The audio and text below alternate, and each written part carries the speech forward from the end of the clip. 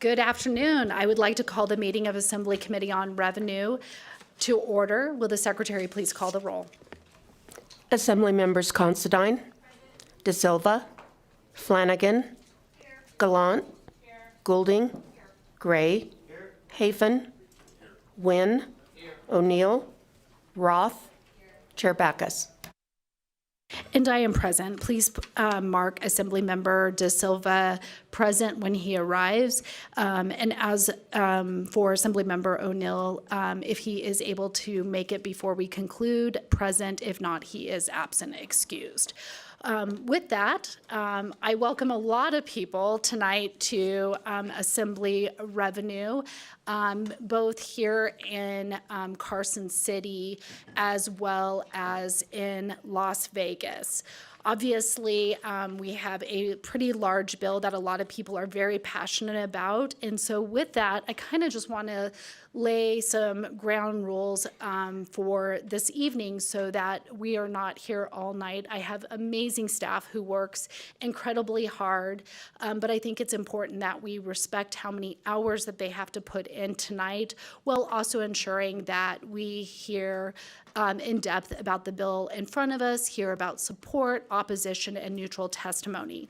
So with that, kind of want to explain some things. A lot of people, it's probably your first time attending a hearing, and so it's very important. A few things is that if you do come in, even if you're not speaking, we would ask that you sign in at the door. You can lodge if you're here in support, against, or neutral of the bill, as well if you plan to speak this evening. Another thing is if you plan to speak, it's important that you state your name clearly for the record. For those on our telephone lines, if you could spell your name, that makes our life a little easier because we don't have our sign-in sheets to look at later when we are doing the minutes from this evening's meeting. Also, if you plan to testify and you have a business card, that is also very helpful to give that to our secretary. So with that, my goal is to have us out of the meeting tonight by 7 p.m. And so what that would look like is I want to make sure everybody has equitable time to present their support and opposition to the bill. This may involve starting with the presentation and supportive testimony here in Carson, going down to Las Vegas, and then the phone line. If I feel like that is running a little long and it's going to cut into an opportunity for those opposing the bill to testify, I will cut us off, and then if there's time that permits at the end, we will circle back. But we appreciate everybody's opinions regarding this bill. And so another way you can submit your opinion, whether you support it, are in opposition or neutral to the bill, is you can send us an email, you can send us your testimony in writing, you can send that to our committee manager at asm.rev@asm.state.nv.us. And we'll make sure that that testimony is uploaded to Nellis, as well as share it with our committee members. With that, I will open the hearing for Assembly Bill 238 and welcome our presenters up to the dais.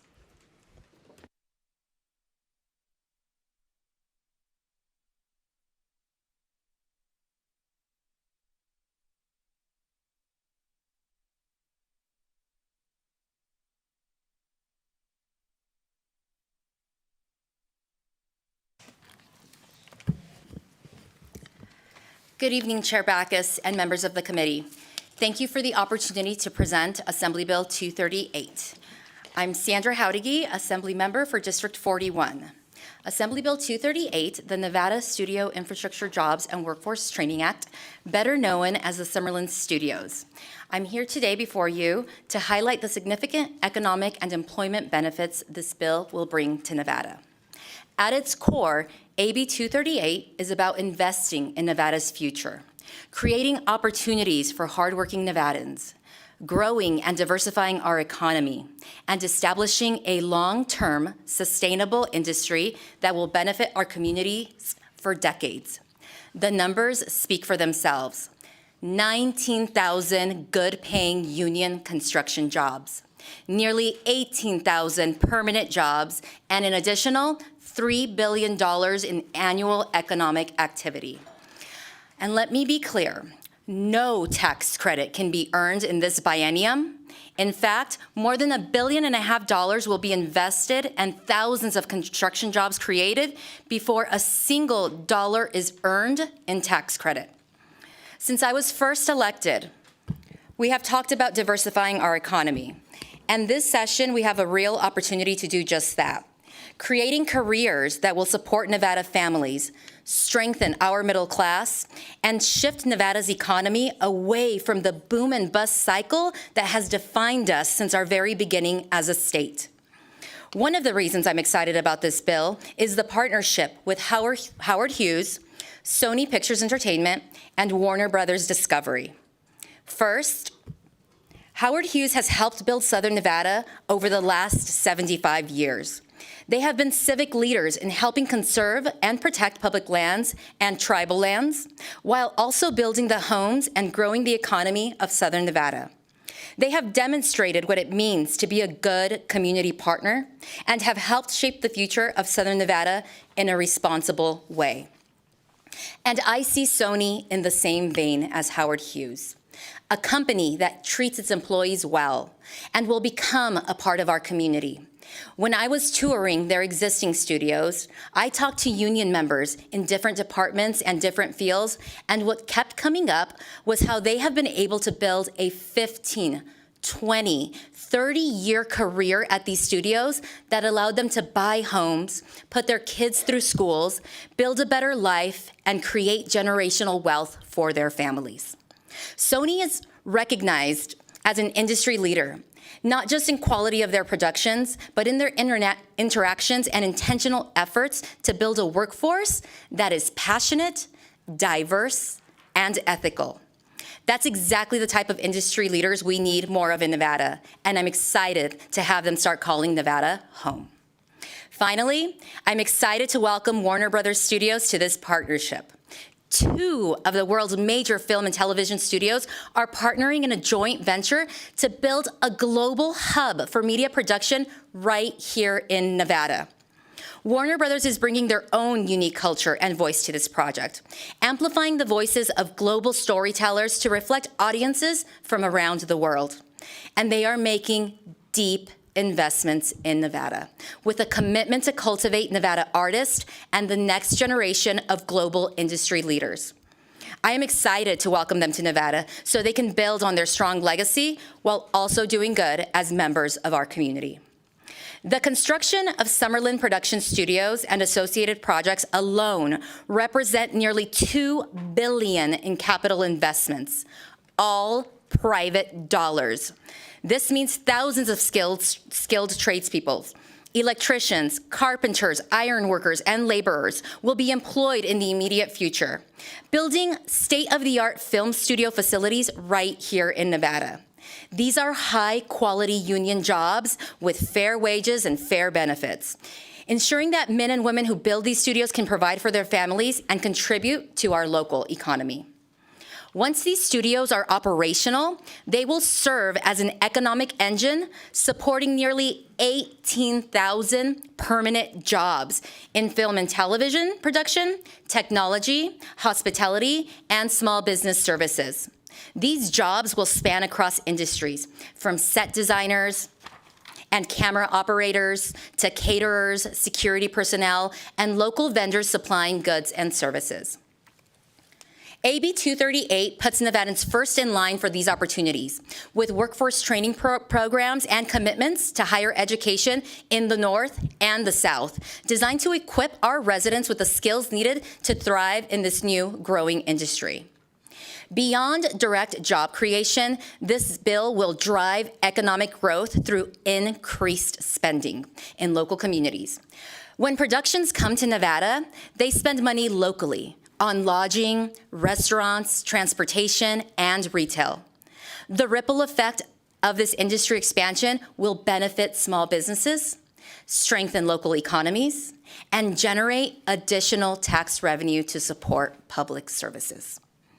Critically, Assembly Bill 238 is structured to provide long-term benefits for the state. The transferable tax credit program is performance-based, meaning no tax credits are issued until the required investment and jobs benchmarks are met. This is a smart, strategic approach that mandates accountability while making Nevada an attractive destination for major film and television productions. Assembly Bill 238 is a game changer for Nevada. It is a bold step towards economic diversification, job creation, and industry growth.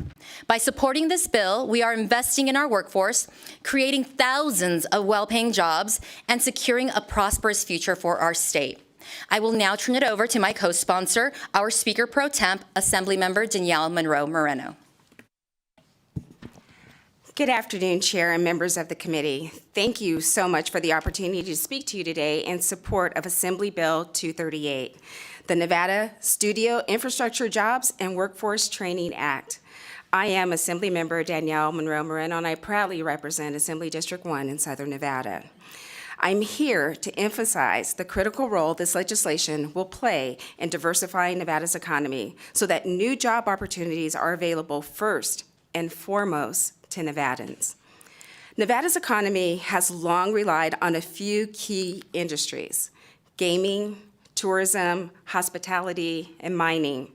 While these industries are vital to our state, we have seen firsthand how economic downturns and global disruptions put tens of thousands of Nevadans out of work overnight.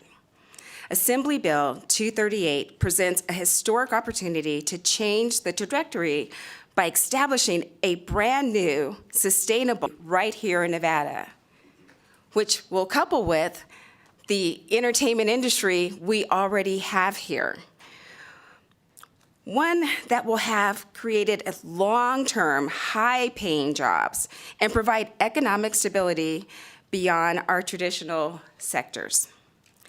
By developing the Summerlin Production Studios project and enhancing Nevada's Film Tax Credit Program, Assembly Bill 238 will position Nevada as a premier destination for film and television production.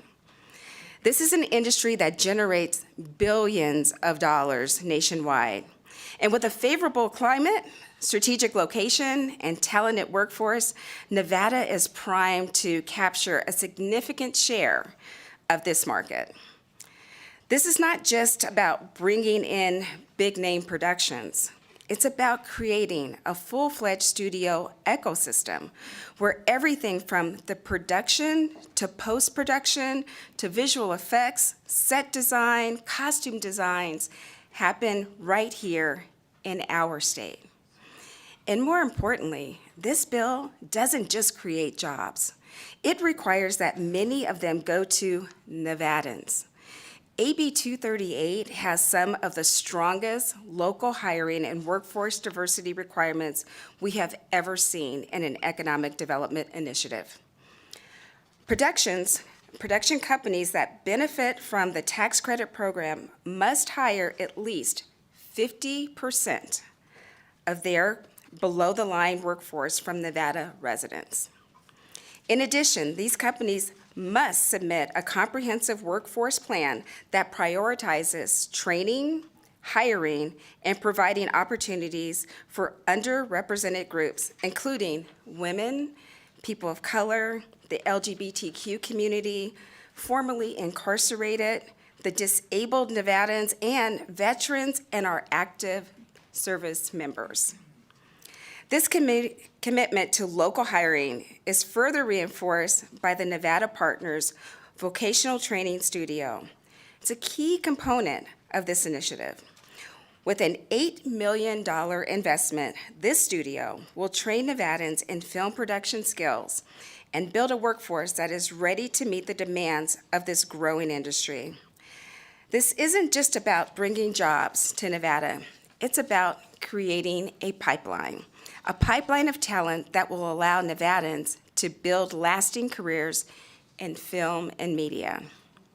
Beyond job creation, the economic chain reaction of this new industry will be substantial. Local businesses, restaurants, equipment rental companies, set designers, and transportation services will all benefit from the increased economic activity. Additionally, a $6 million investment will be made in small businesses throughout the Clark County Redevelopment Agency, delivering benefits so that local entrepreneurs and small business owners share in the economic growth this industry will bring. We are building into this legislation and through partnership agreements, curriculum and apprenticeship programs for K-12 and higher education students, including a 10,000 to 15,000 square foot facility at UNLV with millions in a dedicated funding stream and guaranteed internships for those students. So I am very excited that we are not only creating tens of thousands of new careers with this bill, but we're also building a pipeline for the next generation of talent. This is a real-world example of why we have been working so hard in adding the arts back into the STEM curriculum in our schools. Nevada artists and writers will be creating the future of the film industry. And because of these initiatives built into this bill and what we've done investing in education over the past several sessions, the next Denzel Washington may very well come from Nevada's students. AB 238 is a forward-thinking, strategic investment in Nevada's future. It ensures that our state will not only compete in this lucrative film and television industry, but also set a national standard for local hiring, diversity, and workforce development. We have a rare opportunity to reshape our economy, strengthen our middle class, and build a new industry that will benefit Nevadans for generations to come. I urge you to support AB 238 and help Nevada take a bold step forward for economic diversification, equity and job creation, and make what we already know, Nevada is the gold star when it comes to entertainment. But when it comes to the film industry and media, we'll be the gold star here in the Silver State.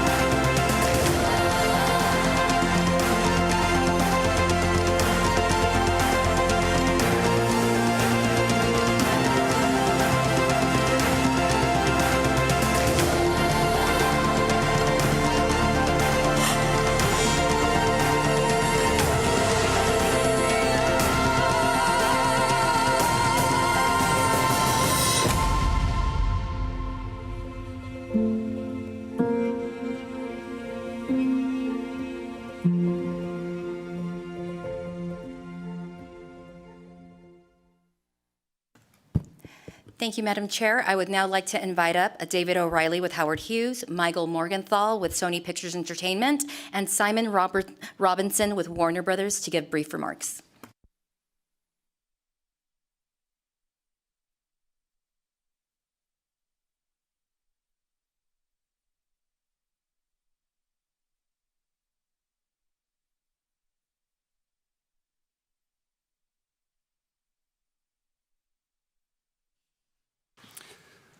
Good evening. Chair Baucus, representatives, members of the Assembly, my name is David O'Reilly.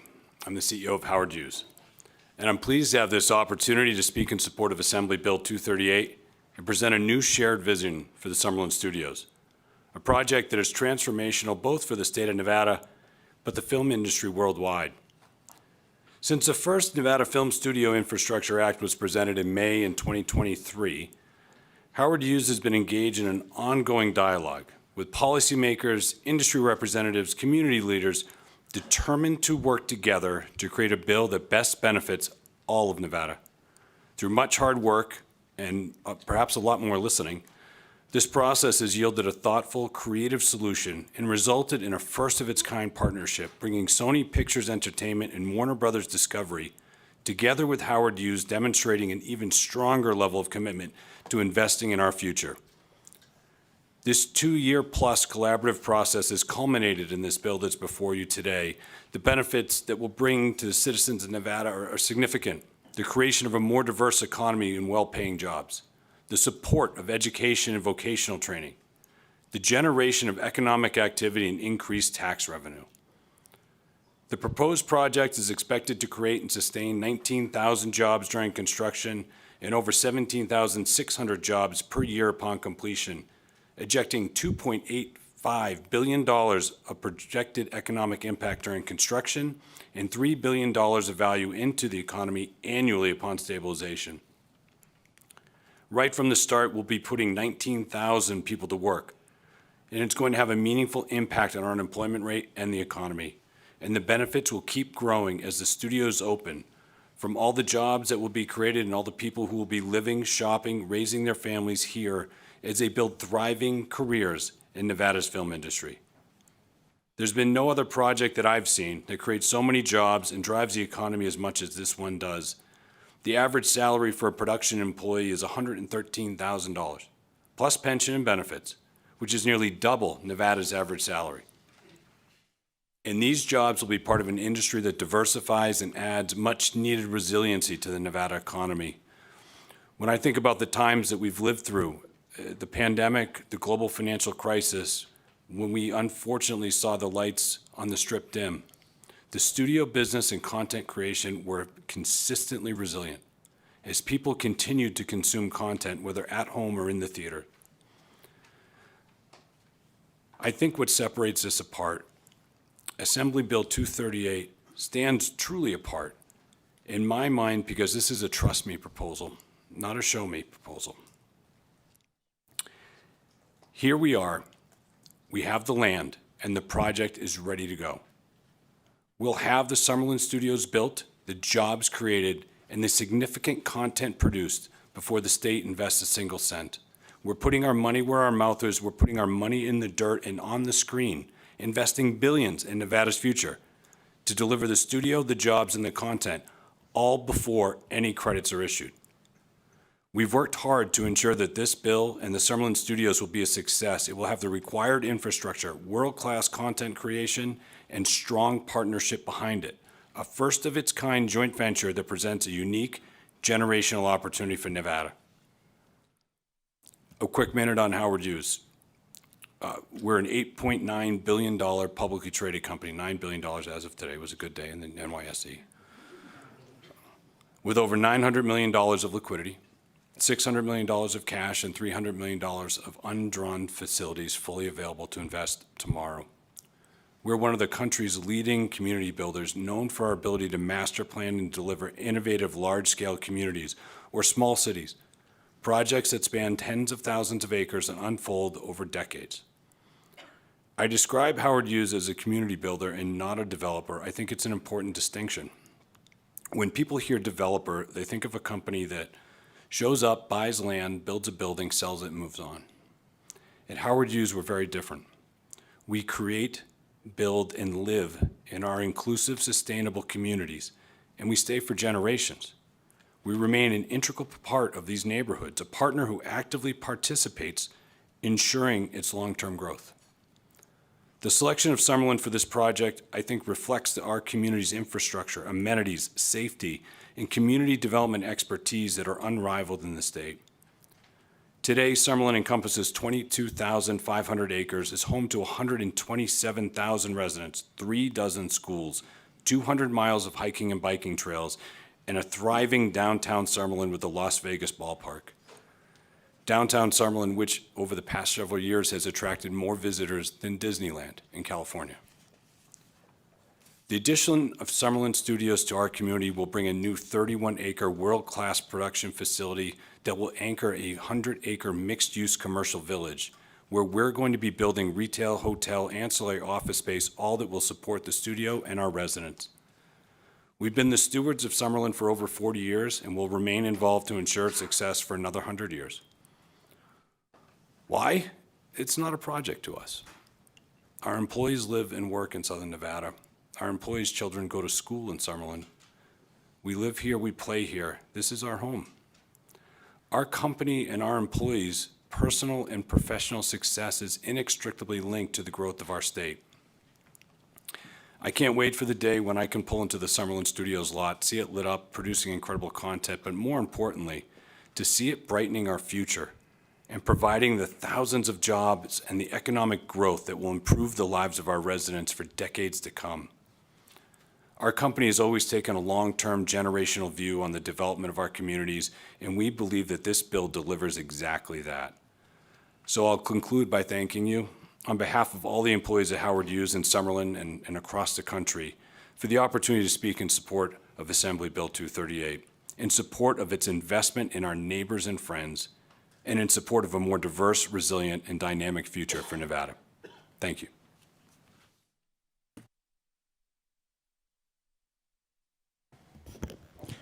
Chair Bacchus, Vice Chair Constantine, honorable members of the committee. Thank you for having me. I am Michael Morgenthau, and I serve as the Senior Vice President and Controller Worldwide Production Finance for the Motion Picture Group at Sony Pictures Entertainment. Sony Pictures' global operations encompass motion picture and television production, acquisition, distribution, exhibition, television networks, thematic streaming services, and operation of studio facilities and production companies around the world. We also own and operate Alamo Drafthouse, the 7th largest theater chain in North America.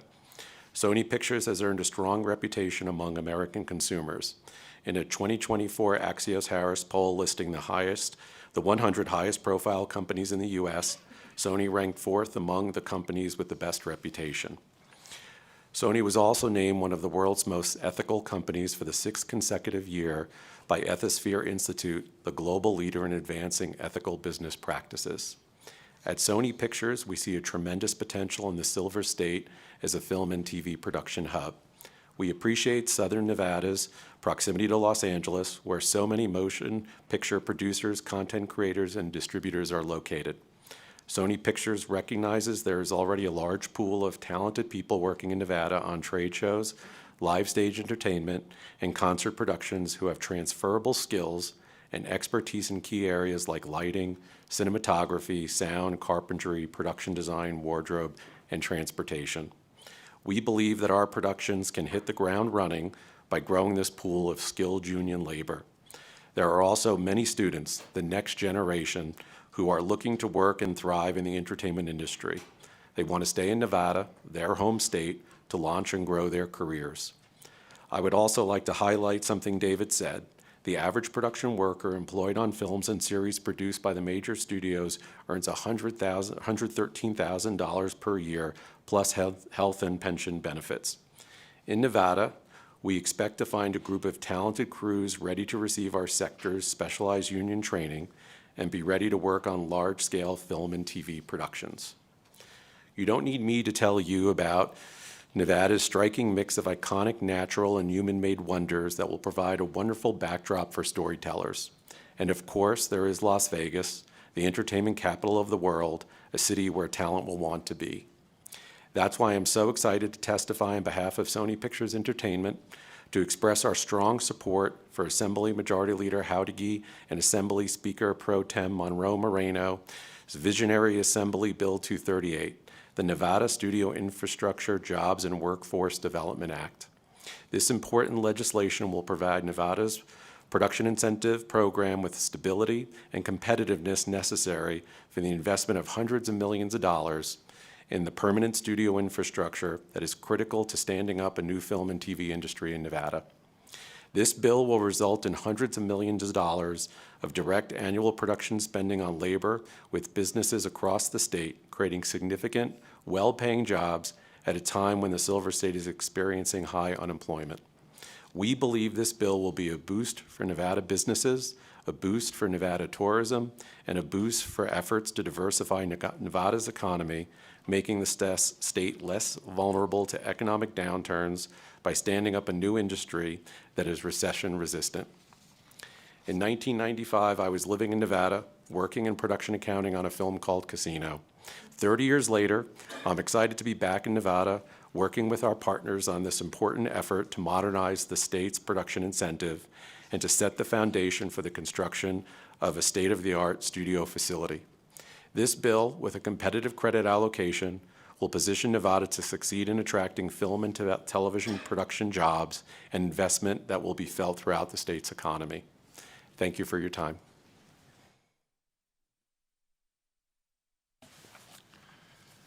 Good afternoon, Chair Backus and members of the Assembly Revenue Committee. My name is Simon Robinson. I am the Chief Operating Officer of Warner Brothers Discovery Studios. I'm particularly pleased today to be seated next to our new partners from Sony Pictures Entertainment and Howard Hughes Corporation. You've heard from David and Michael their strategic vision, and I'd like to take a few minutes to explain our perspective on this. As you read or heard, yesterday we announced our partnership in support of AB 238. I'd first like to commend Majority Leader Howdigi for her work on this bill and acknowledge others who have enabled us to become part of this important measure. With the committee's indulgence, I'd like to take a few minutes to introduce Warner Brothers and the reasoning behind our profound interest in partnering in Summerlin Studios and our strong desire to do business and build a home in the state of Nevada. Warner Bros. Discovery is a leading global media and entertainment company. We create and distribute the world's most differentiated and complete portfolio of branded content across film, streaming, and television.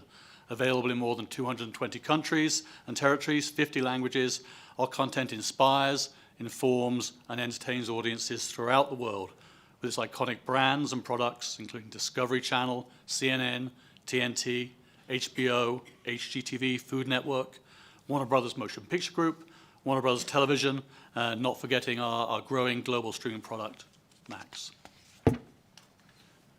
While we are a global company, when we land somewhere and make a home somewhere, we embed ourselves in the local community, and we strive to be strong corporate citizens and a dependable neighbor. Simply stated, our plan is to bring large-scale film and TV productions here and to transform Nevada into a globally renowned production hub. In doing so, we're committed to three core principles: consistent production, large-scale production, and local engagement. These pillars are essential for driving economic diversification, workforce development, and educational opportunities for Nevadans everywhere. The bottom line is that consistent production ensures a steady stream of projects, providing reliable employment and fostering a robust local economy. Large-scale production not only attracts significant investment, but also creates numerous job opportunities. And local engagement underpinning all of it means collaborating with local talent, businesses, and educational institutions, creating a thriving ecosystem that benefits everyone. We currently estimate that at least 75% of our production content spend would go to Nevada-based suppliers.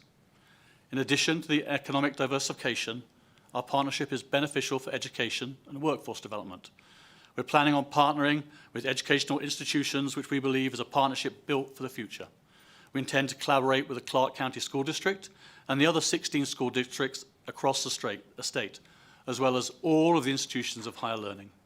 We'll work closely with the education community to inspire and train the next generation of storytellers. And at the heart of our workforce development ambitions is creating a place to go for in-career training, upskill opportunities, where Nevadans can find new ways to advance their careers, and where we'll give students special access to industry leaders, top talent, production resources, along with paid internship opportunities to provide real-world and on-set learning.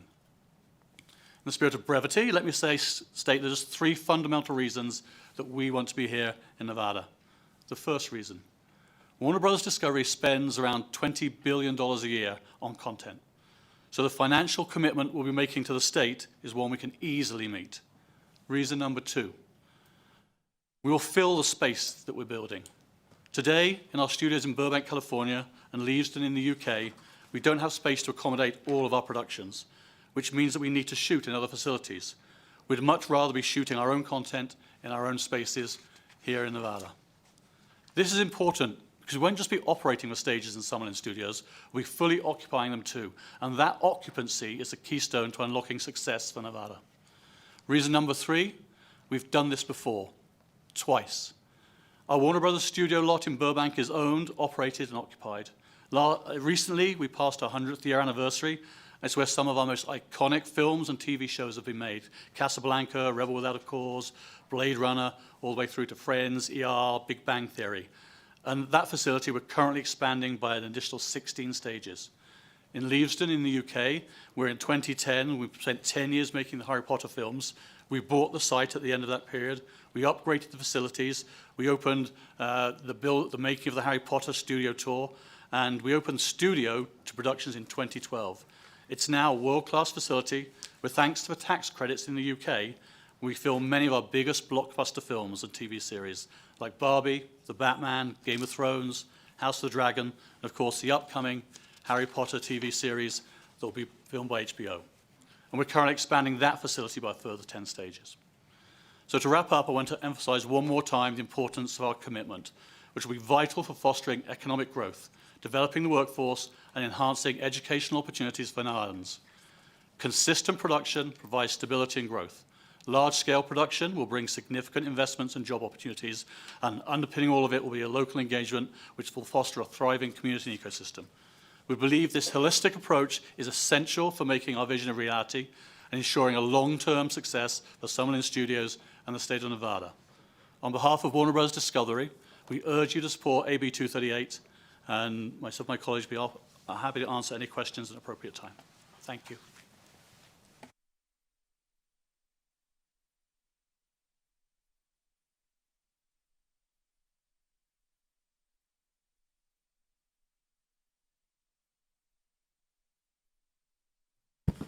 Thank you, Madam Chair. We would now like to turn it over to Guy Hobbs with PFM to go over an economic and fiscal presentation. We have Guy joining us on the presentation on Zoom. Well, good afternoon to everyone. Can you hear me okay? We can. Okay, thank you very much. As was just mentioned, I am Guy Hobbs, and I've served as the project coordinator for the development of the fiscal and economic impacts for the proposed project. With me today are my colleagues with Public Financial Management, Kevin Plensler and Trey Jordan. Our role in this project was to take information that was provided to us by the developer, Howard Hughes, along with production spend information provided to us by both Sony and Warner Brothers Discovery, along with other industry data, and produce estimates of fiscal and economic impacts that are estimated to come about as a consequence of this project. And a lot of those numbers you've heard reference to in the remarks that have been made up to this point. In putting all of this together, we used a number of different pieces of information, not the least of which is the project site plan, construction timelines, cost estimates, project components, spending estimates, and industry data to produce some of the numbers that you'll see today. For the fiscal impact part of this, we developed our own model that really leans on our understanding of the Nevada tax structure. And for the economic impacts, we use the widely used and widely accepted in-plan model and database specifically for Nevada. We're mindful throughout this process that our objective, and we had a number of conversations with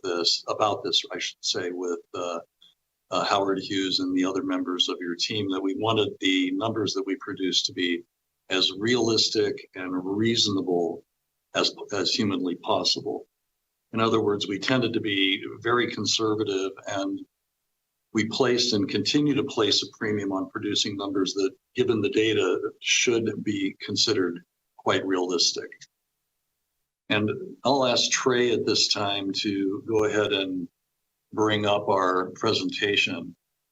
And I believe you all have our deck in front of you. I'm not going to spend time on every page of this, but I'll try to touch on certain highlights that I think are important to consider as we go through this. So Trey, if you'd go to the first slide, and this happens to be an executive summary right up front. What I'm going to speak about with respect to this slide, we'll cover in a little bit more detail in slides to follow. So as you all are undoubtedly aware, the proposal is for an aggregate film tax credit program of $120 million per year for 15 years, 95 million of that for the primary productions, and an additional 25 million for independent productions. Because there's already a $10 million tax credit program in place in Nevada that would essentially go away, our analysis uses a net of $110 million of tax credits a year, which you see in the second bullet point down. And our analysis, again, focused on both the fiscal side and the economic side of this, and we'll hopefully point out again, some of those highlights and the differences between the fiscal side and the economic side. So in summary, the fiscal impact part of it really deals with tax revenues or funds expended by the state or made available by the state for this program compared to tax revenues that are generated and returned to the state or other units of government within the state. So that's the fiscal side. The economic side focuses on things like job creation, and you've heard that referred to a number of times so far, economic output, generation of wages, and those sorts of things. So we'll go into both sides of that over the course of the next few slides. But in summary, the investment that's made by the state using the $110 million net tax credit over 15 years is $1.65 billion. And the expected direct tax return to the state over that same period is $335 million, which represents a 20% return over that 15-year period. Now, when you combine that with local government revenue that will also be generated, so we're looking at it from an all public revenue standpoint, state and local perspective, it's about a 46-cent return on each dollar, or a total of $755 million over the 15 years. And again, we're going to go into this in a little bit more detail, but I also want to touch on some of the economic impacts. As was mentioned by Mr. O'Reilly, the total amount of jobs supported during the construction period, which is estimated to be a 7 to 8 year period, is nearly 19,000 jobs. More than 12,600 of those would be direct jobs during the construction phase, and the economic impact during the construction phase would total $2.87 billion. Now, when all of the different project elements are brought online, and the studios would be one of the first elements brought online, the economic impact at stabilization is over $3 billion per year. Direct jobs supported at stabilization are estimated to be in excess of 9,300, and a total of 17,680 supported jobs each year after stabilization is achieved. Looking at ratios, the gross economic return on investment, and we'll have a couple of other ways to show you how we compute these ratios as we move through this deck. But for every dollar spent, we expect economic return on investment of nearly $25. So Trey, if we can go to the next slide. I want to talk a little bit more about fiscal impact, and I won't get too far into the weeds, but on the fiscal impact side, we evaluated a number of different revenue sources. We tried to focus, however, only on what we consider to be the material or significant revenue sources. On the bottom bullet on this page, you'll see that There are other revenue sources such as things like business licenses, insurance premium taxes, those sorts of things that we know will be impacted positively because of the project, but we did not include them in the analysis. We tried to focus on the key and principal revenue sources, including property tax, sales tax, modified business tax, commerce tax, and transient lodging tax. And on this slide, under each one of those, you see the beneficiaries of each of those tax sources. On the next page, Trey. This is a fairly busy looking schedule here, and the ones that follow are probably a little bit busier, but we wanted to give you a sense of some of the assumptions that we use to produce these numbers. And as I mentioned to you a bit earlier, to produce the fiscal impacts, we created our own model essentially to do that. I've worked with the Nevada tax structure for what's astonishing to me, over 40 years. And it's something I continue to work with very closely. So we used our local knowledge and wherewithal to produce the fiscal impact analyses. Now, one of the things I'd like to mention is, as an example of us trying to stay on the conservative and reasonable and achievable side of things, is when we were looking at property tax. The way the state law reads for property tax, it uses the full cash value of the land. And added to that would be the replacement value of improvements, less 1.5% depreciation per year. So there's a lot of algebra going on there.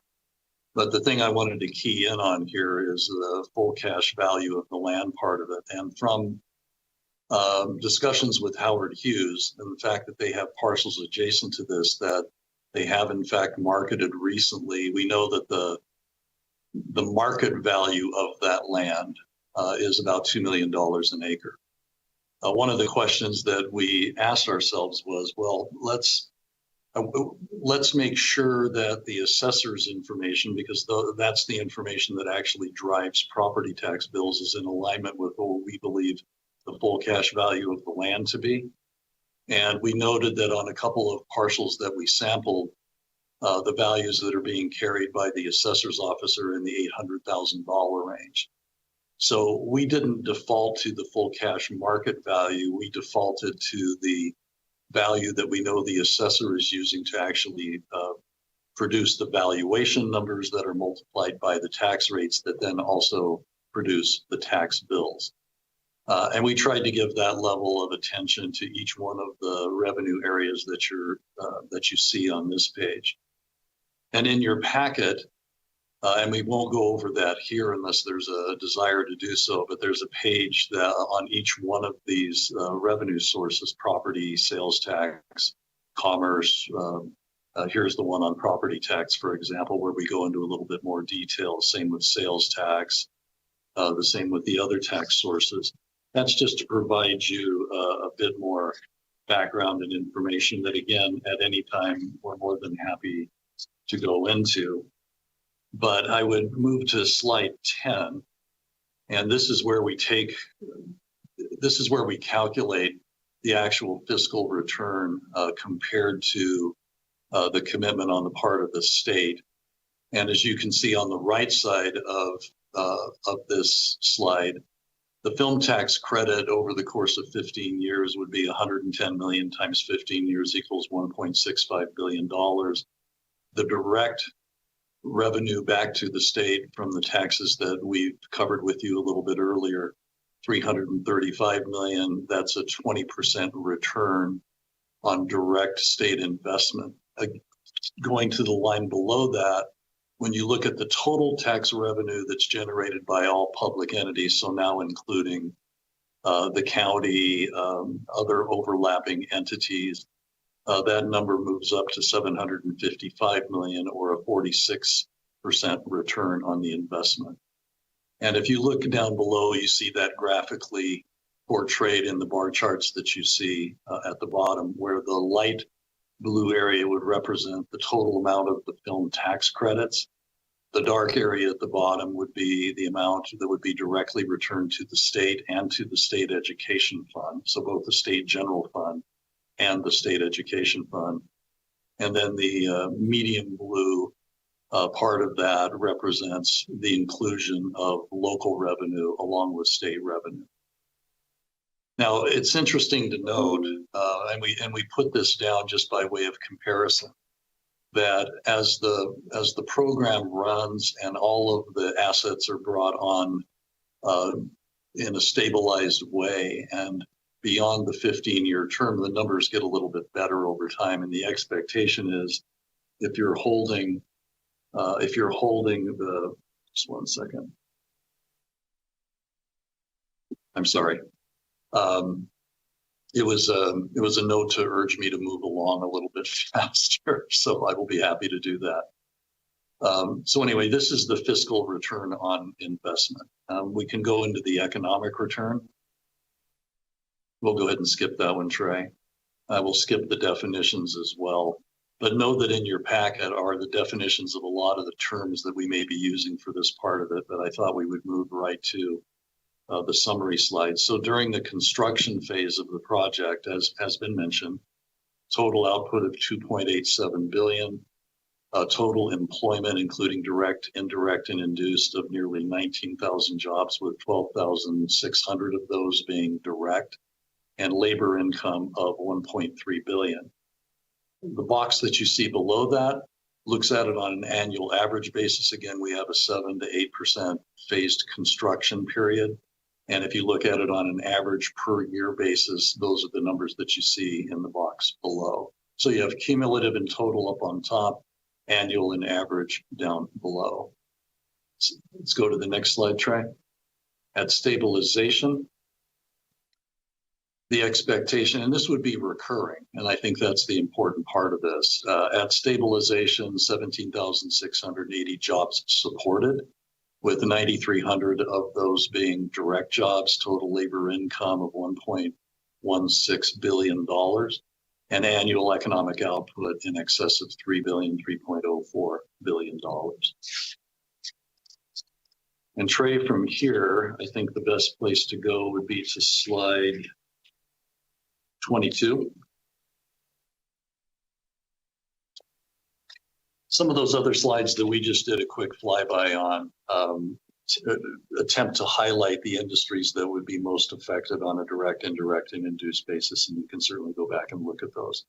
Now, here's where we produce some of the ROI numbers looking at the economic output, and you see that the gross economic ROI, so gross economic ROI takes the 1.65 billion, looks at the impact at stabilization, and the ROI is $24.66. The next one down, I think, is the most appropriate one to focus on, very frankly, because it looks at the net state investment. So this would be after the return of tax dollars to the state. And again, I think this is the more appropriate value to look at, is nearly $31 per dollar invested by the state. And again, if you look at it on a total tax revenue basis, this would include local governments as well.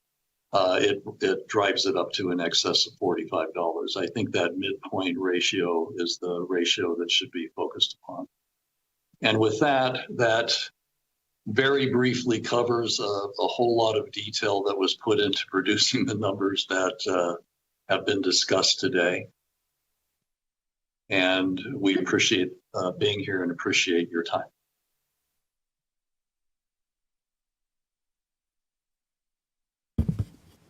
Thank you, Chair. And with your permission, I would now like to walk the committee through a section-by-section breakdown of the bill. I'd like to think of the bill in three different sections. The first section is the infrastructure portion, the second section being the non-infrastructure portion, and the third section being the account to provide grants for workforce development. The first section, sections 1 through 16, establish a program for film infrastructure transferable tax credits, specifically tied to the Summerlin Production Studios project.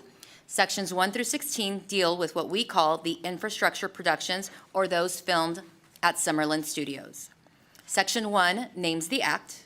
Section 2 provides legislative intent.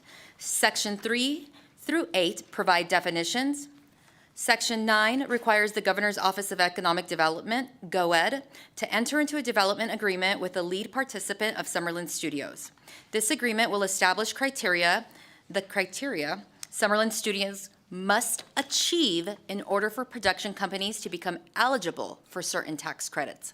The criteria includes, but is not limited to, a capital investment of at least $400 million, a $6 million contribution to the Clark County Redevelopment Agency to support the arts, cultural programs, and training for small businesses in the television and film industry, and a complete construction of the Nevada Partners Vocational Training Studio. The Nevada Partners Vocational Training Studio will be a facility located in Southern Nevada, developed with a capital investment of at least $8 million, designed to train a workforce for film and television productions. Section 10 authorizes eligible production companies located at Summerlin Studios to apply for a film infrastructure transferable tax credits for qualified productions produced in whole or in part at Summerlin Studios. Section 10 also lists where the credits can be applied against, including the modified business tax, the insurance premium tax, a gaming licensing fee, or a combination of the three. Section 10 lists eligibility requirements for productions, including a minimum spend of $500,000, the requirements that the Nevada film logo be used, the requirement that at least 50% of the total principal photography days take place in Nevada, and achieves the requirement under Section 12 for hiring Nevada residents, which must make up 50% or more of the below-the-line employees. Section 11 specifies qualified direct production expenses that can be used to calculate the tax credit amount. These include purchases and rentals from Nevada businesses, wages and benefits for Nevada resident employees, and certain fees paid to producers. Section 12 sets the base tax credit at 30% for qualified direct production expenses. However, the credits can be reduced if the production company fails to meet certain criteria for employing Nevada residents or offering opportunities to traditionally underrepresented groups. Section 13 provides that the total amount of the film infrastructure transferable tax credits is capped at $95 million per fiscal year beginning on July 1st, 2028. Please note the original $80 million was increased by the conceptual amendment that was provided to the committee. Section 13 also provides for carry-forward provisions and, most important, the reduction in annual amount if credits are not approved. So Section 13 states that the $95 million authorized annually must be reduced by 50% if we use less than 50% of the tax credit in 3 consecutive fiscal years. That way we don't bind the state with tax credits on the books that aren't being used. Section 14 includes provisions for commencing principal photography and completing the qualified production. Section 15 addresses the production company's requirement of repaying credits under certain circumstances, for example, submitting false documents or fraud. Section 16 requires GOED to submit a report to the governor and the legislature concerning film infrastructure transferable tax credits. Section 17 through 25 is what I call the second portion. This makes changes to the existing program for transferable tax credits for film and establishes these credits as the non-infrastructure transferable tax credits. These are the productions not affiliated with Summerlin Studios, meaning filmed everywhere else in Nevada. Section 18 clarifies that digital media productions are qualified productions, but productions solely for social media are not. Section 19 makes criteria for eligibility for the non-infrastructure transferable tax credits mirror the requirements for film infrastructure transferable tax credits. It requires that at least 50% of total principal photography days take place in Nevada, rather than requiring a certain percentage of direct production expenses to be incurred in the state. In addition, it requires a production company to have a workforce plan that establishes certain goals. Section 21 increases the base amount of transferable tax credits from 15% to 30% of the qualified direct production expenses for applications submitted on or after July 1st, 2028 and before July 1st, 2043. This section also includes provisions governing reductions in the base if the production company does not meet criteria such as not employing a certain amount of Nevada residents or offering opportunities to traditionally underrepresented groups, among other provisions. Section 23 increases the amount of non-infrastructure transferable tax credits available to $25 million per fiscal year from the current $10 million per fiscal year, commencing on or after July 1st, 2028 and before July 1st, 2043. Section 25 requires GOED to submit a report to the governor and legislature concerning non-infrastructure transferable tax credits. Sections 26 through 33 are what I call Section 3 of the bill. These establish a program to provide grants for workforce development in the film and media industry to ensure that Nevadans have the job skills necessary to take advantage of these new opportunities. Section 31 creates the account for Nevada film, media, and related technology education and vocational training. The account is funded by 1% of all transferable tax credits issued to qualified productions, as well as direct legislative appropriations, gifts, grants, bequests, and donations, and interest and income earned in the account. This section also states that 30% must be allocated to the Nevada Partners Vocational Training Studio. Section 32 establishes the Board for Nevada Film, Media, and Related Technology, Education, and Vocational Training.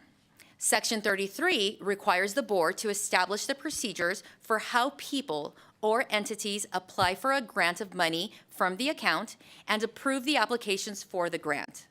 Grant recipients must adopt and implement a community benefits program, which consists of, including but not limited to, a commitment to workforce diversity for underserved communities, minority groups, and veterans, explanations of actions and strategies implemented to promote workforce diversity, and the goals and performance measures that will be used to gauge the success of the program. Lastly, GOED and the Nevada Tax Commission are each required to adopt regulations and implement provisions of this act. Madam Chair, I would like to note that a conceptual amendment was submitted that raises the infrastructure tax credit from $80 million to $95 million. And with your permission, I would now like to call up Matt Walker, who is here, Guy Hobbs, who you just heard from, for any fiscal questions. And I would like to call Michael Morgenthau and Simon Robinsons with the studios back to answer the bigger picture questions. Thank you so much. And as those gentlemen are making their way back to the podium, I just kind of want to give everyone an update just because the presentation went about an hour long. We may be obviously going over past 7 p.m., so I just want to give people a heads up about that.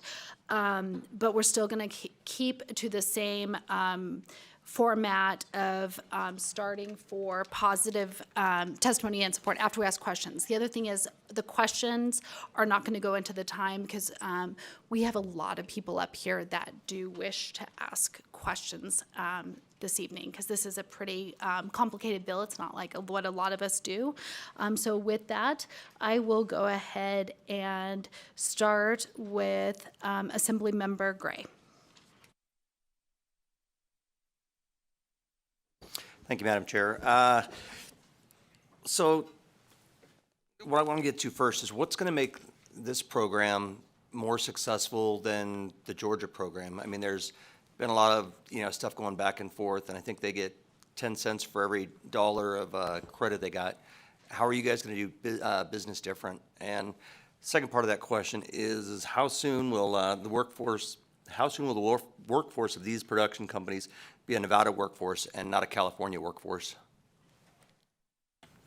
Sure. Matt Walker for the record, and through you, Chair Backus. Don't go through me, go directly. We want to use time efficiently.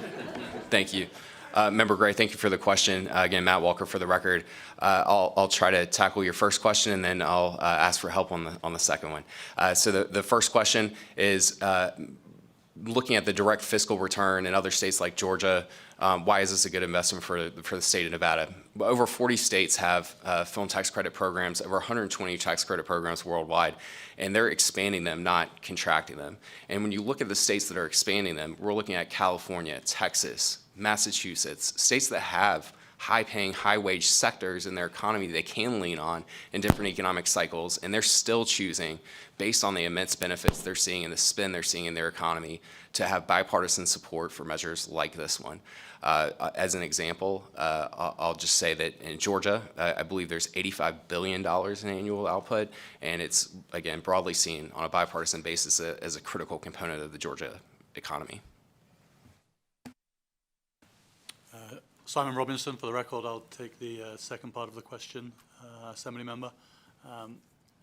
The success of this proposal is really predicated on our ability to build a sustainable workforce to work on productions as fast as possible. Hence our commitment to a wide range of educational opportunities and reskilling and training opportunities. So the thought that this would work if the workforce coming in were coming in from out of state, the math just doesn't work for anyone at that point. So for it to work for Nevada and for it to work for us, we need to build as quickly as possible. Now, the incentive does not kick in for a couple of years, the first biennium. That gives us time to work on building those workforces and training people and getting people online as quickly as possible. And from Warner Bros. Perspective, we've already begun work on that, partnering with people. Thank you. Our next question, I'm just going to go down the line. Assemblymember De Silva. Thank you, Chair. And again, please excuse my tardiness. I was finishing up a presentation in education. So I know that this is not a fiscal committee, but can you explain the impact on the state's budget for this biennium vis-a-vis this bill? Thank you. Matt Walker for the record. Thank you for the question. I'll say that this is a shovel-ready project, and the economic benefits are going to begin immediately in terms of the economic output, construction, some of the things that Guy Hobbs touched on in his presentation. The bill calls for monetization of those credits earned to be paused until July 1, 2028. So this will have no impact in terms of credits being monetized until the 28-29 fiscal year.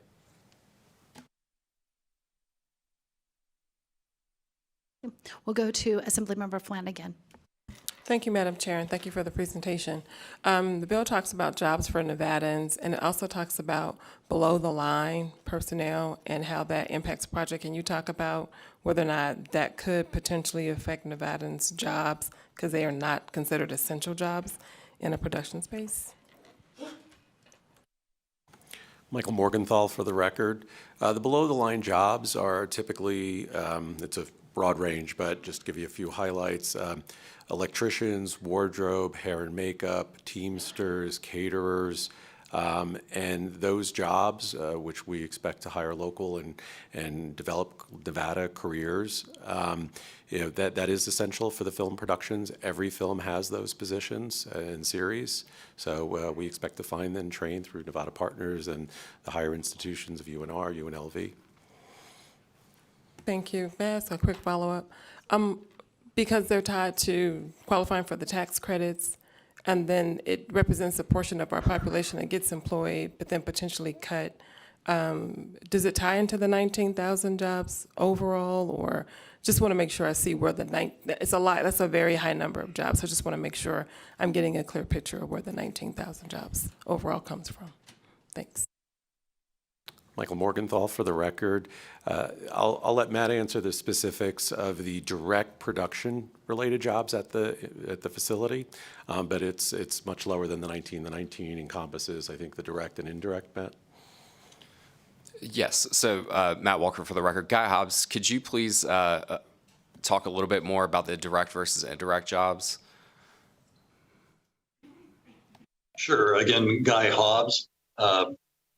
The 19,000 jobs includes the studio portion of the jobs, as well as the other amenities that will be on the project site, including office space and retail and other investments that are made on the site. So the 19,000 includes jobs for all parts. Trey, if you have available quickly the slide that breaks down the studio related jobs from the others, that might help answer that question. It'd be page 19. Yeah.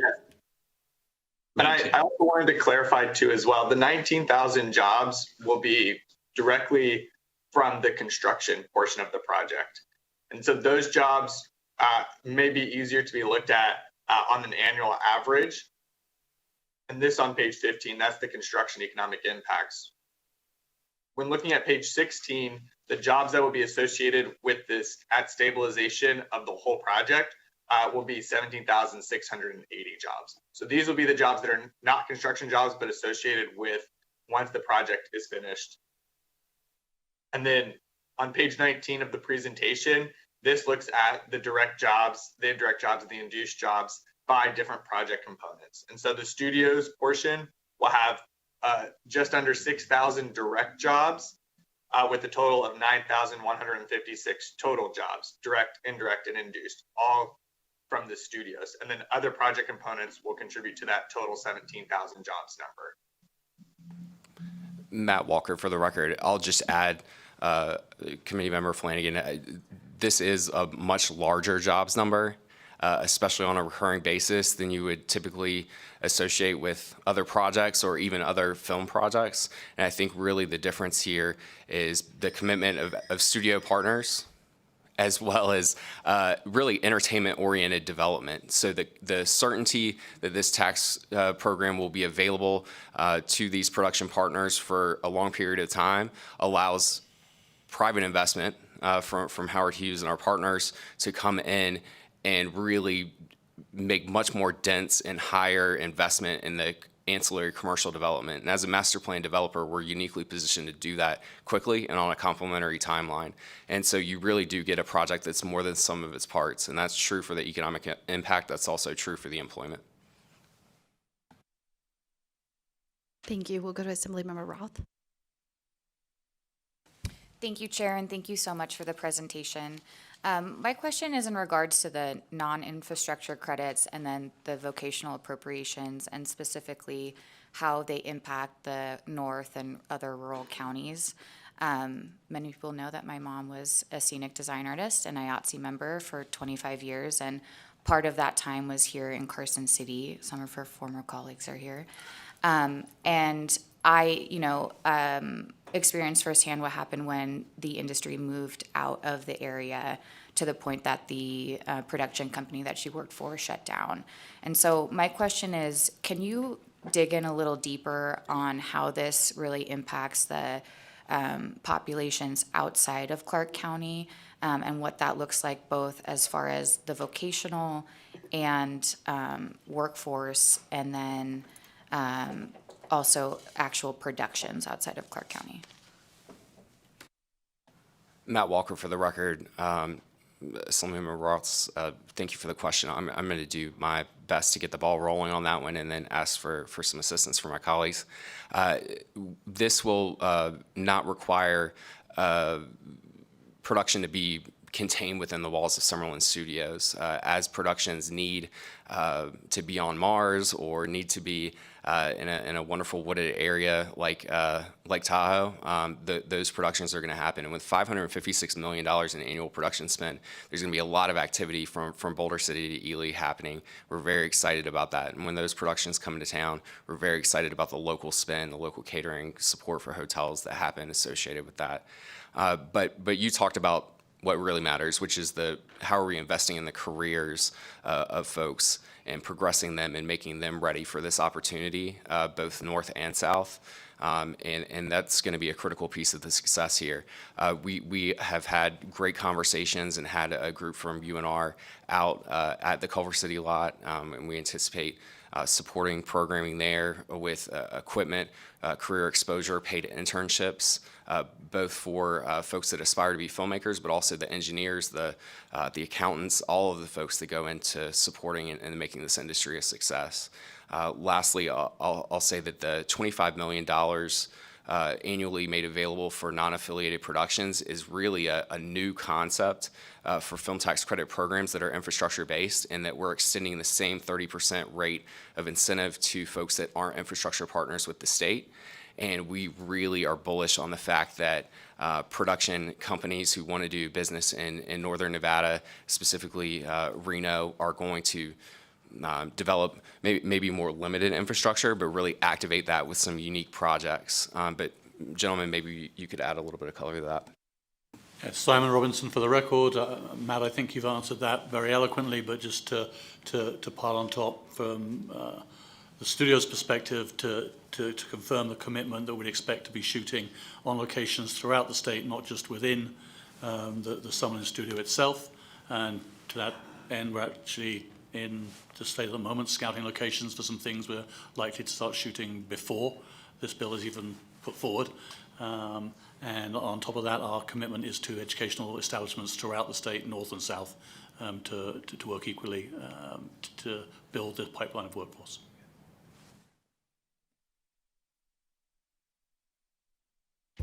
Thank you. Before we go on to our next question, I do just want to provide a message down to the Las Vegas location that after we get done with questioning and we start going into testimony in support, the only room that actually we're going to be able to take testimony from is room 1, but we can see all your wonderful faces in the overflow room. So if you're someone here to cheer on other people, and you can rotate out and allow people that are planning to testify could come in room 1, that'd be great. Or those watching after we finish questions need to make their way to room 1, and we would go to Las Vegas after Carson City. With that, Assemblymember Gallant? Or do you want to pass? No, that's good. Assemblywoman Golding? Thank you, Chair. There's a lot of information here, so I'm sure it's going to take us days to digest, right? But I've got a couple questions down in the weeds on page 30 and 31. So on page 30, you talk about if the 50% threshold isn't met, there's a 5% reduction in the eligibility of the reduction of the tax credits. Why, or can that be indexed? If only 5% of Nevadans were hired, would that still only be a 5% reduction?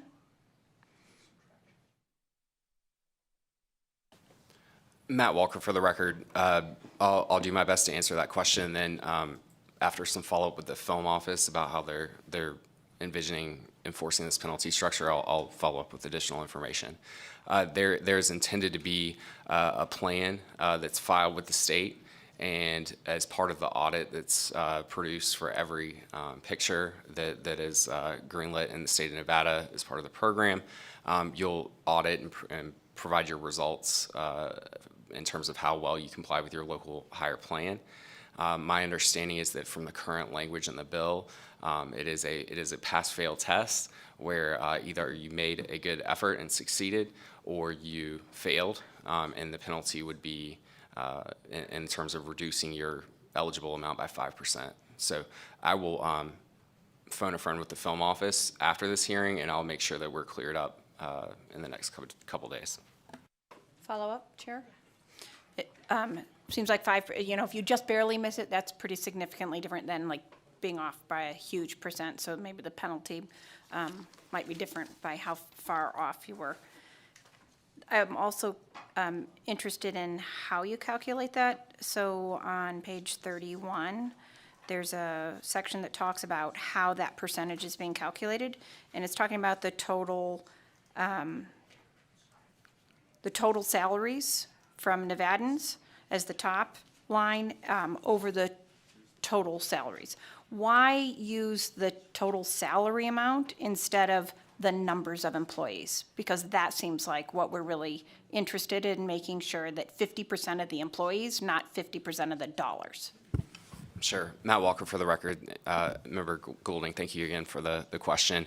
I'll just say as a follow-up to your previous question, not only is it a requirement of the bill to hire locally, it is 100% in the business interest to hire and train and not pay travel costs associated with bringing folks in, so that we're 100% aligned and that we want as many as possible in terms of Nevadans on the project.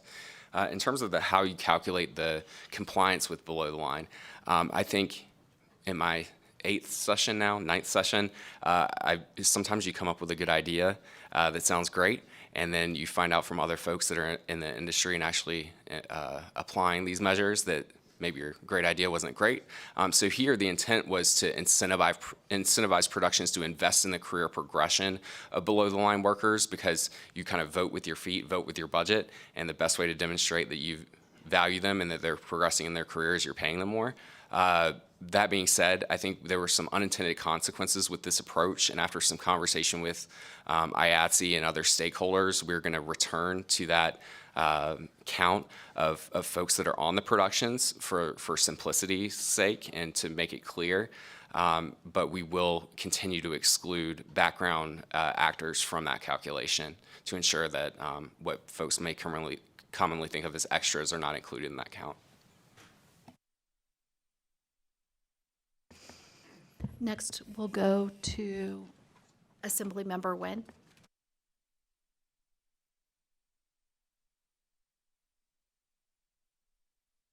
Thank you. Thank you, Madam Chair. I am very excited about the innovation piece of this proposal, and for Nevada, for us to diversify our economy, we're getting exposed to many possibilities, and I see those possibilities, and I see it in this language of the bill with the vocational training and education facility, right? I know my colleague from up north have talked about the traditional university system, and I'm glad that you're working with those institutions, but what about for the vocational training for those folks that may not go through the higher education system, they go through the vocational training process? Does your plan includes training that would involve new technology, perhaps, in the industry? And in terms of innovation, that's what we're excited about, right? Bringing new educational possibilities to Nevadans, and not just for folks in Las Vegas, but statewide, Nevadans can gain new skill set if they happen to not follow the traditional higher ed models. Matt Walker for the record. I'm going to keep my answer brief so that folks can chime in. But we are very bullish on the fact that investments in higher education across curriculum lines to include the Howard Hughes School of Engineering at UNLV, as well as accounting and other specializations are going to be great components and great partnerships. But really, below the line reskilling of our workforce is where we feel really confident that Las Vegas is going to exceed expectations and come out of this initial, hopefully, bill approval like a rocket ship. But gentlemen, why don't you talk a little bit about the upskilling and employment of folks below the line? Simon Robinson for the record. It's a great question, Assembly Member, and it's vitally important to us to address all parts of the educational spectrum. A large number of the crews who work on our shows are not college educated. They come from vocational training. They come from a wide variety of backgrounds. Today at Warner Bros., both in Leavesden, the UK, and in Burbank, we have specific facility called Crew HQ through which we intake people without college degrees, help train them for working on our sets and place them into work directly into production. So it's part of our DNA and it's part of what we do. And at the other end of your question around innovation, we work in an industry that's constantly innovating. Almost every director I meet wanting to shoot a new movie is telling me about some new lights or some new camera he wants to use. And so we have to stay on the cutting edge of that. With the advent and the acceleration of AI and the impact of that on VFX, we spend a lot of money on partnering with all sorts of people, both within higher education and outside of that, around innovation and technology. And we'll do exactly the same here. Matt Walker, for the record, I'll just add that Nevada partners and those training sites, post-production, in addition to partnerships to expose folks to careers like Green Our Planet Studios, another great partner, is going to do a lot to get folks excited about those tech careers associated with this. And for your district that's growing fast and growing in the technology sector, there's going to be a lot of green shoots and opportunity for synchronicity with not just direct entertainment companies, but many others. Thank you. Just a quick comment, Chair. I just want to make sure that even though, yes, I represent the Southwest Las Vegas, I want to make sure that this opportunity is available for statewide, that all Nevadans can participate. As, folks here in Northern Nevada can also access those vocational training opportunities. So hopefully that the projects will be benefiting and diversify our economy, not just in Southwest or South Las Vegas, Southern Nevada, but entire state as well. So thank you. Thank you, Chair. Thank you. We'll go to Assemblymember Hafen. Thank you, Madam Chair. And I do have obviously a number of questions, but if you want, I'll just do one or do two. Okay. Thank you, Madam Chair. Thank you guys for the presentation. I appreciate it. I kind of want to get down into the weeds on how the incentives are going to work, going through the language, and I know that there's a conceptual amendment out now. I'm looking at specifically how the incentives are going to work with the below-the-line costs. Currently, looks like New York and Georgia offer incentives up to 30% of the below-the-line cost. New York is $700 million right now, but yet California is only 20% of the below-the-line cost. And I know they have a proposal in front of them right now to go to $750 million. I believe you discussed that. In looking at the Nevada proposal, it wasn't very clear to me exactly where the limitation was going to be on the incentives, and so if you could just touch on what that percentage would be, or dollar figure, however it's worked out in here, I would appreciate it. Thank you. Michael Morgenthau for the record. The program we've proposed, it would be for below the line and other categories above the line. That's what we feel is competitive to attract the productions, and the difference between California, Georgia, New York that you reference. We feel like we're proposing something that's going to fill these stages, create the jobs, create the careers. So there's no specific limitations to a specific category. So if I understand correctly, you're saying 100% potentially of the below-the-line cost plus a portion of the above-the-line cost? Matt Walker, for the record, just for clarification, Member Hafen, 100% of the qualified expenditures, meaning expenditures that are taking place, spend at local restaurants, paying local Nevadans, whether they fall above the line or below the line, are qualified expenditures. Only 30% of the costs associated with those qualified expenditures are returned to the production company after their audit in the form of a film tax credit. So 30% comparable to Georgia and New York, but more than California. Michael Morgenthau for the record. Yes, comparable to Georgia, yes. Thank you for that. And then the other question, Madam Chair, if I may, would be in regards to Nevada's current FMLA requirements under GOED. I know you guys, we talked about a lot of jobs. I think there was 17,000, 18,000 construction jobs, 9,000 direct jobs, another 7,000, 8,000 indirect or induced jobs. And so I'm just kind of curious how some of these jobs will, if these jobs will be subject to those FMLA requirements, or if they're going to be classified as independent contractors and not subject to the FML requirements under GOED. Matt Walker for the record. Excellent question. Member Hafen, I would like to defer to staff as to their opinion of the imposition of this requirement to Nevada employees under this act, or I'll otherwise follow up. Yeah, no, I do believe we have legal on the line. I think he's on Zoom, maybe. Mr. Fernley, if you're here and you heard the question, or I'm happy to go ahead and repeat it for you. I did hear that question, and as drafted under the bill, there is not a requirement for leave to qualify for the credits. So to qualify for the credits, there's no requirement to have any sort of leave policies. Whether those companies have those policies in place, I don't know. But under the bill, they don't have to have those policies in place to qualify for credits.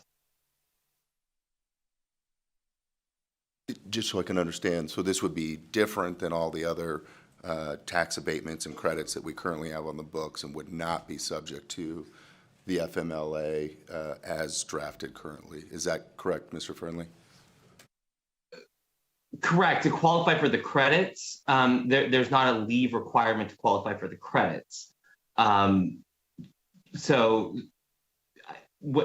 I mean, there are, you know, federal law requirements that they would need to comply with, but to qualify for the credits, this does not have what the provisions that require leave to qualify for credits. Thank you for that. Thank you, Madam Chair. Next, we will go to Vice Chair Considine. Thank you, Chair. It's the Georgia transferable tax credits have been brought up, and there's no cap on those at all in Georgia.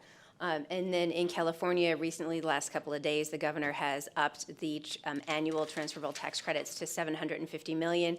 The timing makes me wonder, you know, if there's a little gamemanship going on between our states. But that, and earlier you spoke about how many places are now doing these transferable tax credits or giving these tax abatements around the country and around the world. I don't remember how many states you said. But that brings me to my question, once the annual allocation of tax credits is used for each fiscal year here, regardless of the number of productions that earn the credits, how will you all, or how do you intend on utilizing the studio site for the remainder of the fiscal year? So if utilizing tax credits in multiple states means if you sort of use all those tax credits right away, in our state, do you go to another state, use additional tax credits? What does that mean to the site? Is that when other productions, even though they may not be eligible for credits, do you lease the space for those productions? Or do you do you intend on creating productions in other states? And kind of just a quick ancillary on that is if then you are leasing those studios to other productions, that $25 million cap, since they're not the two main participants, I think would be burned through really quick, if I'm correct. Simon Robinson for the record. You're correct, we utilize at Warner Bros. These incentive programs all around the world. On our annual spend of $20 billion on content, we process about $1 billion worth of tax incentives in a variety of jurisdictions.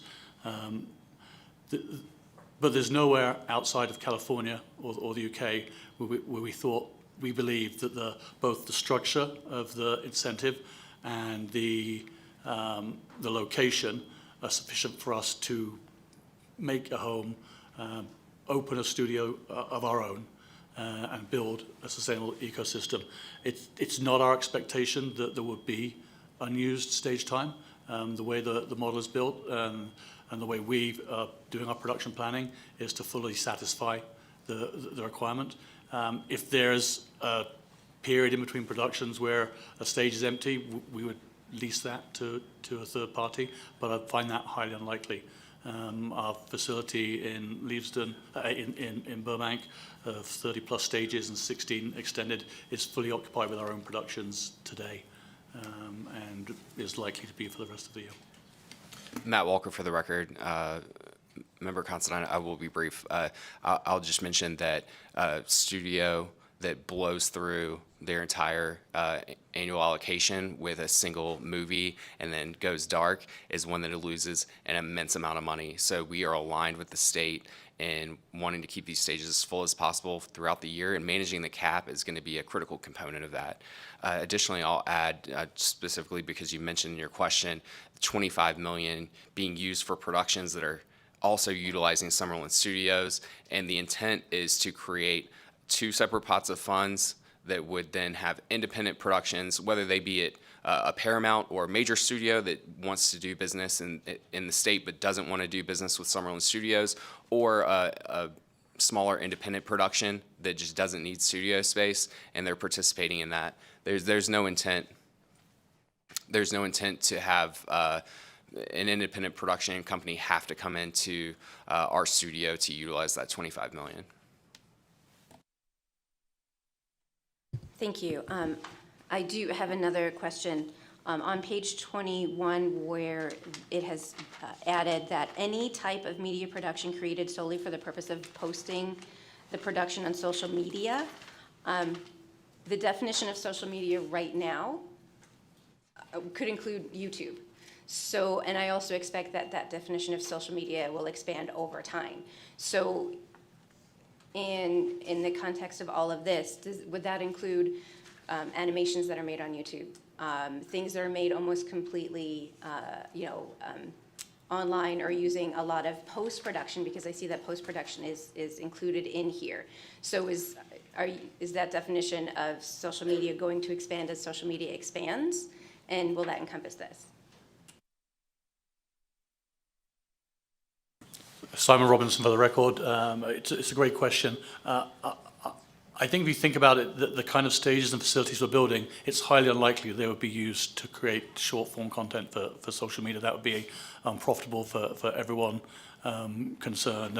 And in those areas, there's also post-production for YouTube or Instagram or TikTok is very different from post-production in the TV and the film industry. So I defer to my colleagues about the language in the bill and definitions, but from a practical perspective, it would be highly unlikely we'd be producing that kind of content at this facility.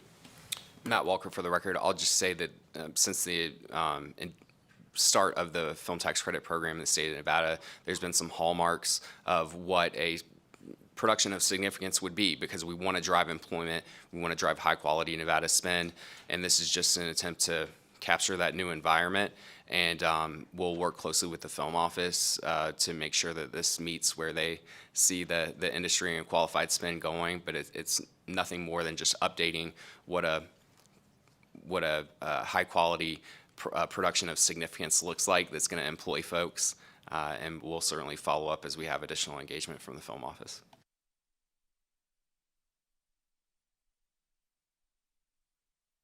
Okay, I'm going to dive into some questions myself, and then we'll continue. We may have another round of questions. On a high level, I kind of want to understand how the tax credit applications are going to work. But first, I want to start looking at Section 10 of the bill, where it provides that a production company that is located at the Summerlin Production Studios project and that produces in whole or in part a qualified production at the project may, on or after October 1st, 2025, apply to the Office for a Certificate of Eligibility for Film Infrastructure Transferable Tax Credits. So I'm looking at that October 2025 date, and then understanding that it's not till, I think it's like 2029, I should know this by heart by now, is going to kick in for the tax credits. I want to understand what is going to transpire during that period of time. Matt Walker for the record. Thank you, Chair, for your question. I'll say that it's indicative of the fact that we are shovel ready and we are ready to get to work and bringing production to the state of Nevada. The intent is for the office to stand up the program and begin accepting applications under the program by October 1st, 2025, whereas this will be kind of a rolling start in that first fiscal year. So the credit authorization and the caps and everything associated with that are all incurred and will be in place for the 28-29 fiscal year, and this is intended to be a rolling start. We think that that's exciting because it lets us get an early start, and it also lets us get a rolling start and stand up some of these job training programs and work out some of those issues that for maximum impact. And so we think it's a feature, not a bug, that there's two disparate timelines, and we are committed to making sure that nobody is monetizing credits in this biennium.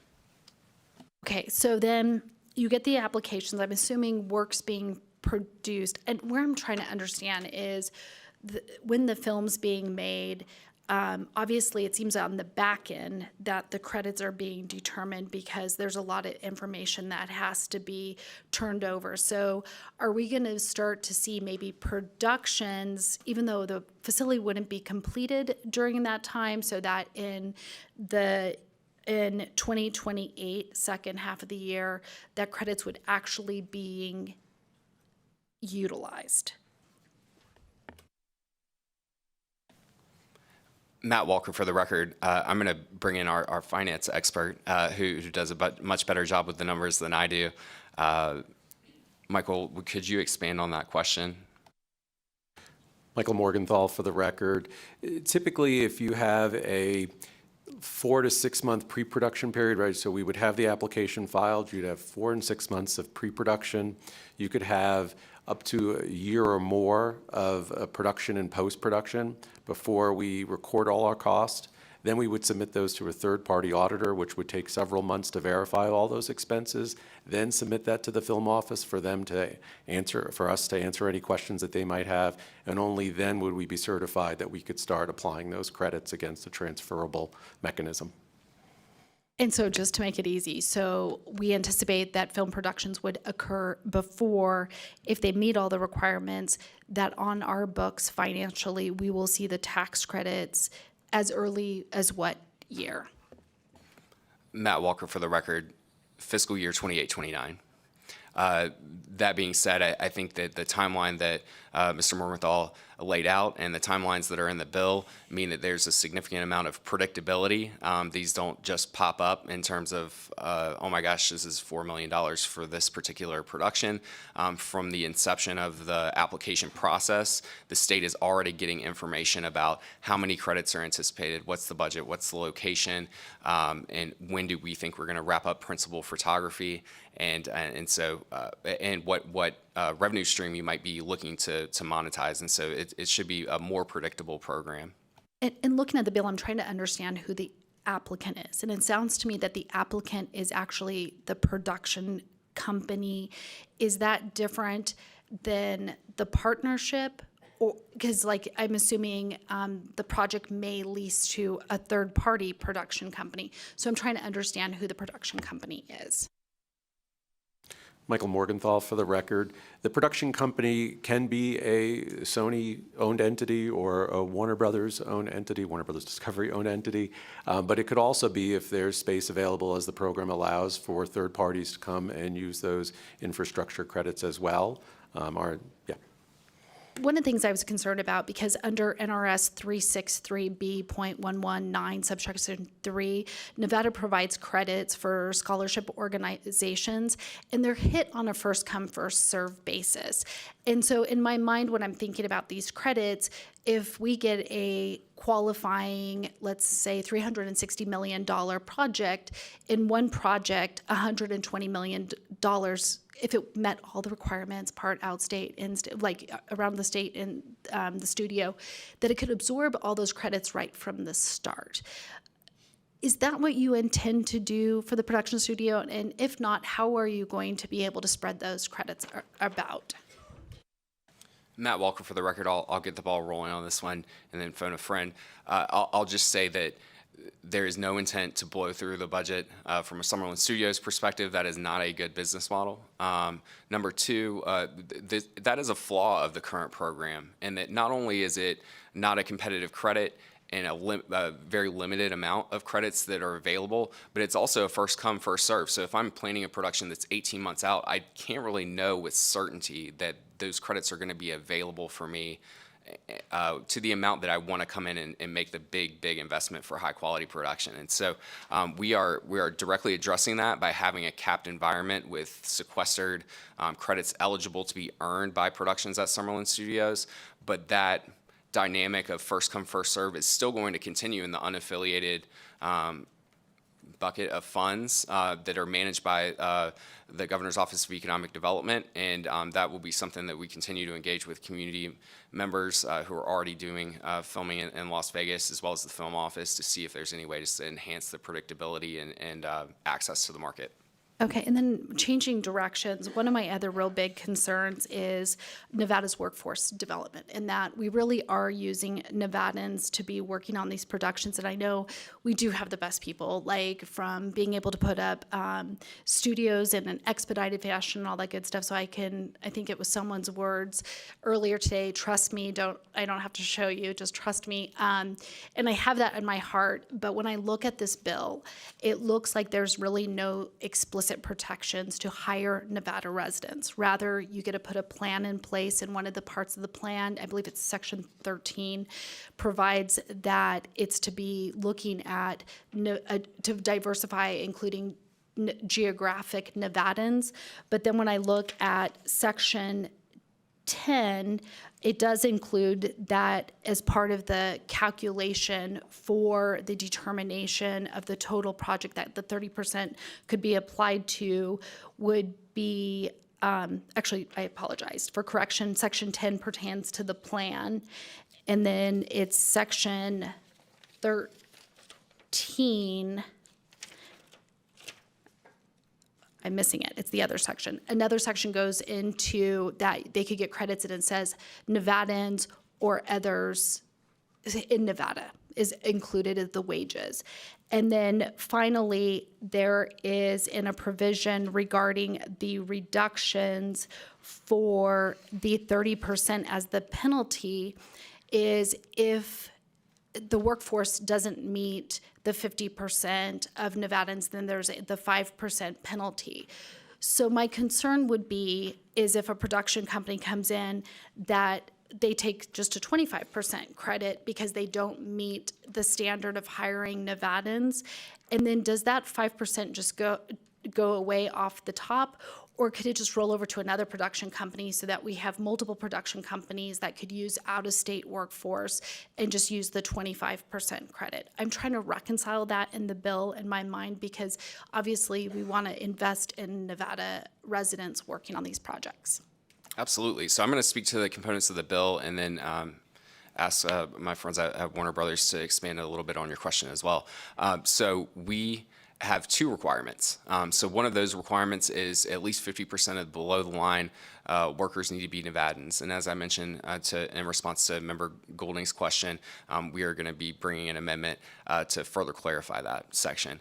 Additionally, there's a requirement that we are extending opportunities to Nevadans that otherwise may not be connected with this new economic opportunity, and that includes a wide range of folks from our LGBTQ plus community to to veterans to formerly incarcerated folks. So we think that that's a lot of opportunity for success, but it's also a meaningful requirement that we make meaningful community partnerships and we activate those community partnerships in a way that build careers. But from a business perspective, maybe you can expand on her question just a little bit. Yeah, Simon Robinson for the record. As a matter of just practicality, filming a movie or a show here in Nevada to get the tax credit and then shipping in 50, 60, 75% of the workforce doesn't make economic sense for us. Part of what's attractive to us about this is we believe that we can build a sustainable workforce here, and our intention, our hope is that a significantly higher number of the workforce working on the shows are Nevadans. And that's what we do in the UK, that's what we do in California. Most of the people who work on our sets in Leavesden, I think, and the lot, I think, live within about 15 miles of the studio lot. So practically and economically, from our perspective, we have no worry at all committing to this level of local workforce, and we'd expect the number to be considerably higher. And I appreciate that. And just for the record, it was section 10(3)(e) and 19 that pertained to the plan. It was section 12, subsection 2A that pertained to the 5% reduction aspect. And so I look forward, hopefully, to an amendment that clears that up. I have another couple quick categories.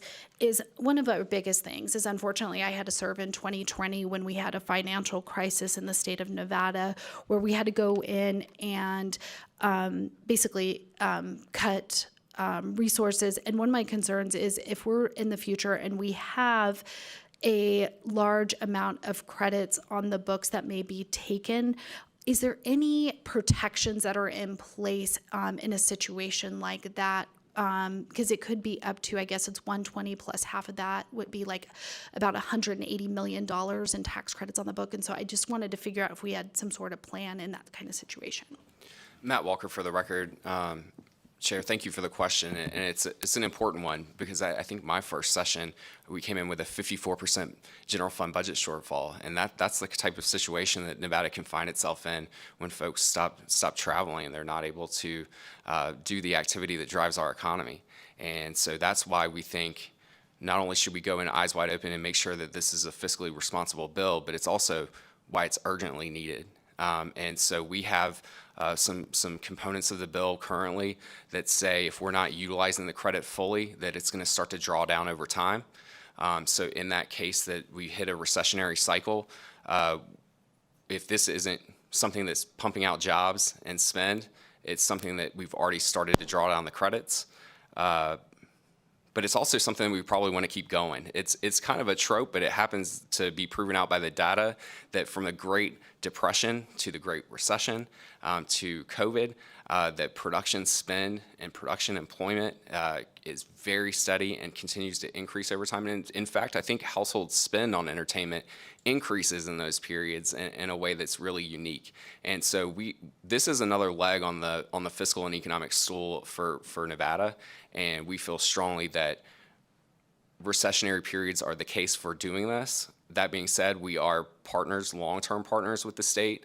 And as with other long-term partners of the state, when there's a problem and it's community builders, we feel that problem in many unique ways. We're going to come to the table and we're going to help solve it. Thank you so much for that. And my last question, before I turn it to my colleague, is with respect to the investment and the return, and this may be a question for Mr. Hobbs, is according to his data, there's going to be a 20-cent tax, or I guess 20-cent revenue back to the state on a dollar that the state is invested in. It looked like it was, then it goes up to 46 cents. That's inclusive of, I would estimate that's 26 cents that the county would benefit from.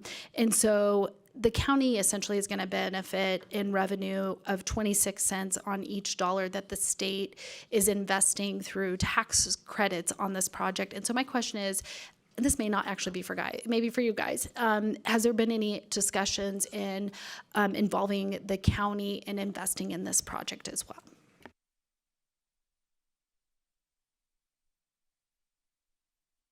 Matt Walker, for the record. It sounds like nobody wanted to take that one, so I will share. It's a good question. I would say that this is unique in that we're not looking for any local development incentives or abatement of local tax revenues that have been associated with previous economic development projects. In fact, there's a specific prohibition in the bill that ensures that we don't try to take advantage of any of those local abatement programs. And we're proud of the money that's going to be returned for those goods and services that are so essential to our community in Southern Nevada. But in terms of creative ways to slice it, it's really, really important, and Michael, maybe I'll ask you to expand on this, that the program be predictable and that it follow a set path that can be understood by the industry so that we can attract the big major productions.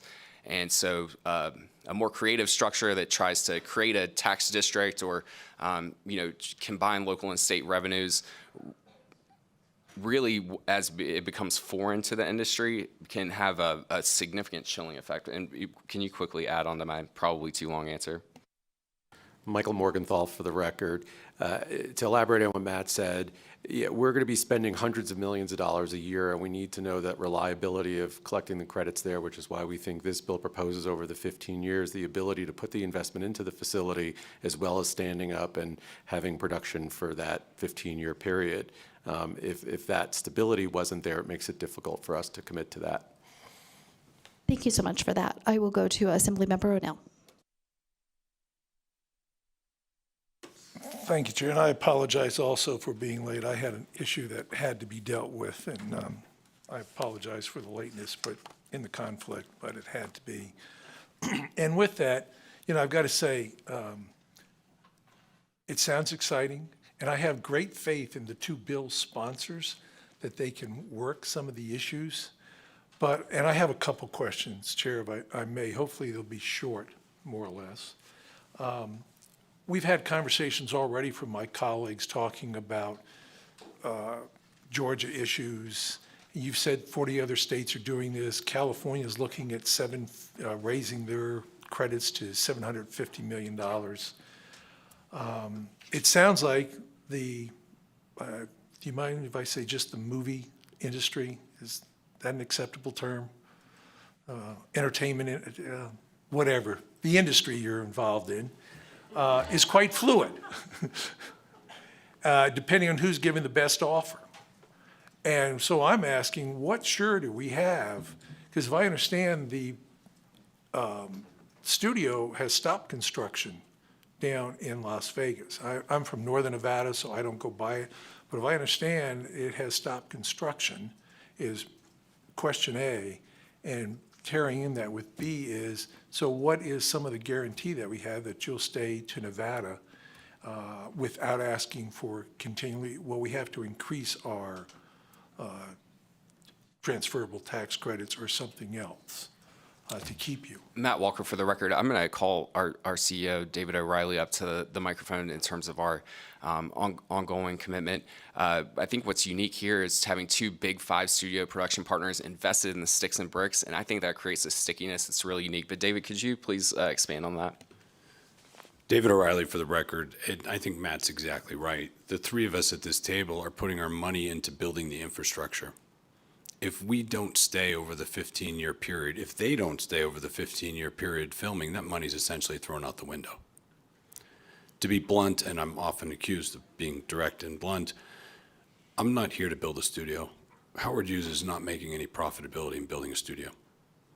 Our profitability is in the 17,000 jobs that are created, of folks that will be buying homes, sending their kids to school, shopping in downtown Summerlin, enjoying everything that Nevada has to offer. That's the benefit. And these two companies here have agreed to write checks side by side with Howard Hughes to build this studio, to sign long-term 15-year commitments in the studio.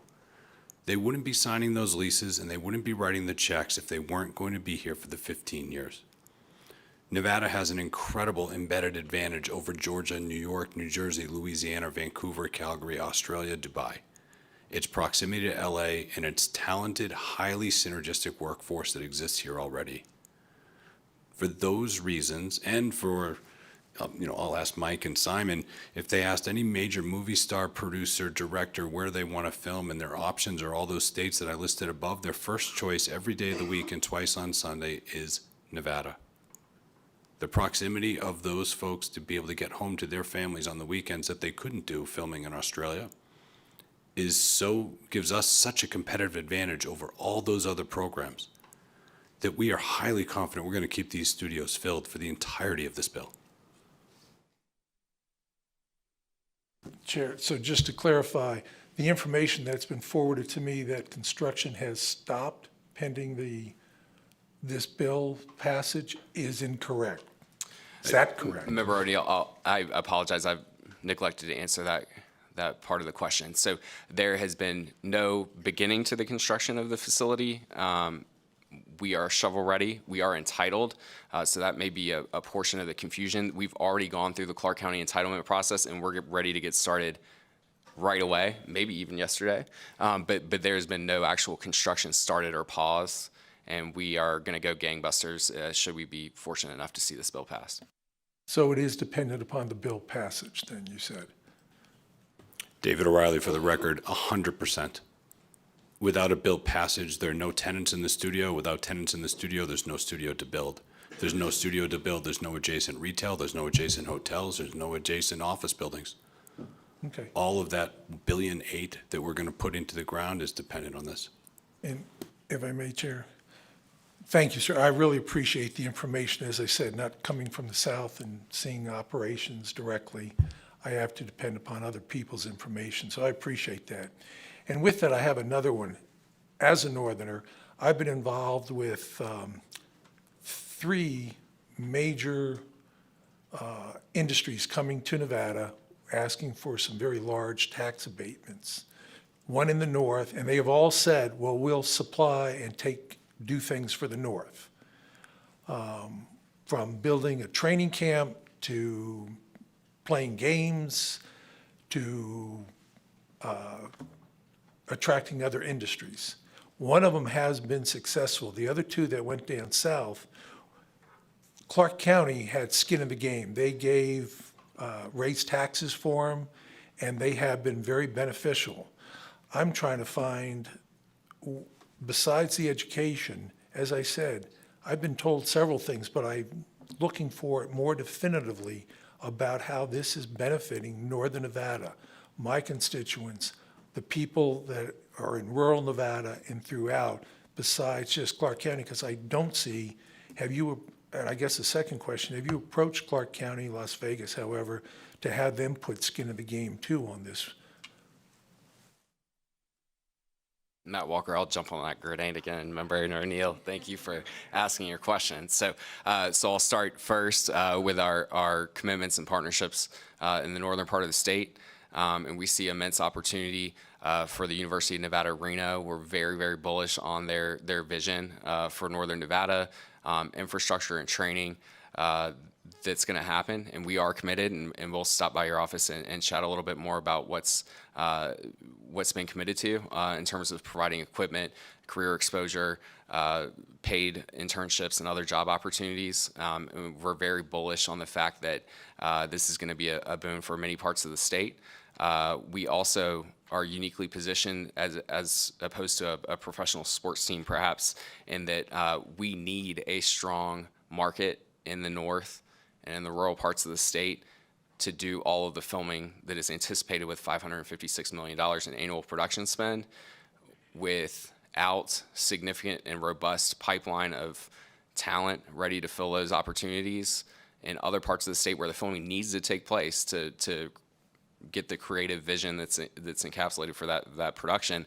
We're going to fail, and we do not intend on failing. And we've got great partners you're going to hear from in testimony, if I can keep my answers shorter. Apologies, Chair. And we hope that assuages your concerns, but we'll definitely stop by and spend more time with you. What about Las Vegas? You left that part out, having skin in this game. That's right. Member O'Neill, Matt Walker, for the record, there is no contemplation in this bill of local abatements or incentives. In fact, there's a prohibition on us seeking local abatements and incentives for those. I think one of the things that I did not mention in my previous answer is that local revenue sources are often entangled with other requirements, bond covenants, shared among other local governments in the case of C-Tax. And so it would be quite the challenge to take the film tax credit structure and apply those to local government revenues. But again, we're happy to stop by and spend more time with you on that and certainly understand the thought. I look forward to having you stop by, I truly do. And thank you for the time, Chair. I'll hold off on the rest. Thank you. We'll go to Assembly Member Gallant. Thank you, Chair. Mr. Walker, actually something that you said to one of Chair's questions about how you continually keep employment steady, right, throughout the projection. But recently we all kind of experienced the writers' strike, which really brought your industry to its knees. And one of the things that I like to be a pessimist or an optimist, not a pessimist. But in this position, sometimes you have to be, right? And Vegas tends to get hit harder than most communities, most cities, most states. than others during recessions and just economic downturn. And then we have a harder time and a longer time to recover. So what would that look like? Okay, worst case scenario, sorry, with a writer's strike that really brings production to its knees. Let's say you have 6 months of production, you guys have met all, you've earned your entire credits, right? Those transferable credits, you've sold them, but then we have 6 months of nothing. What's going to protect Nevada and Las Vegas from a doom and gloom situation like that? Matt Walker for the record, and thank you. And that's one of the things that I'll mention, and then I'll kick it over to Simon for some additional information about how he sees this working from an industry perspective. But that's what's unique here. When COVID shut down football games, the bonds associated with Allegiant Stadium, that bill was still due, and we're very, very fortunate there were some smart financial planners associated with that project, and there was enough to cover those payments. But in the case that activity draws down to zero, production spend draws down to zero, employment draws down to zero, the state's commitment draws down to zero. And that's what's really unique about the risk profile of this project. It's $1.8 billion in private funding for the opportunity to earn a certain amount of production credits over time should we be able to demonstrate that we're spending and employing the way we anticipate. In the case that we're not only are we not receiving any uncommensurate benefit, but in fact, over time, as we underemploy folks, underperform, the credit itself allocated for the facility draws down. But there's been a lot of churn and news. Can you talk a little bit about how that's impacted your business? Yes, Simon Robinson for the record. I think Matt answered the question very well, but to double down on his answer, remember that any credit that the industry is due back is happening a long time after the money's already been spent and the investment has been made in Nevada. But to get to your question, again, to reiterate what Matt said, if there is a strike, then we're not able to spend any money, so no further liability is going to accrue. But to address the prospect of a strike, what happened in 2023 was very unfortunate for the industry. We are a unionized industry. We run a union lot in Hollywood. This would be a union lot, and we would be bound by the negotiation agreements with those unions. They're negotiated on 3-year cycles. The deals will be up again soon. I think everyone agrees that it's not in anyone's interests, writers, directors, or actors, for there to be another strike. So as an industry, we're very focused on making sure that doesn't happen again. If it did happen, we would not be accruing a tax benefit because we wouldn't be spending any money. Matt Walker for the record. I'll just add that only 50% of the unused allocation would roll over from one year to the other. So certainly what would not be the result is a continued accrual and in the case of a year-long or multi-year stoppage of a mass amount of credits that would all of a sudden go. But Michael, could you briefly add how did you see your studio coming out of the strike? Michael Morgenthau for the record. Just to touch on one part of your question, which was how quickly we come back right after the strike ended. We were ready to roll the next day as far as having everybody back in place and ready to start back up that spend. We obviously can't control union strikes, but as soon as they're over, we're back to work.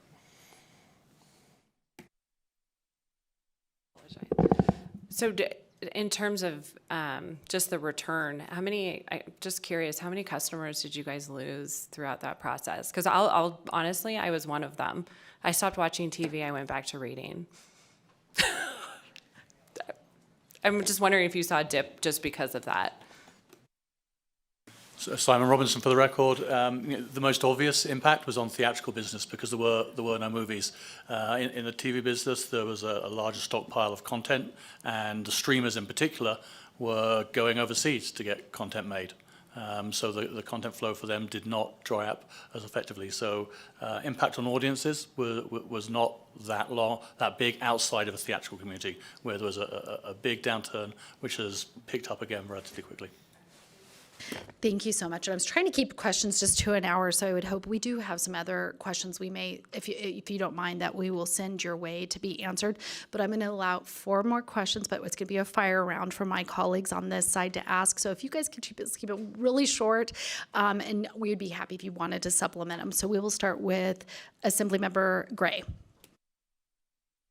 Thank you, Madam Chair. This question revolves around workforce. I'm not going to throw any hand grenades, maybe a firecracker, but so in some of the letters we've gotten stuff, we've seen that the employment, we've been told that employment lasts for up, 23 days on average. I went and did my own research, found that not really to be the case. It's south of a year, somewhere between 30 days and a year. But what happens to those employees when production wraps? Do they go on, unemployment? Does the union take care of them? And the other thing I wanted to touch on real quick, same situation. Assembly Member Monroe Moreno had mentioned that active duty troops, military troops, which there's a large base down there, were a target of employment also. And having, being a retired Air Force guy, I'm wondering how that works. Matt Walker, for the record, thank you for the question, Assemblyman Gray. Do you want to touch briefly on that, and I'll follow up with the components of the bill? Simon Robinson, for the record. What will make this a success for us is that the workforce that we build up around the studio understand that they get sustainable employment. Yeah? So the minute they roll off a 8-episode TV season, they know that in 2 weeks' time or 3 weeks' time, there's a movie starting that they can be assigned to. And that's how we work in the UK, and that's how we work in Hollywood, and it's how we would expect to work here. So someone working for us who is plugged into our production community could expect to have continual employment moving between different productions. We've had people who've worked on the lot for 25 years on numerous productions, and that's what we'd expect to build here too. Matt Walker, for the record, I'll just add that, that year-round employment, but many employers over that period is one of the reasons that when you go to the Culver City lot, you see a credit union specifically set up for those folks because they do understand that it's steady employment, high wages, but you are going to fill up your LinkedIn profile pretty quickly with the various productions that are going to employ you over the course of those years. But it's also true that in certain cases, we met folks from Wheel of Fortune and Jeopardy who have never clocked in anywhere but Wheel of Fortune and Jeopardy in their decades-long, generations-long career. And that's also really, really exciting to see as part of this industry. In terms of active service members, I think that there's an intent to participate in some DoD programs that allow for paid placement at the end of service, and we intend to fully engage with Nellis and other partners as full partners in this process. Okay, so just to clarify, it'd be veterans and former military members then. Okay. Thank you guys very much, Madam Chair. Thank you. We'll go to Assemblymember De Silva. Thank you, Chair. I'm a school teacher doing my day job, and I'll tell you one thing. The kiddos are talking about this bill, this one and the TikTok ban, but that's a whole other level of government. But again, to ask an education question, I know that we've dabbled around the issue here through other questions here that were asked by my colleagues. So what is your real commitment to partnering with the totality of the education system in this state, with our UNRs, our UNLVs, our CSNs, our Nevada State Universities, and the other institutions we have here, and specifically our K-12 systems? Are there any concrete plans in regards to partnering with our school districts, our teachers' unions, our education advocacy organizations, so on and so forth? Thank you. Simon Robinson, for the record, I'll speak to Warner Brothers and current activity that we engage in and then pass on to my colleagues. Again, on the lot in Hollywood and in Lewiston, we are highly connected to the local K-12 education system. We have classes come on to the lot, and for me, one of the most exciting things is watching the kids come on and understand. We share with them the range of jobs, the kind of things they could be interested in, and a whole new world opens up to them, because when you're 13, 14, you don't know all the jobs that are involved in TV production or in filmmaking. So we're very active in both those communities, and we'd expect to do exactly the same here. Matt Walker, for the record, I'll just add from a master plan perspective, K-12 education is a absolutely critical component of what we do, and that we intend to further invest with CCSD, not just in current programming. I believe my colleagues were just at LVA this week, but also in future partnerships, whether that's after-school training and career connectivity through the Clark County facility that we envision, or by making land available for free for a purpose-built school of choice, public school of choice. There's a limitless possibility in terms of partnership with public schools, and it just happens to be what we've done for a very long time. We want it to continue. Quick follow-up, Chair, just very quick. And what about our higher ed system, our universities? What kind of concrete partnerships are we looking at developing there?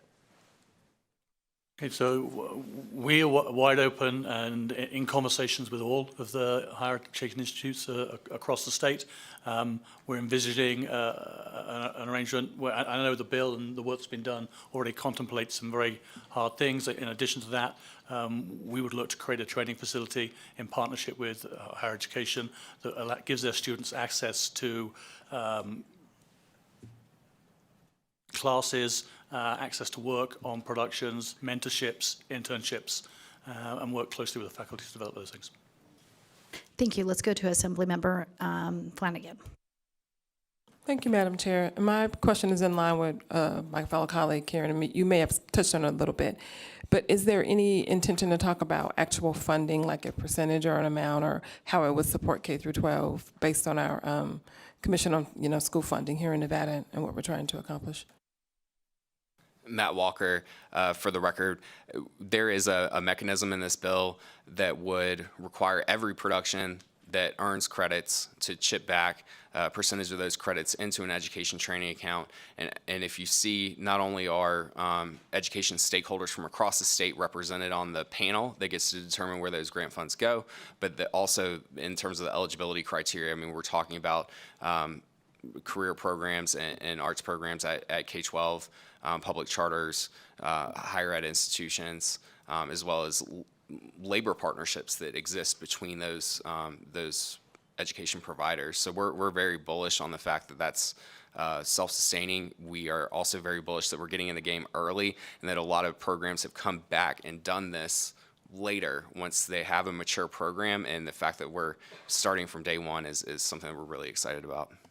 Really quickly, I want to say I appreciate that. I'm also wondering if you can talk at some point, or we can talk about per pupil funding, or if there's any way it's going to play into that. That's really what I'm asking, more so. Thank you. Yes, and we have a chair of that committee on the line, in Guy Hobbs, and so that's obviously, as community builders, something that's very important to us as well. Thank you for that, and I'll go to Vice Chair. Thank you, Chair. So there was a question from my colleague from District 40 earlier about the commitment. I'm sorry about that.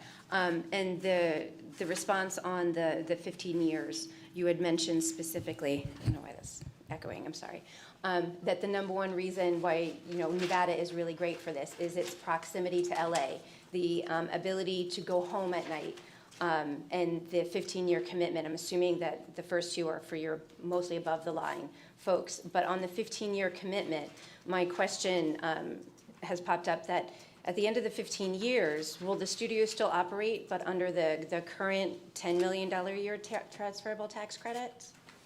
Matt Walker, for the record, so under the current construct of the bill, the existing statute in terms of the $10 million program that I believe is 15% snaps back into place, and this program would sunset. For full transparency, we have reporting mechanisms in here that collect the data in great detail and segregates it by independent productions at Summerlin Studios, and other ways to slice and dice the data, because we hope that in 15 years we come back to this body and that we ask for an extension and strengthening of the program, and we hope that you have all of the data at your fingertips to know that it's absolutely the right investment for our state, and where we should be expanding our investment, and where if any particular sectors within the production industry are underperforming, where you might want to draw down or de-emphasize. Thank you. And our last fire round question goes to Assemblymember O'Neill. Thank you, Chair. Quickly, I was thinking about Tesla and I-80 and those issues, even the Allegiant Stadium, traffic. I would assume, and once again, I don't know Vegas well enough, who's going to be responsible for any road expansion, sewer, water, et cetera? I know you'll get permits when you build, but there's still, the roads don't have to be permitted necessarily. Who's going to be responsible for all that? David O'Reilly, for the record. Howard Hughes. As a master developer of the 22,500 acres of Summerlin, we've sized the roads, we've sized the electric, we've sized the sewer in anticipation of a development of this size on that land. Everything is in place already.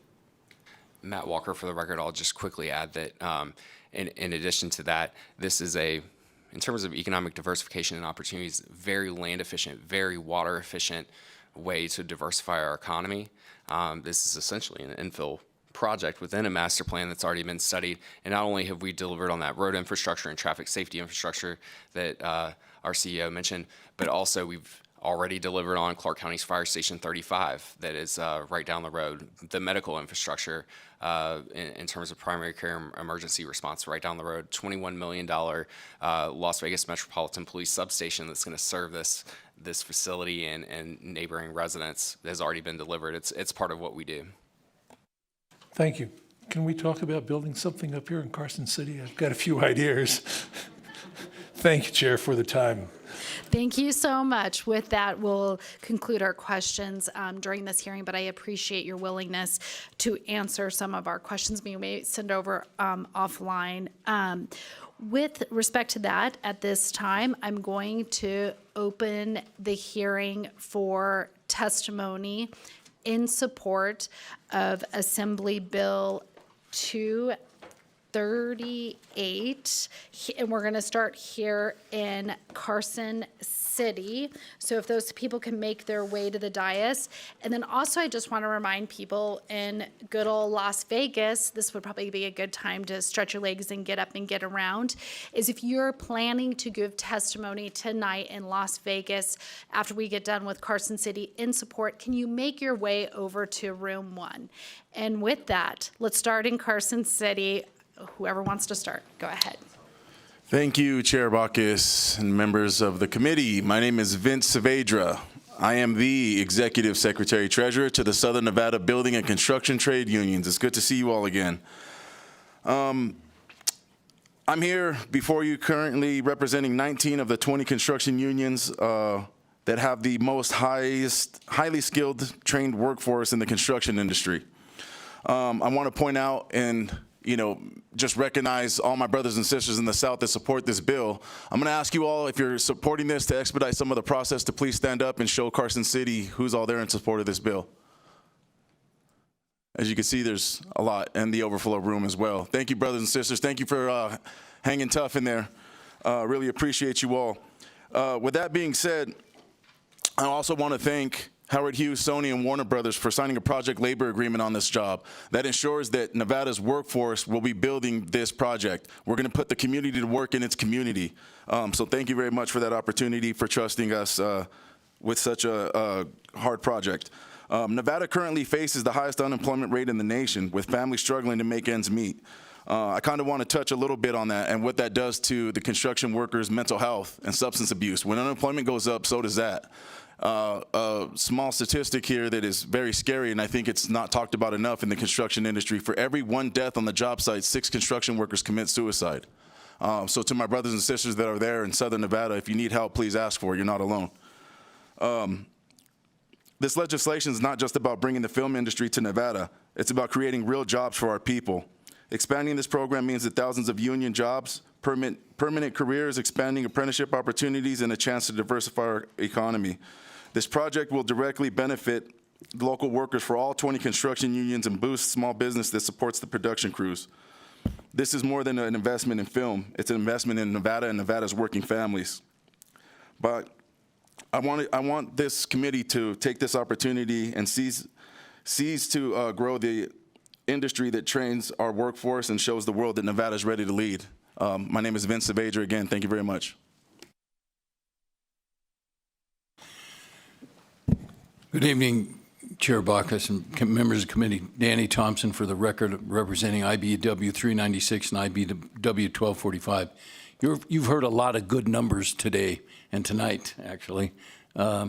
19,000 construction jobs, 18,000 permanent jobs after that. Those are very positive numbers. I want to give you a negative number, 5.7%.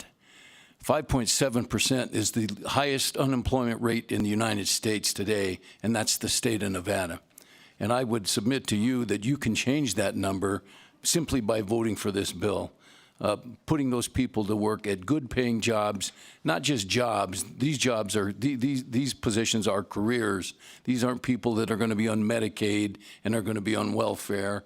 They have insurance. They make really good wages. They have retirement, and they can take care of themselves. And so this is truly a step in the right direction, and you can truly impact that negative number by passing this bill. We urge you to support it. Thank you.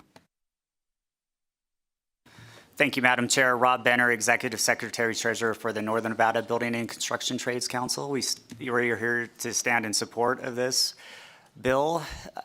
I don't think people realize how connected construction is between Northern and Southern Nevada. Our members go back and forth depending on where the work is. Right now, because of the acts of what this legislature has done over the past decade or two, we have diversified our economy enough in Northern Nevada where construction has been steadier.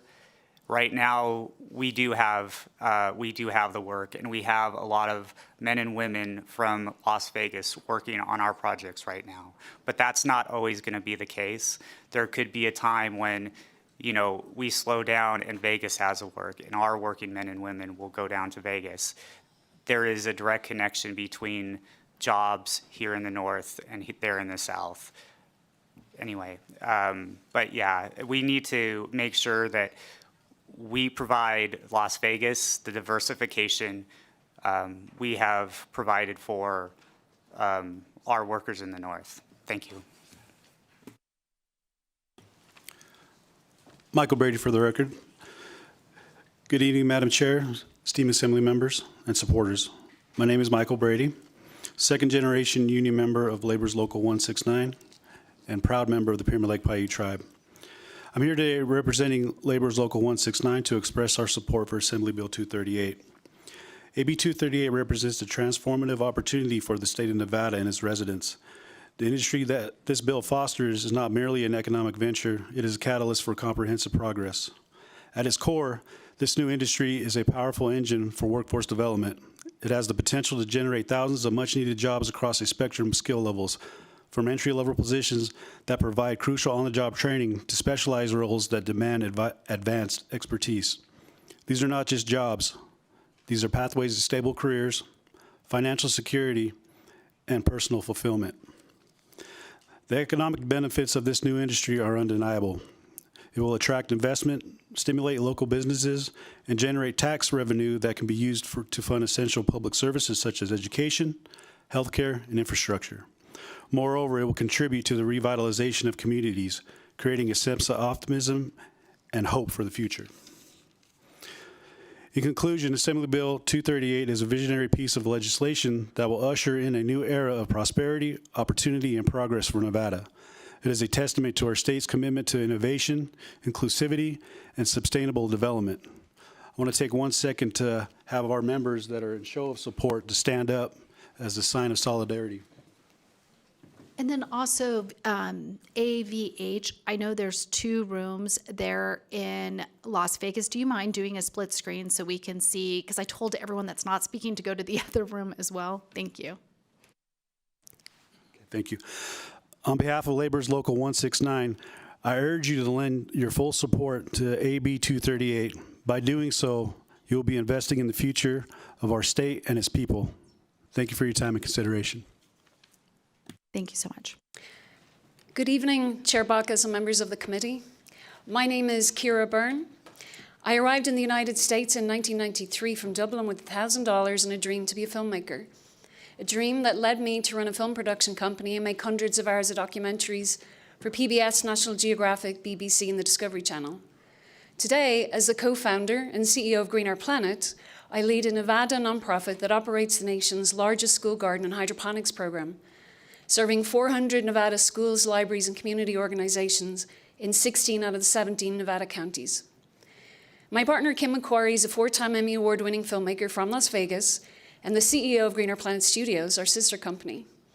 Under his leadership, his team has produced over 500 award-winning educational videos and curricula available to every Nevada teacher and student.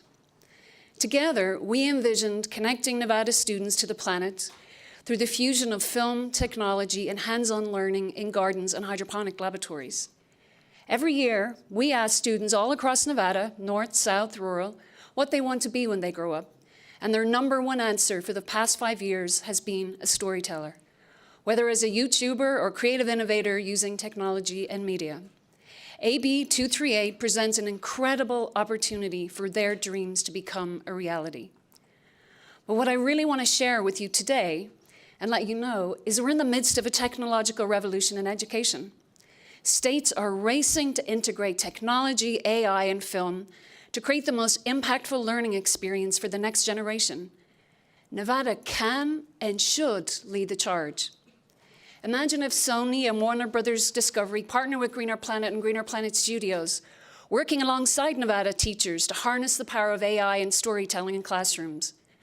Imagine a Nevada where innovative educators, major film studios, and cutting-edge technology converge to transform every classroom into a dynamic studio of creativity and learning. By supporting AB 238, you will empower our students to become storytellers, innovators, and leaders, pioneering a new era where the fusion of film, AI, and hands-on learning redefines education. Let us seize this moment to position Nevada as the global benchmark for educational excellence and inspire generations to dream bigger. Thank you. Evan Louie for the record. Thank you for the opportunity to speak, Leader Hadagi and Madam Chair Moreno. My name is Evan Louie, and I'm a Community Advisory Board member of the Summerlin Production Studios project, here to testify in support of Assembly Bill 238. In the 17 years I've lived in Nevada, I've always heard our legislature talk about the need to diversify our economy and attract new industry segments. Yet we all know that during COVID, our hospitality-dependent economy gave us the highest unemployment rate in the United States, skyrocketing to 30.6% in April of 2020, well above any other state and over double the national average. We are recognized as one of the fastest growing economies, but according to U.S. News ranking, Nevada is the first in the nation in terms of joblessness, with an unemployment rate of 5.7%. Enter in Howard Hughes, Sony Pictures Entertainment, and Warner Brothers, who are committing $100 million a year for the next 10 years, with 50% of the below-line workers being local here in Nevada. As you heard earlier from the CEO, David Riley, he's committing to invest $8 million to build vocational school to train grips, lighting electricians, carpenters locally here in Nevada. They are making commitments to earn the tax credits after 1,000 jobs in economic development have come from construction and filming. I've spent a significant amount of time meeting with Hollywood executives, from the president of the Academy of Motion Pictures Arts and Sciences, Hollywood producers, Amazon Studios, NBC Universal, William Morris Entertainment, Sony, Warner Brothers, and several other stakeholders. I've attended the first American Film Market Conference in Las Vegas for film distribution recently, and been a part of the APFE, or Asian Pacific Filmmakers Experience, at Sundance Film Festival. In my conversations with producers, directors, studios, screenwriters, and entertainment organizations and talent, they've communicated not only support for building Hollywood 2.0 in Nevada, but how studios and productions make decisions on their film and shooting locations based on these film tax credits. With the projected economic impact, as mentioned by Leader Hadagi, of $3 billion, 19,000 construction jobs, and creating professional opportunities with the average income of $113,000, let's see our economy flourish together by adding tens of thousands of jobs, reducing our high unemployment rate, and skilling our workforce in a new industry by supporting AB 238. Thank you.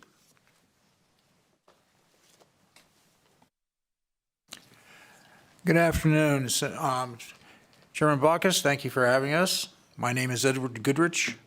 I represent the International Alliance of Theatrical Stage Employees, Local 363 in Reno. I'm not going to talk about that much about Las Vegas. We support AB 238. We see the bill bringing positive growth to the north and rural areas. We're committing to do everything we can to make a success, this legislation a success for Northern Nevada. Realistically, this legislation creates an industry as substantial to the state as the current main industries of mining, transportation, and gaming. A new industry centered in the entertainment mecca of the world.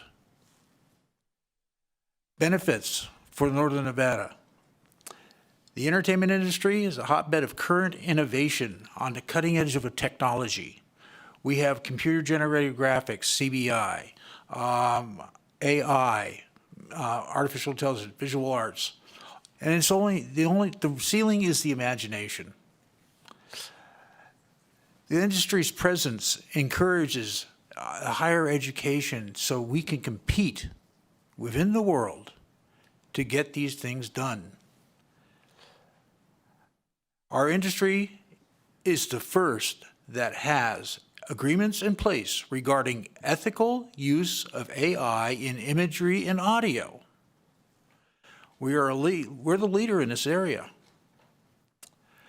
I see the North's contribution as second unit production. Now, not to let you in on a dirty secret or anything, but a whole lot of productions have second units. And they go around town. Look out the cafeteria window. That's a good place for a second unit production. And that's where we're going to fill in the blanks between the studios. And for that, you need trucks, cameras, equipment, construction housing, catering, production facilities, and most of all, people to work them. And that's what we have. We need training, yes. We need training funds to help to get caught up to the south.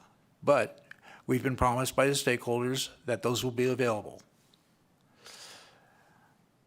Money spent on location filming properly allocated can be a great benefit to the state, to Battle Mountain, to Elko, to Winnemucca. Okay, not just Reno, but we go over the state. It's a great opportunity, and I see a great opportunity for growth. We don't need a studio right away up north. We've got that. And to address Assemblymember Gray's question about employment, I've been freelance for about 15 years. So it's called freelance. The unions have a mechanism to put one person from a job. Hey, this one's opening up next week or next day. Boom, it's done.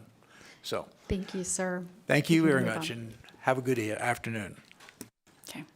Good evening, Madam Chair Baucus and Vice Chair Considine and members of the committee.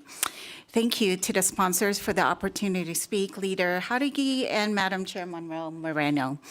For the record, my name is Catherine Francisco, and I am the founder and president of AAPI Chamber of Commerce of Southern Nevada, and a proud Community Advisory Committee member of Summerlin Studios. I am here today in support of AB 238.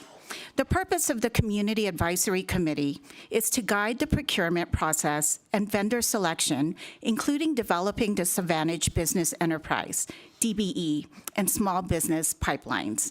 As an organization dedicated to advancing the economic interests of Asian American, Native Hawaiian, and Pacific Islander communities, we recognize the critical importance of policies that promote equitable opportunities for all businesses.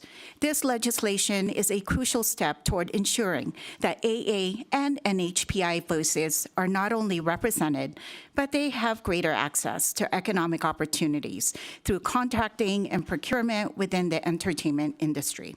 AB 238 expands access to contracting and procurement opportunities for small businesses within the AA and NHPI community.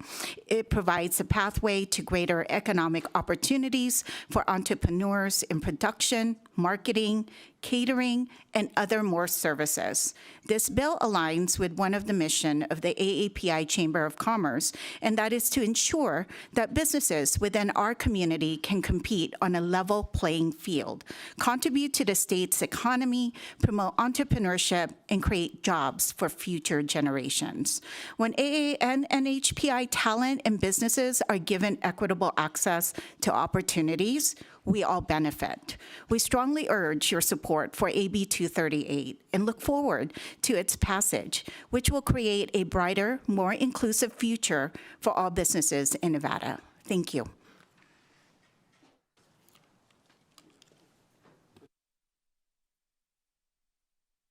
Good evening, Chairman Box and Assembly members. My name is Ki Yoon, the Dean of the Reynolds School of Journalism and Center for Advanced Media Studies at Reynolds University of Nevada, Reno.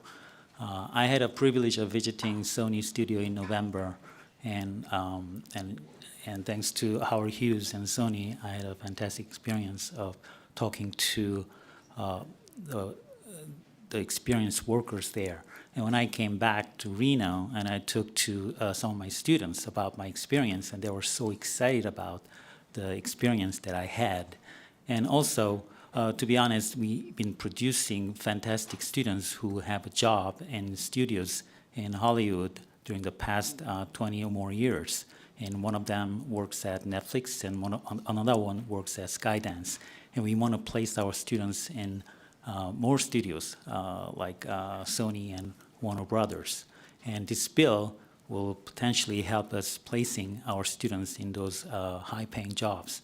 And therefore, I would like to support this bill and continue discussing further amendments if possible. So thank you. I support this bill. Good afternoon, Madam Chair, Madam Co-Chair, and Committee. Thank you for having me today. My name is Jay Torres. I'm the founder and CEO of Collectivo, a service-disabled veteran and Latino-owned production company based in Las Vegas. While I'm a part-time resident, my family has lived here full-time since the 80s and roots going back to the 50s. My wife was raised right here in Carson City, so my ties to Las Vegas and Nevada run deep. My career in film and television has spanned decades, directing Desperate Housewives and Alias, serving as executive producer for Mr. Mom with MGM and Voodoo, and started my career editing music videos for Aerosmith, Scorpions, and MC Hammer, which have amassed over 3 billion views. Quality storytelling has always been an important component for my career. I've worked with major studios, networks, and streamers, but my greatest passion now is ensuring Nevada has become a significant player in film and television, because when my dad asked me to move here full-time, I had to tell him I couldn't because there was no real TV or film industry in Las Vegas. I spent my career telling stories, and now I'm working to build an industry here in Nevada, one that creates real jobs and economic opportunities. As co-chair of the Directors Guild, the Catino Committee, and a member of the Directors Guild of America's PAC, one of our greatest challenges is runaway production outside of the United States. Because of tax incentives, studios are investing in production infrastructure right now as far away as Ireland and Spain, and this bill could stem runaway production and bring it to Nevada. Las Vegas has the potential to become a mecca for film and television production. At the American Film Market in Las Vegas last year, I moderated a panel discussing the McKinsey report revealing $18 billion opportunity sitting beneath the surface waiting to be mined because of lack of Latino-themed stories. Nevada knows how to mine resources and turn them into economic power because of its business-friendly approach. The same principle applies here. If we invest in the right infrastructure, we can extract that $18 billion and turn it into jobs, revenue, and a thriving film economy. I support this bill because it's a step in the right direction, knowing it can get better, but we must ensure that indie filmmakers, as well as small, veteran, and diverse-owned companies like Collectivo, have a clear and defined path to benefit from it. We need to safeguard and guarantee local businesses and make sure they're not locked out of opportunities this bill creates. This isn't just about tax credits, it's about making sure Nevada's economy and workforce benefit in a meaningful way. This is about building an exclusive industry and creates jobs. Thank you very much for your time.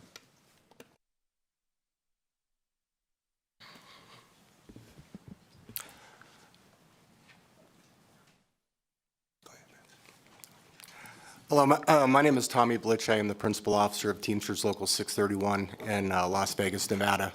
Teamsters Local 631 represents over 7,000 members in Southern Nevada, including covering various industries, including the movie industry. We are in support of AB 238. This entire project, if passed and approved, my members would have the benefit of receiving work during the construction of the project, as my members work in the construction industry, and when the project is completed. as the Teamsters represent in the movie industry the drivers of vehicles from shuttle buses to big rig trucks. I too got to visit the Sony facility back at the beginning of this year in Southern California. I was impressed with the type of workplace environment that they provided their employees on their campuses, and I'm sure this will be the same. Medical centers, dentists on campus, childcare on campus. I can say I represent some members at some pretty powerful, rich companies. They don't treat their their employees like these studios do. Their commitments to the community during our interviews with them, I thought went well and above any type of presentations that I've ever been a part of when people are asking for our supports on bills. Things that are important to me. I'm a 48-year resident of Nevada. I have a grandchild in Nevada. I have children in Nevada. And their presentation on what they wanted to do for the school district, for the University of Nevada, Las Vegas, where I'm an alumni, and the UNR University. I was impressed. I hope that this job is approved. This bill is approved. I'd also like to commend the committee today on their question and answers. Doing your due diligence is absolutely critical when making a decision like this. Some things that I didn't even think of. Assemblyman brought up military, veterans and active military. I have a son who's active military. Honestly, during my questions and talking to these studios and producer companies, didn't even think about something like that. And I think that shows that we have a legislature in Nevada that cares about everyone. I heard conversation about Northern Nevada. My father is retired and lives in Ely. And I believe Matt, during his presentation, brought up that they would be doing projects in the town of Ely. I visit Ely, my family visits Ely. I think that a project going on there would be a great stimulus for their economy in other little small towns in Nevada. So I would like to commend all of you for your questions. I thought that they were very, very good. I thought they covered things that even some of us didn't think of. Thank you for your time. Thank you for your consideration. Thank you for considering all of Nevadans when deciding what you're going to do with this. Thank you so much. And just for purposes of moving directions, we'll take the last three that are at this table, and then we're going to go to Las Vegas. Thank you for this opportunity to speak, Leader Howdegui and Madam Chair Baucus and members of the Assembly. My name is Faith Nault. I am a filmmaker and a proud University of Nevada, Las Vegas alumni, and I am proudly standing in support of AB 238. I am a born and raised Las Vegas child, and my father is also born and raised, and that's a point of pride for both of us. I love Las Vegas, but I'm often told that with my film degree, I will have a much better time and luck moving to LA, New York, or Atlanta. And I know many talented fellow alumni and graduates are either already there in these places or planning to move there. I want nothing more than to be on movie sets, working on a soundstage, or yes, even running errands for production, because I like doing that sometimes. My ultimate dream, though, being to direct, but I cannot even work toward that goal without the opportunities that this bill can help create. Opportunity is the key to this bill. With this bill, not one, but two major studios are promising to create those opportunities and invest in Nevada's economy and to invest in my future. Just thinking I might finally be able to live my dreams, and in my own backyard, no less, brings me so much excitement. It is not just my own, but so many film students and alumni that are just waiting for this exciting opportunity. The place I have grown up in and I love deeply deserves a new set of lights, not just the ones on the strip, but ones that include lights, camera, action. So please, I urge your support for this bill the Bill of Opportunity, AB 238. Thank you. Good evening, Madam Chair, members of the committee. For the record, my name is William Horn with Western Public Affairs. Here representing my client, the nonprofit of Goodwill of Southern Nevada. Goodwill Career Centers provides free services which include coaching, training, and placement with local employers in growing industries. Goodwill is in support of new industries in Southern Nevada, and should the film industry find a home in Nevada, Goodwill is ready and able to provide workforce through its stagehand program. Now, if you've been to a live event, such as sporting events, festival, music festival, or the like, that you've enjoyed that entertainment because of stagehands.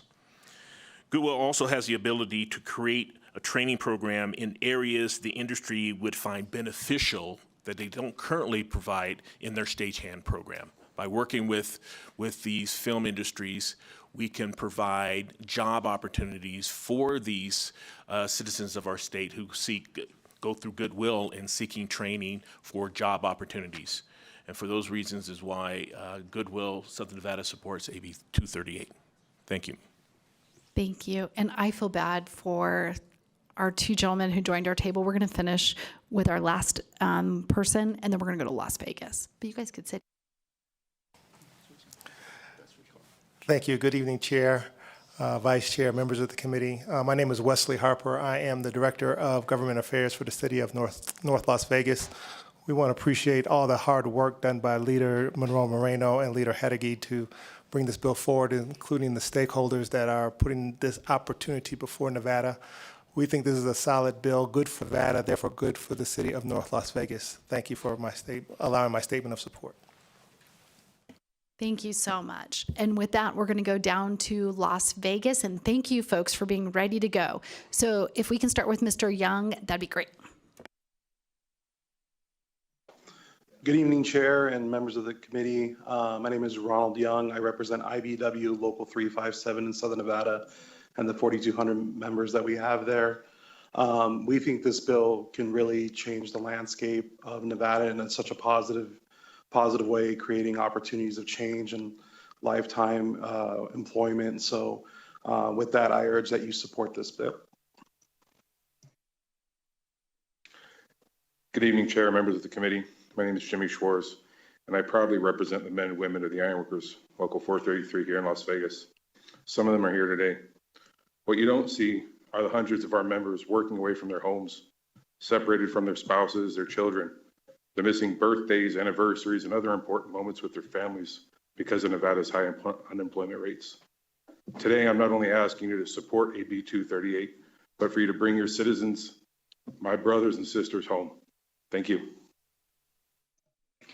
Good evening, Chair Backus and members of the committee. For the record, Ann Barnett, CEO of the Nevada Contractors Association, in support of AB 238. The development of film infrastructure will not only diversify our state's economy, but also generate significant construction projects benefiting local contractors, small and diverse contractors, suppliers, and provide thousands of great paying jobs.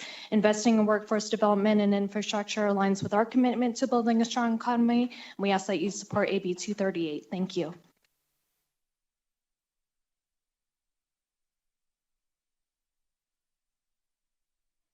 There we go. We live? I promise my speech is only 2 minutes. Honorable members of Nevada State Assembly, my name is Jason Soto, CEO of Vision Vegas, and a proud Las Vegas native. In 2022, my team and I actually launched Nevada's first virtual production film studio under the brand View Technologies, earning recognition from Senator Edgar Flores, local unions, the LVGVA, the Latin Chamber, and the Nevada Film Office for our investment in film and TV infrastructure in Nevada. What this did is attracted top film studios, global ad agencies, content creators, and local filmmakers, leading to top feature films, commercials, and documentaries being filmed right here in the state of Nevada. We also prioritize education by partnering with UNLV College of Fine Arts Film School to create a workforce development program and a virtual production studio right on campus. Now, through my new organization, Vision Vegas, we plan to invest over $30 million in new studio infrastructure to further grow and support Nevada's film and TV industry. I strongly support Assembly Bill 238, which offers a forward-thinking film tax incentive program to support and attract Sony Pictures and Warner Brothers Discovery, and many new industry-supporting businesses in Nevada. I urge the State Assembly to pass Assembly Bill 238 and seize this opportunity to transform our economy and create a competitive edge for Nevada. By supporting this bill, you are investing in job creation, workforce development, business growth, and a thriving creative industry that will benefit all Nevadans for generations to come. Thank you for your time and consideration.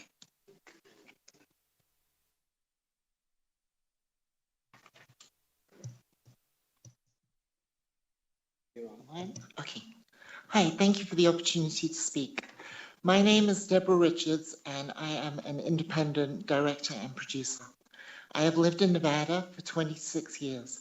In 2013, while at the College of Southern Nevada, I won 4 Southwest Production Emmys and have since directed over 200 national TV commercials and 2 Vegas-centric feature films, all here in the state. My next feature film has a $3.5 million budget, and it's scheduled to shoot next year. My team and I are looking at locations like Louisiana and West Virginia because of our fiduciary responsibility to our investors to mitigate risk by taking advantage of out-of-state tax incentives. What's worse is that in order to qualify for these out-of-state tax incentives, we have to hire the majority of our workforce out of state. I am just one of many rising star filmmakers in the state of Nevada who have entire teams and crews of Nevada residents who would benefit from our millions of dollars being spent here. There is no logistical reason why we can't shoot my next film in rural Nevada, and that is why I support this bill. Thank you.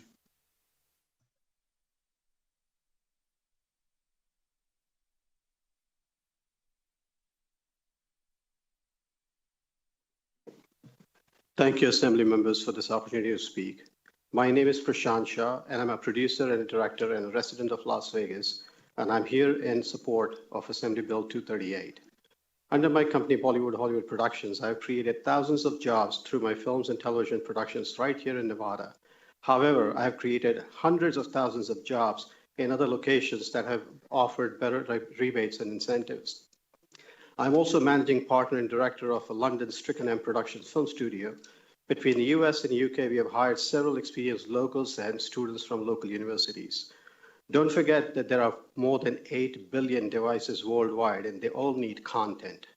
The content creators of Nevada need to work with studios within the state, creating opportunities for our own experienced talents and students to work and be able to stay and work in their home state of Nevada after completing graduation. I don't have to go to other states or London to produce if I can produce content in my backyard in Nevada and creating economic impacts. Home means Nevada, and Nevada is the entertainment capital of the world and needs to approve AB 238. Don't wait, the time will never be right. Thank you.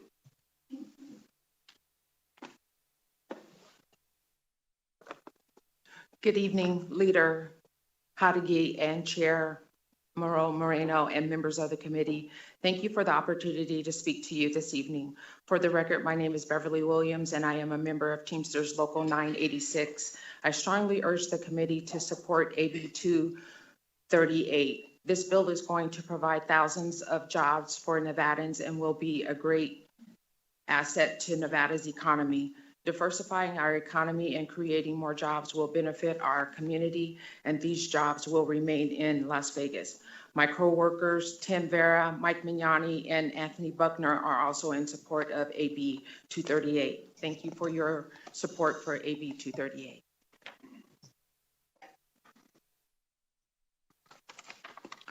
Good afternoon, Madam Chair and Assembly members.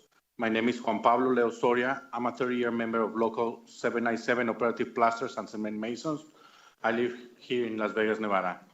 I strongly support AB 238, the Nevada Student Infrastructure Job and Workforce Training Act. This bill will provide more than 10,000 union construction jobs with guaranteed fair wages, benefits, and safety protections under the Project Labor Agreement. As a local resident, this project means good jobs close to home, working in my own community, reduces commute times, and ensures that money earned stays in the local economy. This bill is a win for Nevada workers, our economy, and the future of our industry. I urge your support for AB 238. Muchas gracias. Sir, before you step away, can you say and spell your name for our secretary who's taking notes? Pablo Leos, Pablo, Leos, Leos.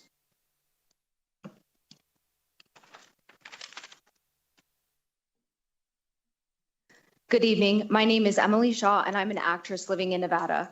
Right now, actors like me have to fly out for work, including day trips to LA just for a shoot. I'm hoping that this bill would change that, allowing studios to film here and giving local actors, crew, and creatives more opportunities to work without leaving home. By investing in our film industry, we are not just attracting major productions. We're building a sustainable ecosystem that supports local artists, strengthens our economy, and keeps Nevada talent in Nevada. I urge you to support this bill. Thank you.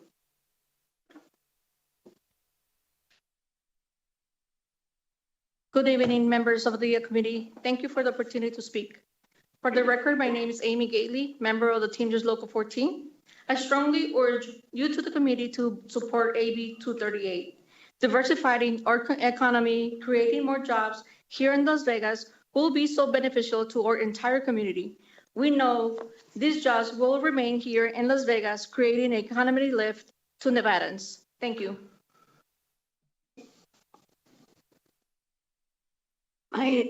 For the record, is Kim Renee. I'm the president of Nevada SAG-AFTRA. We support the bill AB 238. Thank you.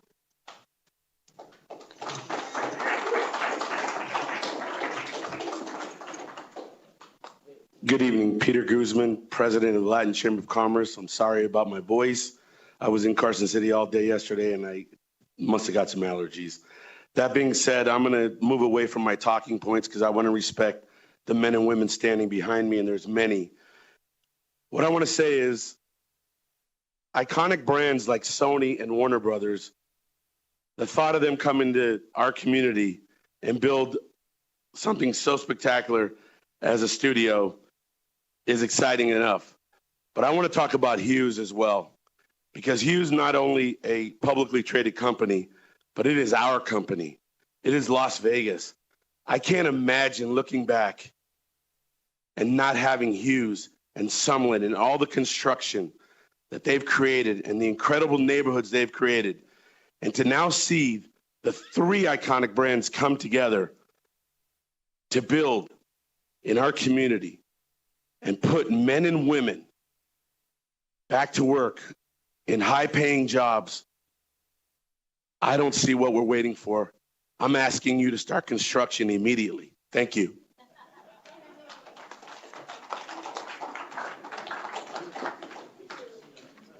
Thank you for the opportunity to speak, Leader Hadagway and Madam Chair Monroe Moreno. My name is Brandon Morris, business representative for the Carpenters Local 1977, and I am here in support of AB 238. Our local workforce has been at a standstill in recent years with no big projects taking place. We've had large-scale events that have come and gone into the community, but has not bolstered our workers. This is a project that can have workers employed within 60 days. The opportunity to have a hand in the growth of a new industry and to help with the diversification of our economy in Nevada is monumental. The project has the ability to create over 18,000 good-paying jobs for the members of our community. These are jobs that provide good benefits such as health care and pensions for workers to live and retire in dignity. The communities that are involved, the communities that are involved understand how important the world-class citizens of our workforce are in this community and the success that it will bring. There's a possibility this is a once-in-a-lifetime opportunity, and I believe we as a community will benefit greatly. Thank you.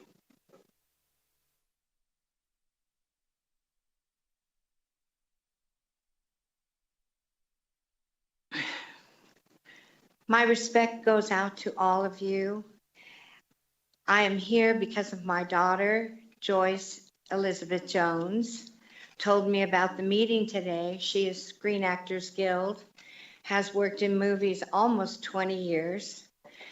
She is Miss Photogenic for Miss USA 2024.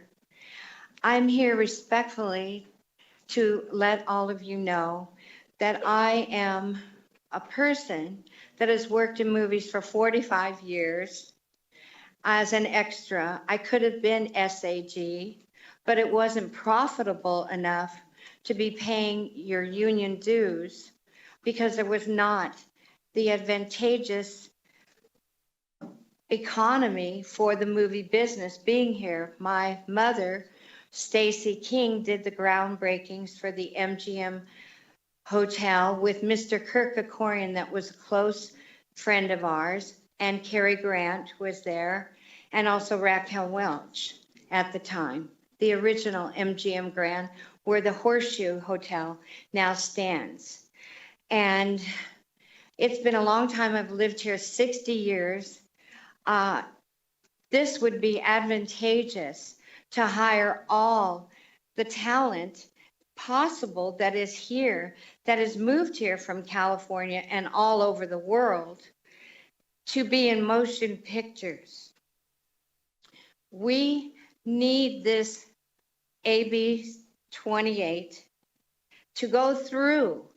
And all of you, my heart goes out to all of you, because there's people that have been here since the beginning of time, waited for this opportunity and privilege to arise, that are no longer here to speak out, as of my cousin, Tony Curtis, and Mr. Kirk Kerkorian, the biggest in the entire industry of casinos. I hope that these people in heaven can see all of you today, and your hearts go out to them and all of the famous people that have resided here, as we are the entertainment capital of the world. Number one, the movie industry came here to represent Las Vegas, Nevada, to help the casino industry. And look at what a beautiful, profitable entertainment capital we have. We've evolved into sports. We've evolved into everything, and we mentionable possible. Please, my heart goes out to all of you. As a mother, my son Warren Jones worked on movies for Mr. Kirk Kerkorian. He's now in the Air Force. We have children that are stars. I have 3 generations here. I moved here from Beverly Hills, California. Ma'am, I don't want to interrupt you, but I kind of do need to. Did you say your name was Thank Joyce? Oh, no. Did you say your name was my Joyce name is Jones? Colleen Jones. Pauline Thank you. Jones, thank you. And then Colleen with a C. Oh, Colleen. Olleen, yes. And I hope you understand, I've been waiting 60 years for this day to happen. God bless you. Thank you. We'll move to the next person. Thank you. Great job. Thank you. Good evening, Madam Chair, Co-Chair, and Assembly members. My name is Sai Naum, N-A-O-U-M. I'm here on behalf of the laborers, Local 872, with over 40 members standing here behind me and lined up out the door. And I'm also here speaking on behalf of our business manager, our secretary treasurer, and labor leader and labor champion, Mr. Tommy White. AB 238 is more than just a movie studio. AB 238 is a lifeline for a lot of people. Specifically, we'll get into apprentices, where the project labor agreement addresses specific requirements for putting apprentices to work. Myself, as an apprentice, I went through the apprenticeship program myself, and it gave me the opportunity to learn and earn at the same time. But why union members? Why put union members to work? Union members, we're self-sustaining. We're contractor funded. We have pension plan. We have medical care, dental care, And we're more than just people. This is more than just a movie studio. We're families, we're husbands, we're wives, we're children. So this is more than just one construction job. This is giving people who are just getting into the construction industry a chance to learn and earn. With the presentation that was before you and the packet that you have in front of you, all the numbers are laid out, the numbers of workers on the jobs and so on and so forth. But it means more than just work. There'll be less people on unemployment. There'll be less people who need assistance from the state and the cities for medical care. There'll be less people who need to use public transportation. They'll be able to afford cars, buy homes. So this is more than just about one movie studio.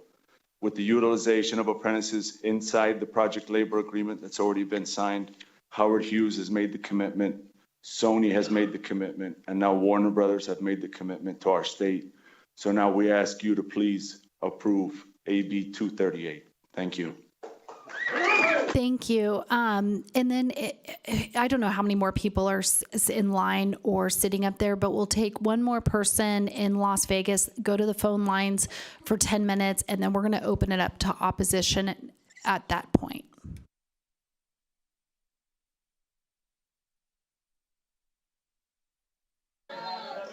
Hello. All right, guys, hold on. Okay. Hi, I'm Freddie Visnicki. I'm a business agent of Local 433, a proud member of the Southern Nevada Building Trades, and a United States veteran and a father. You guys have heard a lot today, so I'm going to try to keep it brief. I want to piggyback on what our member Jimmy said from our local. Every day when I leave the Union Hall, I wonder how I'm going to bring my guys home from out of state, because I've been there over my years. I've been 44 years as a union iron worker. Your baseball stadium, there's going to be jobs like the Oakland A's. This thing here, 8 years of work, it's going to give opportunity not only to us union members, but to our 8-year-olds and 9-year-olds and their future here in Las Vegas. We need to change the culture of our kids going from high school out on the streets. We need to give them trades. We need to give them jobs. So with that being said, I hope you take that into consideration above all. We talk about the below the line and stuff like that. We're all going to choose what we want to do in life. Some will be movie stars. I guess I'm getting my opportunity right here. So with that being said, we strongly, the ironworkers of Las Vegas and throughout this country, support this bill for all the right reasons. I'd like to say hi to Miss Monroe Marino. I spoke with her a few months ago when I first got here in this town. It was a pleasure. Thank you very much. Thank you so much for that. Next, we'll go to the phone line. AVH, is there anyone on the phone lines wishing to give testimony in support of AB 238? To testify in support of Assembly Bill 238, please press star 9 or raise your hand in the Zoom window to take your place in the queue. Again, if you wish to testify in support of Assembly Bill 238, please press star 9 or raise your hand in the Zoom window.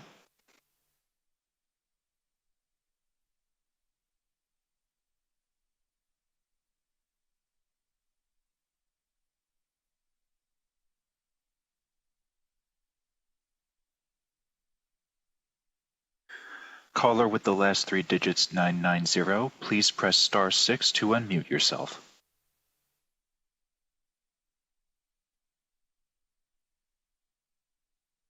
Good afternoon. My name is Sam Dugan, SAMDUGAN for the record. I am the Executive Director for the Northern Nevada Reno Division of the National Electrical Contractors Association, NECA. I support AB 238 and echo the sentiments that have been already stated. I hope to see Northern Nevada benefit from a bill similar to this in the future. Thank you.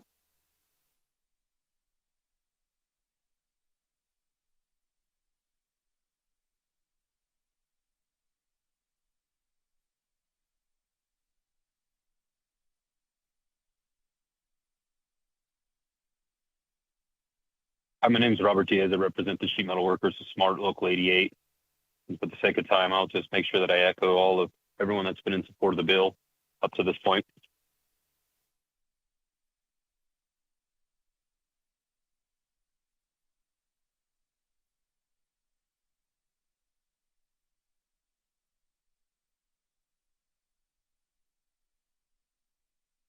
Hello.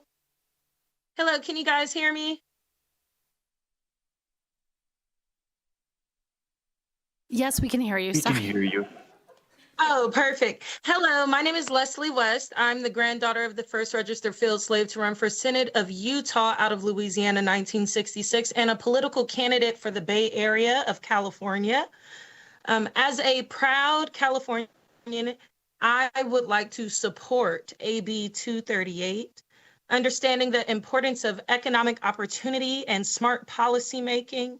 With the rising cost of living and housing instability in California, many skilled professionals, families, and businesses are relocating to Nevada in search of stability.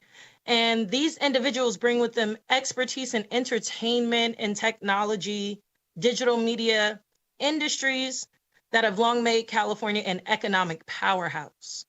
AB 238 positions Nevada to harness our migration by investing in film infrastructure, workforce training, and industry incentives that will generate thousands of well-paying jobs and stimulate local business growth. Unlike California, where overregulation has often hindered industry expansion, Nevada has the opportunity to embrace economic development without unnecessary barriers. AB 238 is more than just a tax incentive program. It's a forward-thinking investment in a thriving, inclusive workforce. And by prioritizing education, vocational training, and diversity, this bill ensures that women, communities of color, and underrepresented groups have real pathways to success in Nevada's growing film and media industry. Nevada is at a turning point. And with AB 238, the state can seize this opportunity to become a national leader in entertainment and media production while strengthening its economy and workforce. I urge you all to support this critical legislation and help secure a future where creativity, business, and innovation thrive in Nevada. Thank you.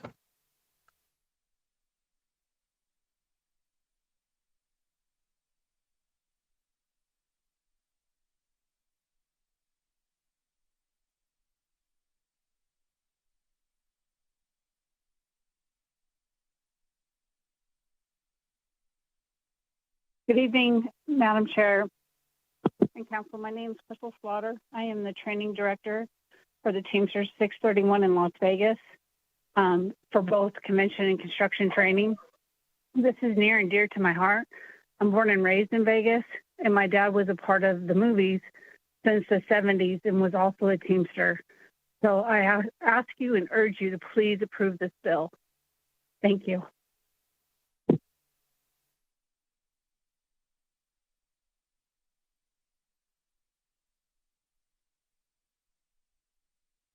Chair, we have no additional callers in support at this time. Thank you so much. With that, we'll go ahead and open testimony in opposition of Assembly Bill 238.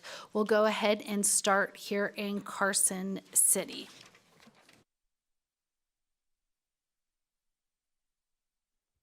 Thank you, Chair Backus, members of the committee. Warren Hardy tonight representing the Associated Builders and Contractors of Nevada. It's not fun or easy to be here in opposition of a bill that has so much potential to be a great thing for the state of Nevada. And I will say I've been involved somehow in just about every, or at least been at the legislature for every tax incentive we've talked about. And I will say this, I'm very proud of the legislature and our governors for getting it right. I think we do a really good job in these packages. My concern, and the reason I'm here under the rules of the committee in opposition, is there are two changes we would like to see potentially considered to the bill. The first one was identified by the chair early in the conversation with regard to being more clear on the hiring of local workers and what that means. I would encourage the committee to ask good questions and really understand the difference between a local hire and a Nevada resident. And so I really think that type of thing ought to be included in the bill very specifically to make sure that we are actually hiring, if we're going to make this kind of investment as taxpayers, that we are actually hiring Nevada residents. The second thing I would like to see included in the bill is some consideration to make sure that the wonderful benefits that this bill provides to construction workers applies to all Nevada construction workers. Associated Builders and Contractors represents the open shop non-union contractor. In the last Bureau of Labor Statistics study, that's 85 to 90% of the construction industry chooses to work non-union or open shop. The provisions of this bill ought to provide an equal opportunity for all of those. There's been reference to the project labor agreement. I haven't seen the project labor agreement because it's an agreement between labor and the studios, which is their right. However, if we're going to spend taxpayer dollars, we need to ensure that non-union contractors are not put at a competitive disadvantage. There are applications. Again, I haven't read the current one. There are PLAs that are fair and make sense. The Allegiant Stadium, for example, was a PLA that was fair to everybody. But historically in Nevada, project labor agreements have put non-union contractors at a significant disadvantage. That's problematic for this bill because there's so much talk and conversation about making sure we provide opportunities for women, minority, veteran-owned businesses. And the fact of the matter is, women, minority, veteran-owned businesses work almost exclusively non-union. They're not affiliated with the union. So I don't want to see those two things working at cross purposes. Look forward to working with the sponsors as this goes forward. Again, not always comfortable. This is a potential great opportunity for the state of Nevada. We usually get it right, and we would just like to make sure this includes all contractors who can benefit from this. Thank you for the time.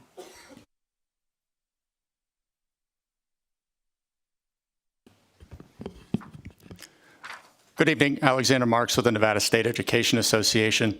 At a time when our state budget uncertainty means education funding is increasing by only $2, and when the federal budget crisis threatens hundreds of millions of dollars in cuts to our education program, Carson City is now considering a Hollywood handout.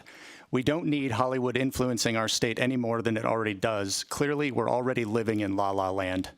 Nearly 2 years ago, we stood here opposing public funds for a stadium voucher to a billionaire baseball owner. Today, we stand here again to oppose public money for a Tinseltown tax break. This sequel is worse than the original. If there's any investment worse than a stadium, it's a handout for film studios. Sadly, education advocates are usually only in this committee to oppose handouts to billionaires and explain why we should keep public money in public services like schools. We must put schools over studios and pass the plan. This doesn't have to be a fantasy film. Unfortunately, the Commission on School Funding's plan has been dismissed by the governor, turning Nevada's public education into a low-budget drama with a cliffhanger every 2 years. Let's talk slashers. I'm not talking Chucky, I'm talking way scarier. An unelected billionaire working for the Department of Gutting Education. Let's see what's playing in this political theater. Title I slashed, IDA slashed, Pell Grants slashed. Scary. Losing hundreds of millions of dollars our students, educators, and parents rely on would further exacerbate countless issues plaguing our public schools. Let's be clear, Nevada education needs the blockbuster budget. Hollywood doesn't need to use Nevada's budget for its blockbusters. The Motion Picture Association isn't here this evening, so I'll provide a rating for the public. AB 238, rated F, requiring billionaire companies to build their own studios without public money. Strong, misguided priorities, including a poor use of public money, while we rank 48th in per pupil funding with the largest class sizes and highest educator vacancies in the country.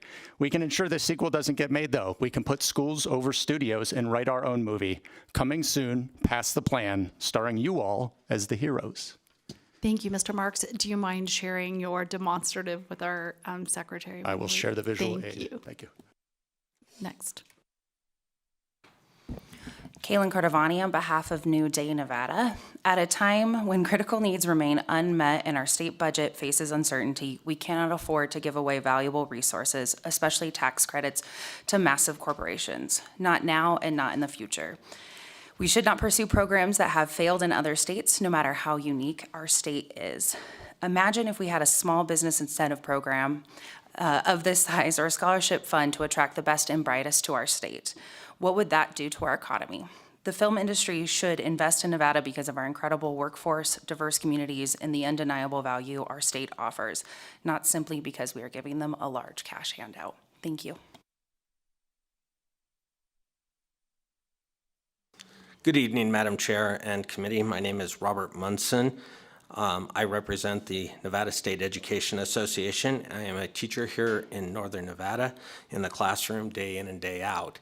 And The Nevada State Education has been the voice of public education in the state of Nevada for over 125 years. We oppose AB 238, which would extend over $1.5 billion in tax giveaways to Hollywood studios in over 15 years. Yesterday, we heard about the $2 budget increase that was proposed by the governor. This is really a joke. It doesn't keep up with inflation. It doesn't keep up with budgets at our schools and our districts. We have called on the governor and the legislature to pass the plan offered by the Commission on School Funding to reach optimal education funding, to bring us to the national average. We're not asking to go all Hollywood and to be at the top of the country. We just want to be at the average, at least, in how we fund our schools. The effects here are real. According to the Economic Forum's December projection, Nevada is estimated to lose $119 million in general fund revenue to tax credits this year alone. That goes up to $143 million next year, assuming that the A's build their stadium. In the out year, it rises to $157 million. Those are funds that otherwise could be going to important services, including our education system. Imagine taking away another $100 million a year. Tax credits and abatements, like the ones we've given to Tesla and to other corporations, have not given off the dividends they've been promising.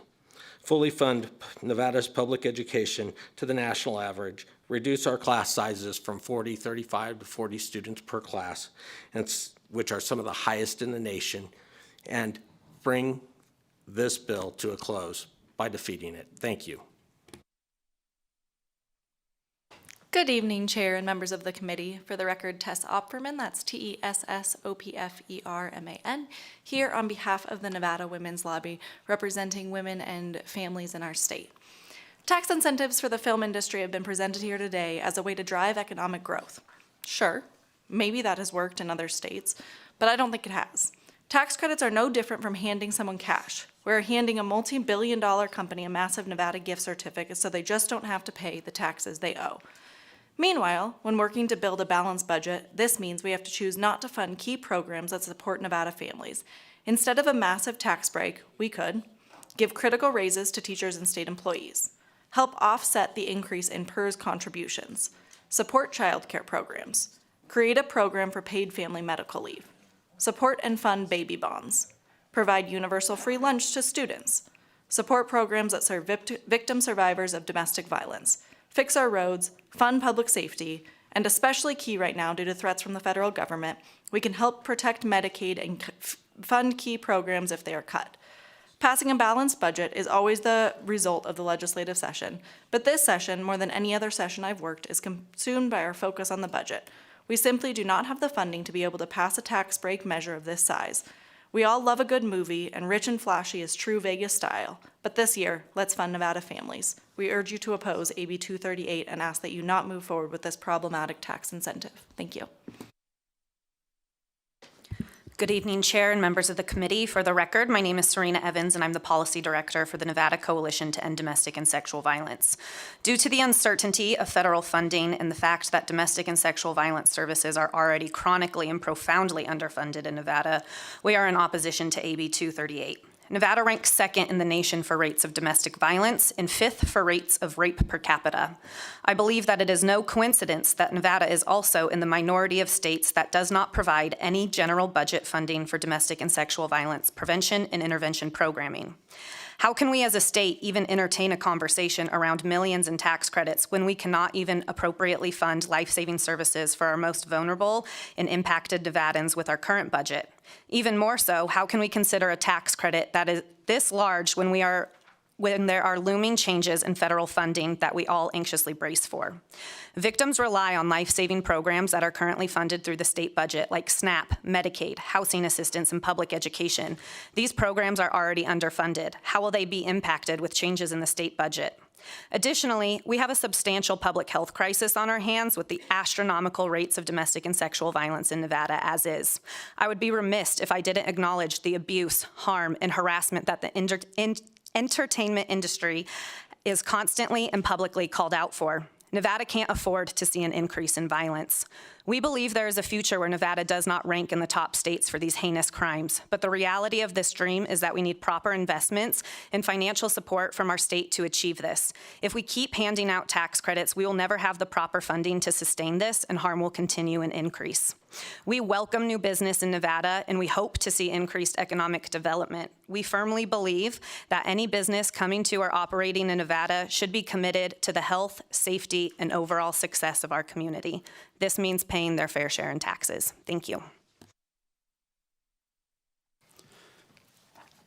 Good evening, Madam Chair. My name is Brian Wallace. I'm the Vice President of the Nevada State Education Association, which has been representing and being the voice of all educators in the state of Nevada for 125 years, and we oppose AB 238. The Commission on School Funding has taken a professional and methodical approach to their mission. They have not recommended a film tax credit or any other enticement of industry to improve the funding of our schools. That's likely because tax credits just don't generate the net revenue. This is particularly the case for film tax credits. Study after study shows that film tax credits, whether an existing industry or to lure studios or productions to a new location, cost more than they actually bring in. In California, the Legislative Analyst Office found that California had made 65 cents for every dollar spent on the film tax credits. An audit conducted for New York State's Department of Taxation and Finance found that film tax incentives only produced 31 cents in direct and indirect revenue for every dollar spent. Meanwhile, Georgia, mentioned several times this evening, has built a significant film industry with the lure of tax credits. However, they are only generating 19 cents of revenue, 19, for every dollar spent per the Georgia State University Fiscal Research Center. Sadly, there has been a fundamental contradiction in the actions of Nevada leaders when it comes to properly funding public education and other vital state services, as mentioned. While nearly every elected official claims to prioritize education, there's a competing record of corporate giveaways, from Tesla to the Raiders to the A's and now to Hollywood billionaires, that cost the state over $1 billion, which costs our students. Immediately after the last session, the governor convened a special session to ensure another billionaire, John Fisher of the A's, would receive another $380 million in public money that could have easily gone to every single student within this state instead of just a measly $2 as mentioned for this current biennium. In response, NSCA launched Schools Over Stadiums.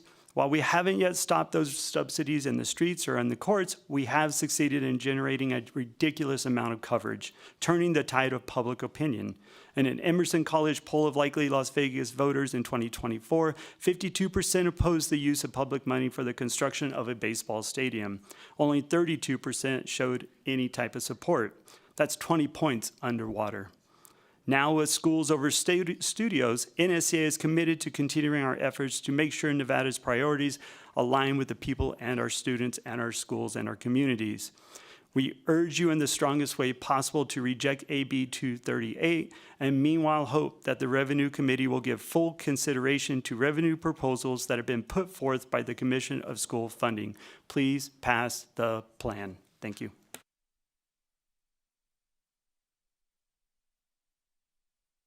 Thank you. Anyone else in Carson City wishing to give opposition this evening?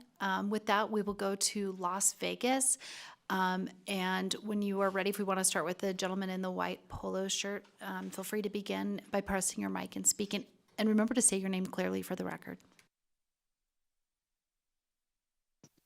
Yes, my name is Ed Euling, and I've lived in Nevada since 1943.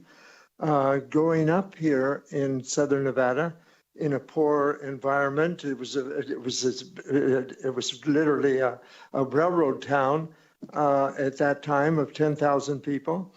I observed how people did their businesses and paid for it themselves.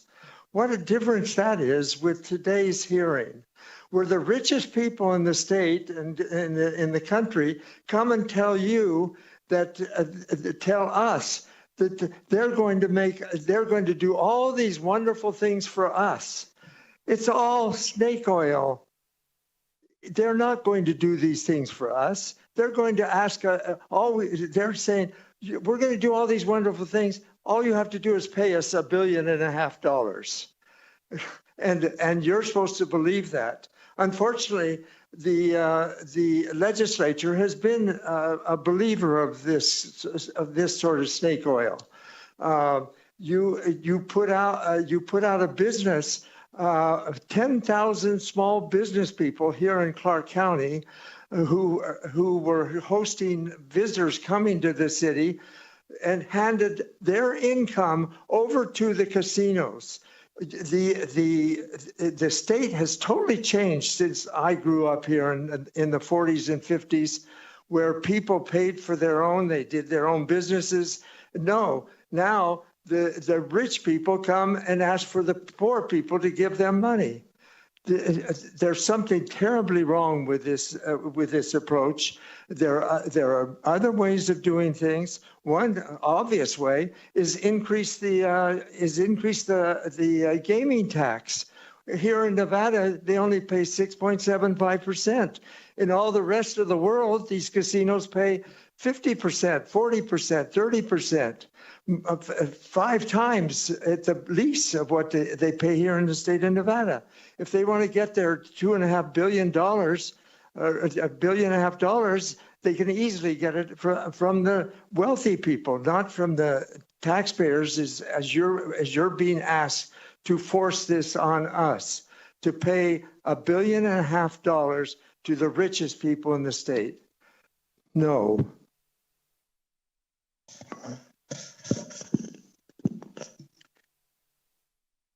Dear members of the committee, my name is Wiz Rizard. I'm the Deputy State Director with Americans for Prosperity. And on behalf of thousands of our activists, hard workers who cannot be here because they're probably cooking dinner or tucking their kids to bed, getting ready for school the next day, and the business owners, whether they're small or large, who cannot be here today because they're running their businesses without tax credits, we'd like to urge you to oppose Assembly Bill 238. AFB strives to create an economy that works for all, empowering people to earn success and realize their potential. As such, AFP supports neutral and impartial tax policy. This includes tax reforms that reduce burdens on Nevadans and Nevada businesses without picking winners and losers or favoring special interests in the tax code. AB 238 is not neutral or impartial or an impartial tax policy. In fact, it's far from it. The tax credits would only benefit film and TV productions at the expense of every other Nevada industry. Second, the bill would only benefit film and TV productions that could commit to the spending, hiring, filming, and other requirements outlined in the bill.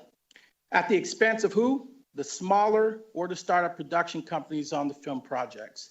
And third, AB 238 would only benefit workers and businesses in the Las Vegas area. As Assemblymember P.K. O'Neill outlined, where is this for Northern Nevada or the rural Nevadas and the people who are the heartbeat of Nevada? You see, these tax credits can only be obtained if the production centers are around Summerlin Production Studios project. This is not a Nevada film tax credit. This is truly a special interest film tax credit, which serve a very small group of folks. And as American for Prosperity, we raise the voices of all Nevadans and all businesses.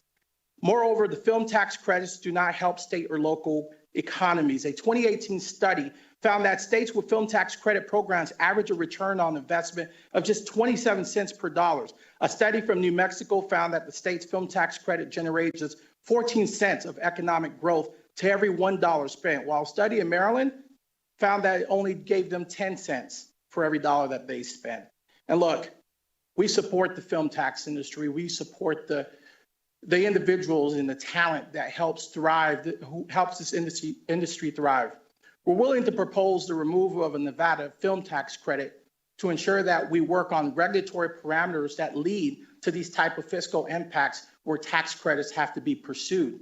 We want to support things like AB 120, a REINS Act, or even a regulatory sandbox proposal where new innovative ideas can actually come into the state with their dime in ensuring that they support all businesses and local talent without the help of government picking winners and losers. We appreciate the work of the bill sponsor, but we do think that there's better solutions that have always played a key role in shaping Nevada to be a premier business-friendly state across the country. And it wasn't done through tax credit. It was done through removing Mr. regulatory Rizard, barriers if you can that wrap it up, prevent. that'd be great. Thank you. It was done through regulatory barriers removed that allowed innovations like Howard Hughes to come in and be an entrepreneur. So we urge you to vote against AB 238, and we thank you for your time, Chair and members. My name's John Sarpalis, and I'm president of Nevada Policy Research Institute. We're talking about $110 million per year in transferable tax credits. Transferable tax credits. Credits that can be sold to other corporations. That's why it spells out it could be used for gaming or gaming licenses and other taxes in this state. And the reality is these will probably be sold to multiple gaming companies and insurance companies for about 85 to 90 cents on a dollar. So these will be coming back to be collected. $110 million a year starting in 2028-29. That comes right off the top of the budget. Money that we do not have to solve our other problems. And then we listened earlier to Mr. Guy Hobbs, the economic consultant for the corporations, and we're going to get 20 cents back to the state on a dollar put in. On $165 billion spent over 15 years, we should get back about $335 million. Why don't we do one of these deals every session and we'll be absolutely bankrupt in 10 years? You can't spend what you're not going to get back. This is just, I understand we need jobs. I understand it would be wonderful to have a movie industry here. Let them build it themselves. This is not economically sustainable for the taxpayers. We have lots of other problems. And then as was mentioned by a lot of people in the pro side, that now artificial intelligence is here. Well, are we building a studio that's about to become obsolete? What's it going to take to do a movie when artificial intelligence can probably do all this in one computer in one office? So let's think ahead. Let's think about true growth industries, not industries that are in transition. Let's think about how we can do this. One of the reasons this doesn't pay is we don't have a personal income tax. That's a good thing. That attracts businesses here. Let's keep it that way. But let's keep our money for our problems, our schools, our homeless. How about just basic infrastructure that are a function of the state? We hope you'll just remember the taxpayer here and remember the solvency of the state. If we have a downturn, this puts us in a bad, bad position. Thank you.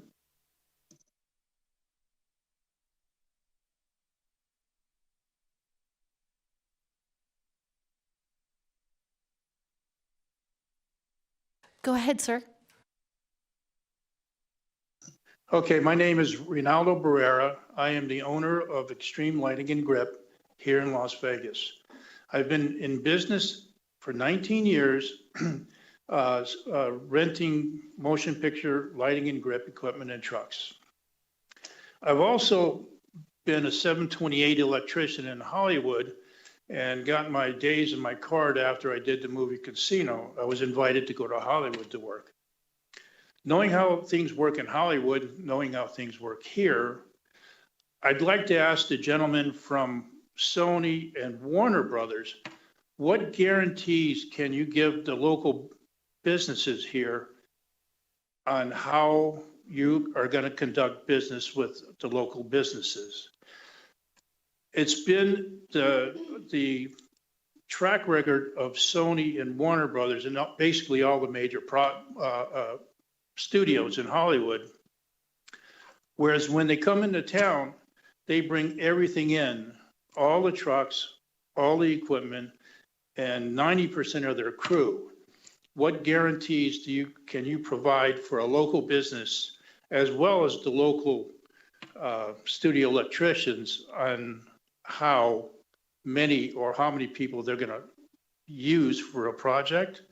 And how can you guarantee me the ability to work with the majors coming in, major studios, Sony and Warner Brothers? Can you guys speak to that for me, please? Are they in the room?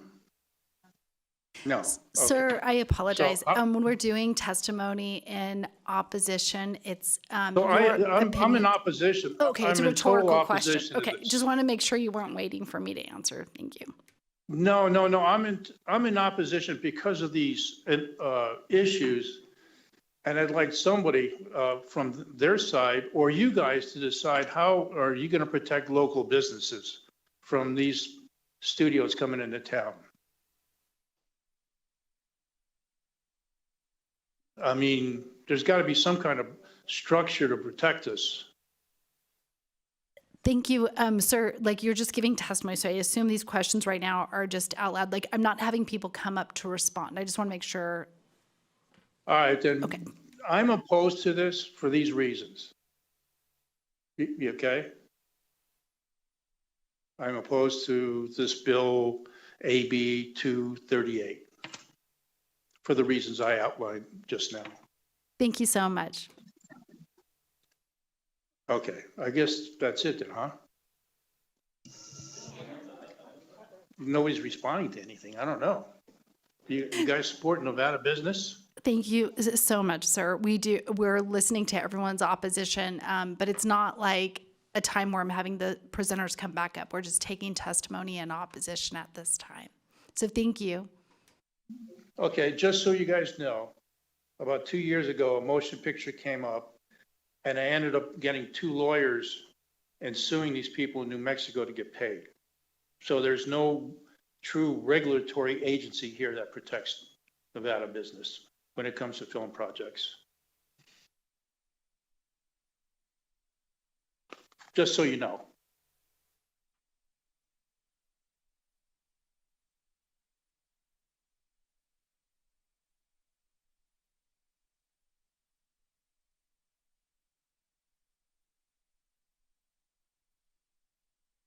AVH, if you can kind of pull back, I believe that may have been our last speaker in Las Vegas. Okay, going once. Okay, thank you. With that, we'll go to the phone lines. AVH, is there anyone on the phone lines wishing to give testimony in opposition of Assembly Bill 238 this evening? To testify in opposition to Assembly Bill 238, please press star 9 or raise your hand in the Zoom window to take your place in the queue. Again, if you wish to testify in opposition to Assembly Bill 238, please press star 9 or raise your hand in the Zoom window.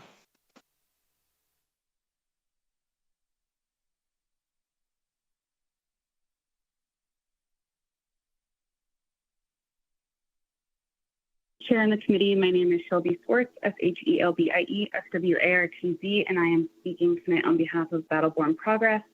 We strongly oppose AB 238, which would give these corporate studios over $1.425 billion in tax credits, while our state faces a $1.9 billion Medicaid shortfall that threatens healthcare for 300,000 of our most vulnerable residents. This isn't just about numbers, it is about our values.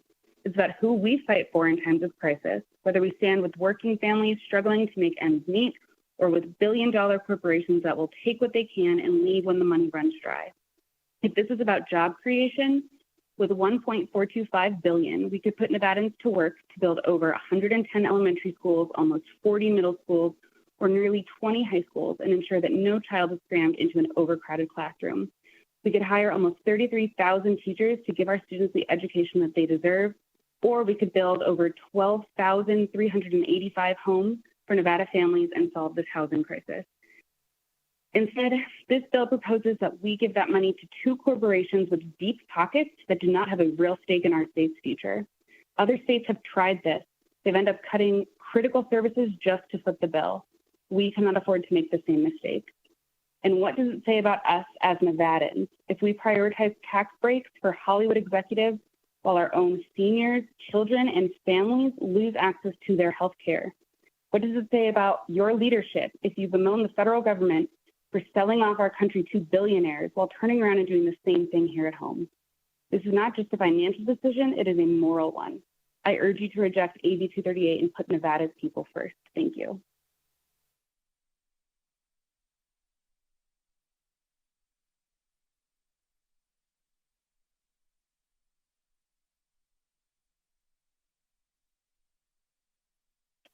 Good evening, Chair Backus and members of the committee. My name is Carrie Sin. I'm a clinical aide with the Carson City School District, and I'm also the president of the Carson Educational Support Association. I'm calling in today to express my strong opposition to AB 238 and urge you to prioritize the needs of Nevada students and educators above all else.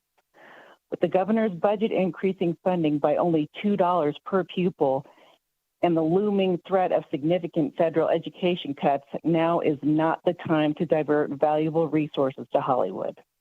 In 2023, Nevada made meaningful strides to invest in education. However, the funding increase for 2025 has been drastically reduced to just $2 per student. The bill before you today proposes to divert critical funds from classrooms, educator salaries, and student support services, funneling them into a $1 billion tax giveaway to out-of-state corporations. Nevada cannot afford to continue prioritizing corporate tax breaks over the future of our children. Our educators are underpaid, our classrooms are under-resourced, and our students deserve better. This bill threatens to undermine the progress we have made in providing quality education to every child in Nevada. I strongly urge you to reject this bill and instead support sustainable funding solutions, such as those outlined by the Commission on School Funding, which are designed to ensure Nevada schools have the necessary resources to succeed in the long term.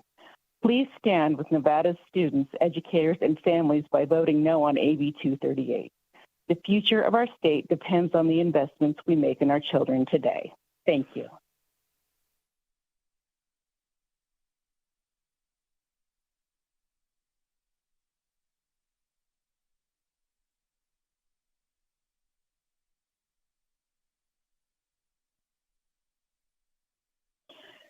Good evening. My name is Terry Schumann, and I am a CCSD employee, along with being a board of director for NSCA.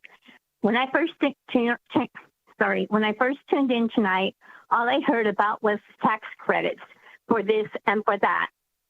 I'm not even going to pretend that I know what a tax credit is used for. But I did understand what if all the questions that were being asked. What if there's another writer's strike? What if this and what if that? What kind of deal is this if we can't even come up with answers before we're trying to get more money? I'm also I'm asking tonight. I'm asking tonight to agree with what Alex and Robert have already shared, and that the governor has only allowed $2 per person pupil funding.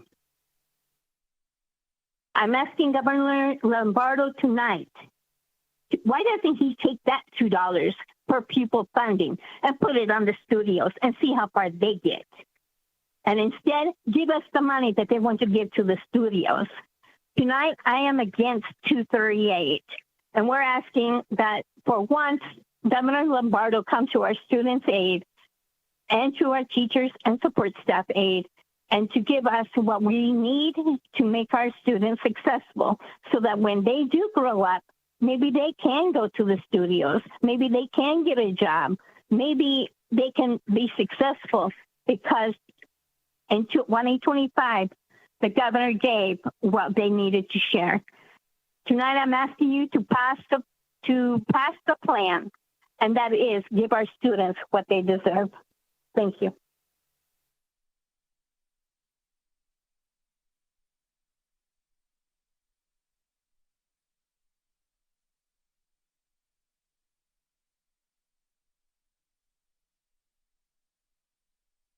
Hello, and thank you, Chair Bacchus. This is Val Thomason, and I'm representing the Democratic Socialists of America. We're also opposing this bill and echoing a lot of what has been said. These film tax credits have been tried. 32 individual states across the country collectively spent $25 billion on this exact same film tax credit scheme. And in every instance where they were tried, the state lost more money than they got back. And when it ended, the film studio walked away, abandoned the state with that public money in their pockets. Since this started over a decade ago, 13 states have now abolished their film tax credit. In one state, Louisiana, the cost of the tax credits got so high that it bankrupted their public universities. The framework of the support for this bill is false. This is not a jobs bill. This is not a job creating bill. This is a bill to take money from the working class and put our money into the parasitic pocket of the billionaire class. These transferable credits will not end up in construction workers' hands. They're going to end up in Elon Musk's hands, Jeff Bezos' hands, the very men who are attacking the foundation of democracy in this country. This is a question about priorities, and we cannot, in this moment, prioritize the profits of the richest and wealthiest people in the world, while the working class is facing a housing crisis, some of the worst schools in the country, no public transportation in this state, a worsening climate crisis that we are not addressing, and wages and childcare that is not sustainable. Thank you.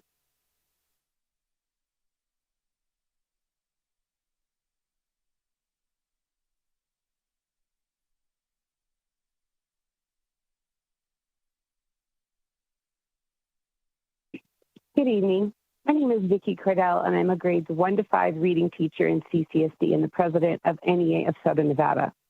I'm here to oppose AB 238 and ask why we're talking about another bill giving money to rich corporations instead of a bill that addresses any one of the deep needs of my fellow Nevadans.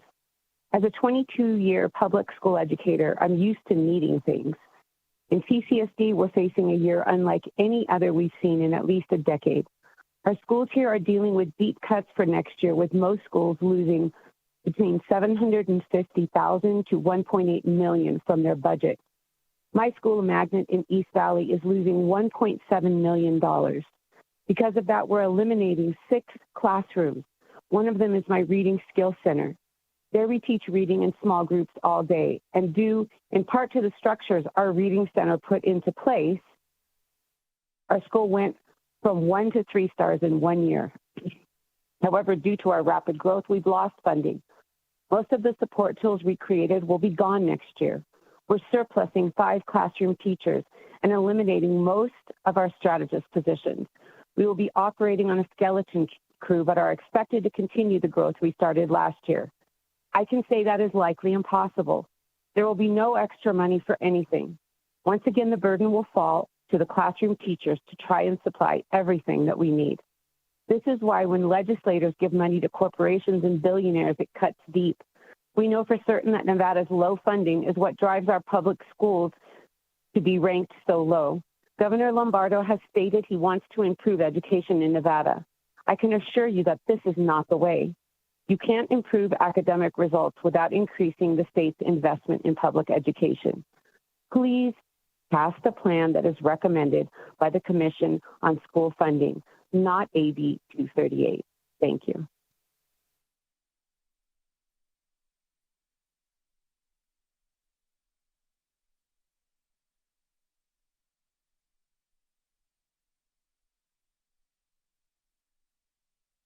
Next caller. Good evening. For the record, my name is Susan Kaiser, SUSANKAISER. Our state has been engaged in a grand experiment for 20 years, using our children's education as a guinea pig. The slow IV drip of public school education funding is effectively starving their brains. For 20 years, we have entertained ideas from business, from star bonds to opportunity zones and tax abatements to huge corporations like Tesla, Amazon, Apple, and more, all on the promise that increased jobs and revenue from sales tax would make up for more than the difference lost. The governor and GOED have the power to renew these deals without legislative input. As a public school educator, I am here to tell you, this experiment is not working for our kids. They are trying to learn in the largest size classes in the nation. Sometimes our kids make do with long-term substitutes for the whole year due to teacher shortages. Their classrooms may not have the resource their teachers need to do their best work. Washoe County School District is the largest employer in Washoe County. We literally build the minds of our children for their future flourishing and the flourishing of our economy. Yet our educator jobs are viewed as inconsequential. Our doctor, nurse, and educator shortages are self-inflicted wounds because our public schools are unable to deliver the basic foundational learning necessary for these highly skilled jobs. We must solve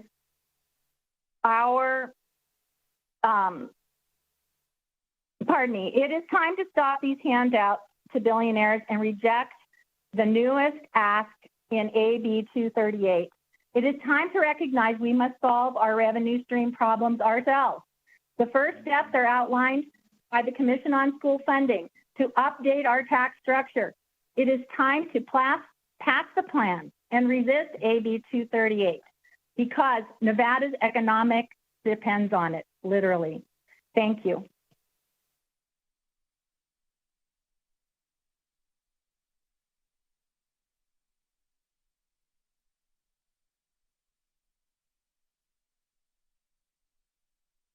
Good evening, Chair Backus and members of the committee. My name is Andrea Kelly. I am on the Board of Directors for NSEA, and I am the Humboldt County Support Staff Organization President. I am here today in strong opposition of AB 238, a bill that proposes a $1 billion tax giveaway to Hollywood. Nevada ranks 48th in per pupil funding. Nevada's education system is struggling. Our classrooms are overcrowded, our educators are underpaid, and our schools lack the resources to provide students with the quality education they deserve. Every dollar given away in corporate tax breaks is a dollar taken away from our children's future. This bill proposes handing over $1 billion tax giveaway to Hollywood studios, while our schools and the people who keep them running are in crisis. Right now, my coworkers are frantic, wondering if they will have jobs next year. We are wondering how we will continue to feed the students who rely on us for free breakfast and lunch, sometimes the only meals they get in a day. We are wondering how much more we can endure as budget cuts force us to take second jobs just to make ends meet. Why are we moving our dedicated educators, support staff, and most importantly, our students backward? In a time when the cost of living far outweighs what we and our students' families are bringing home in paychecks, we should be investing in education, not handing out tax breaks to out-of-state film studios. What happened to putting students first? Instead of prioritizing their needs, we are looking at burnout employees, stretched thin by increased workloads and financial uncertainty. Hollywood studios do not need a $1 billion handout. Our students do.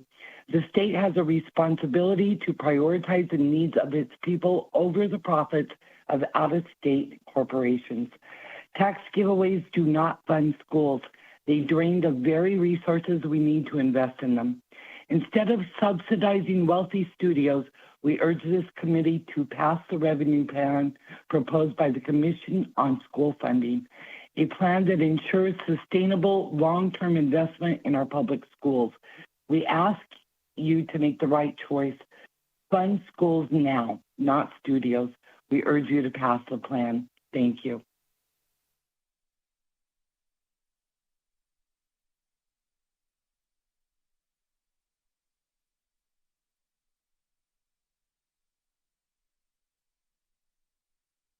Next caller. Good evening. My name is Phil Kaiser, K-A-I-S-E-R. I rise in opposition to AB 238. I listened to much of the testimony in favor, talked about $3 billion in economic impact, including construction, economic diversification, cooperation with educational institutions, and on and on. I feel really that I'm in Groundhog Day, Carson City.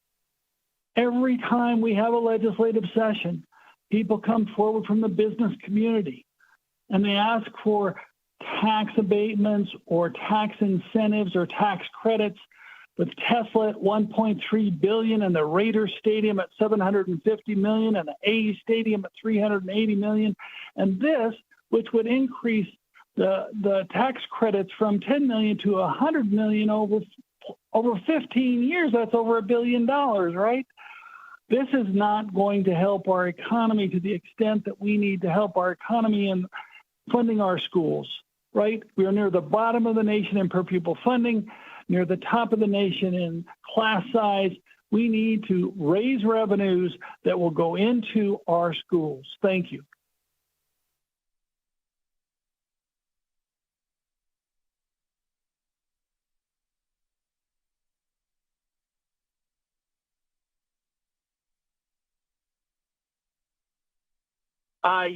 Before I begin, I just want to just take the next caller. I'm taxi driving somebody to the airport, and it's not easy to do this job. So take the next caller. Sorry about that.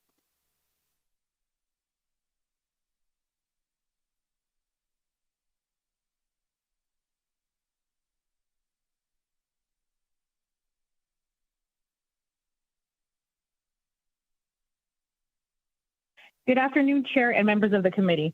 My name is Erica Nungary, and I oppose AB 238. I am a support professional for the Clark County School District, and I am the ESP at large for Nevada State Education Association. It is frustrating to see our state prioritize tax breaks for the wealthy industries while our public schools remain underfunded. If we approached education funding with the same urgency as we do for film industries, credits for stadium deals, Nevada wouldn't rank at the bottom in education. The film industry already benefits from Nevada's lack of a state income tax, yet we are considering giving them away even more at the potential expense of our students. We just heard in their presentation that they are ready to move forward and that the project will be set before Nevada invests a single cent. They also stated that they wouldn't have to travel to sets around the world because they would have a large enough studio to build everything they need right here. Think of all the money they will be saving. They do not need our tax credits. We need education funding. Although this project will bring a lot of union jobs, it will come at the cost of the union workers' own children. By giving the film industry tax credits, we are not prioritizing the future of our own children. Yes, our students want to participate in technology industry, but they shouldn't have to bet on their education. Let's leave the gambling to the casinos. You can't build a studio without the basic educational foundations, reading, writing, mathematicians, all of which essential to building this project. We need to invest in those foundations first. Our priority should be education first. Thank you.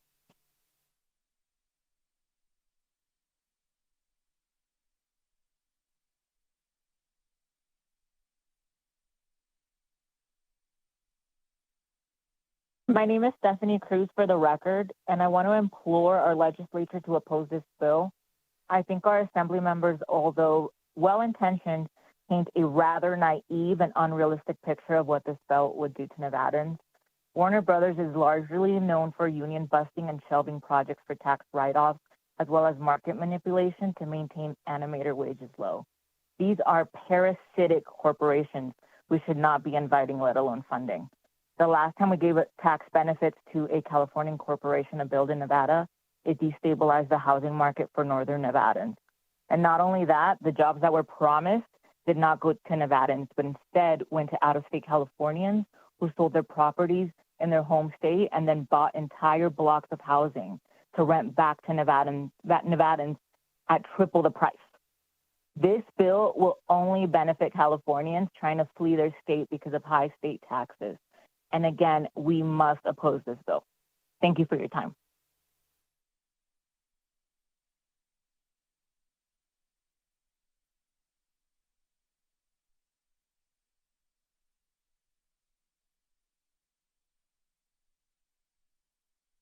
I believe that was our last caller, ABH.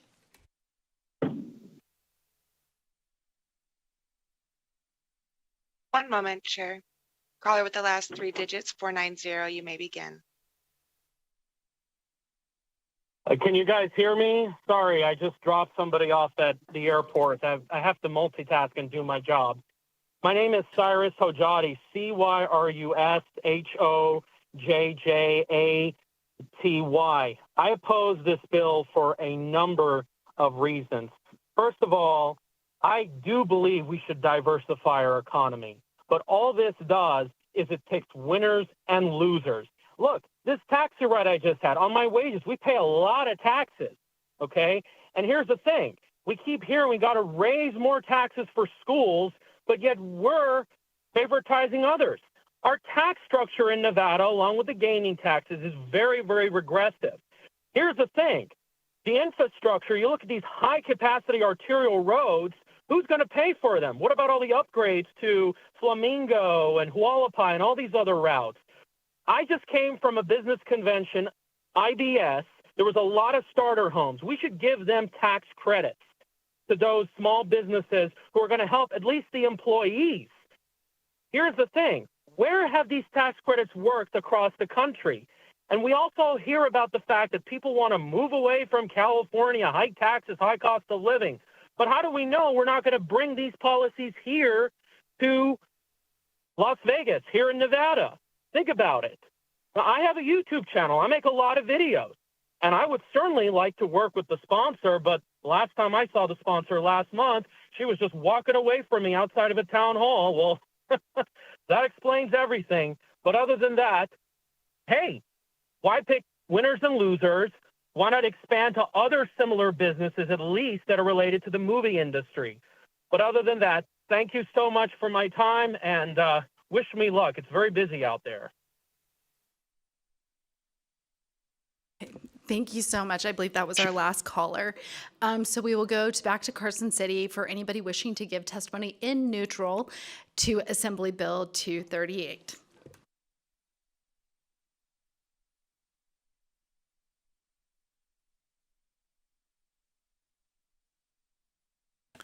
Anybody else hungry? All right. Let's get to it. Good evening, Chair Bacchus, Considine, Vice Chair Considine, and the committee. I'm Cameron C.H. Miller, for the record, President and CEO of the Urban Chamber of Commerce. And on behalf of our organization and members, we are excited about Assembly Bill 238 and what it means for the economic development and smart diversification of our state's economy. This bill presents a tremendous opportunity for our members and the business community at large to expand and grow their businesses. It not only supports existing businesses, but also creates new avenues for aspiring entrepreneurs. We sincerely thank the bill sponsors, Assistant Majority Leader Sandra Howdegui and Speaker Pro Tem Danielle Moreno, for their forward thinking in keeping this particular bill alive.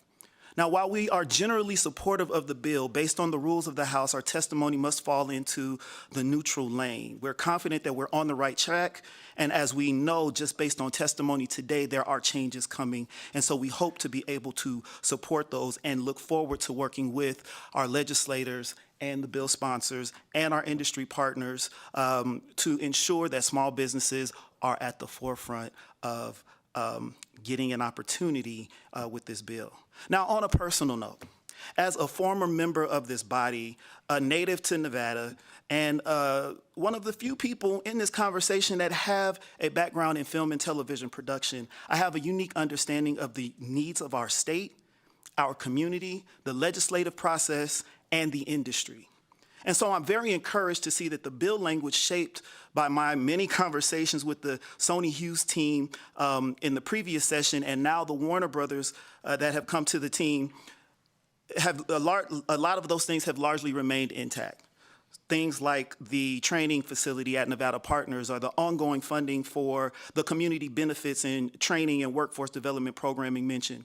The inclusion of diversity metrics for both below-the-line and above-the-line crew, as well as an increase in the non-affiliated bucket, which gives me a great deal of joy, as that's the world that I come from, independent film productions. So it's going to give them a greater bite at the apple. Look, we're off to a tremendous start, and I'm grateful that these key elements have been preserved.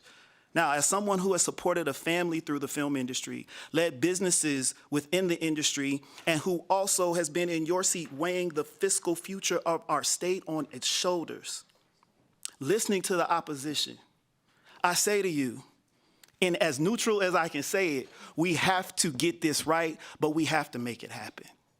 It's important that we give our residents, we give Nevadans, that we give our children. I have a 1.5-year-old.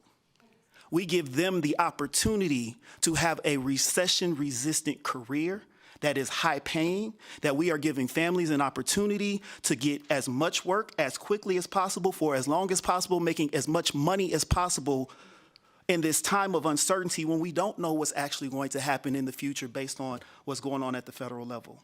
We got to give them a tool and an option to be successful on their own terms. And I believe that this bill does that. So as neutral as I can be until we get it perfectly perfect, thank you. Thank you. With that, we'll go to Las Vegas. Those wishing to give testimony in neutral in Las Vegas, please make your way up to the dais.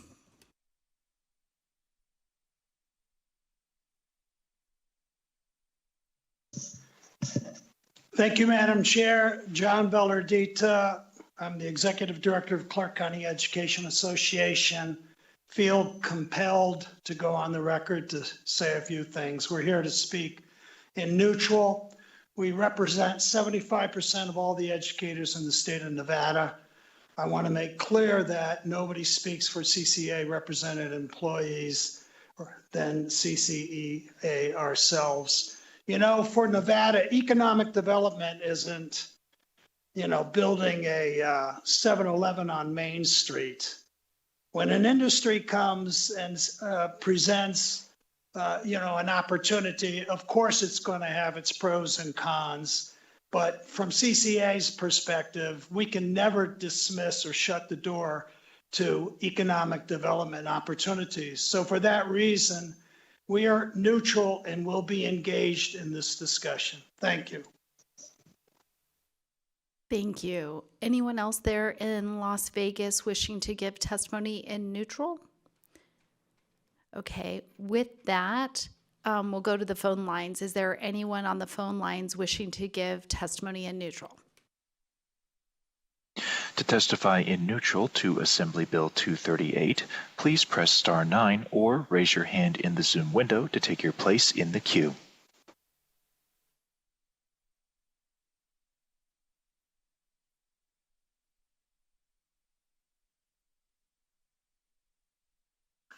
Chair, there are no callers choosing to testify in neutral at this time. Perfect. And I know there were a lot of people that came out this evening. We appreciate the long hours you've endured here. But if you were unable to speak, I would encourage you to submit your testimony in writing. And you can, as I noted earlier at the beginning of today's meeting, you can send that to our committee manager at I think it's ASMREV at, let me cheat and look this, hold on. Sorry about that. Here it is. It is ASMREV at asm.state.nv.us. We'll also circulate your written testimony to each of our members so we can do that because I know it was a long evening, but we truly appreciate everyone that stuck it out with us. I was hoping we'd get out at 7, but we're a little bit later. So with that, I will invite the presenters back to the front for their closing comments and anyone else in Las Vegas that's joining them for closing.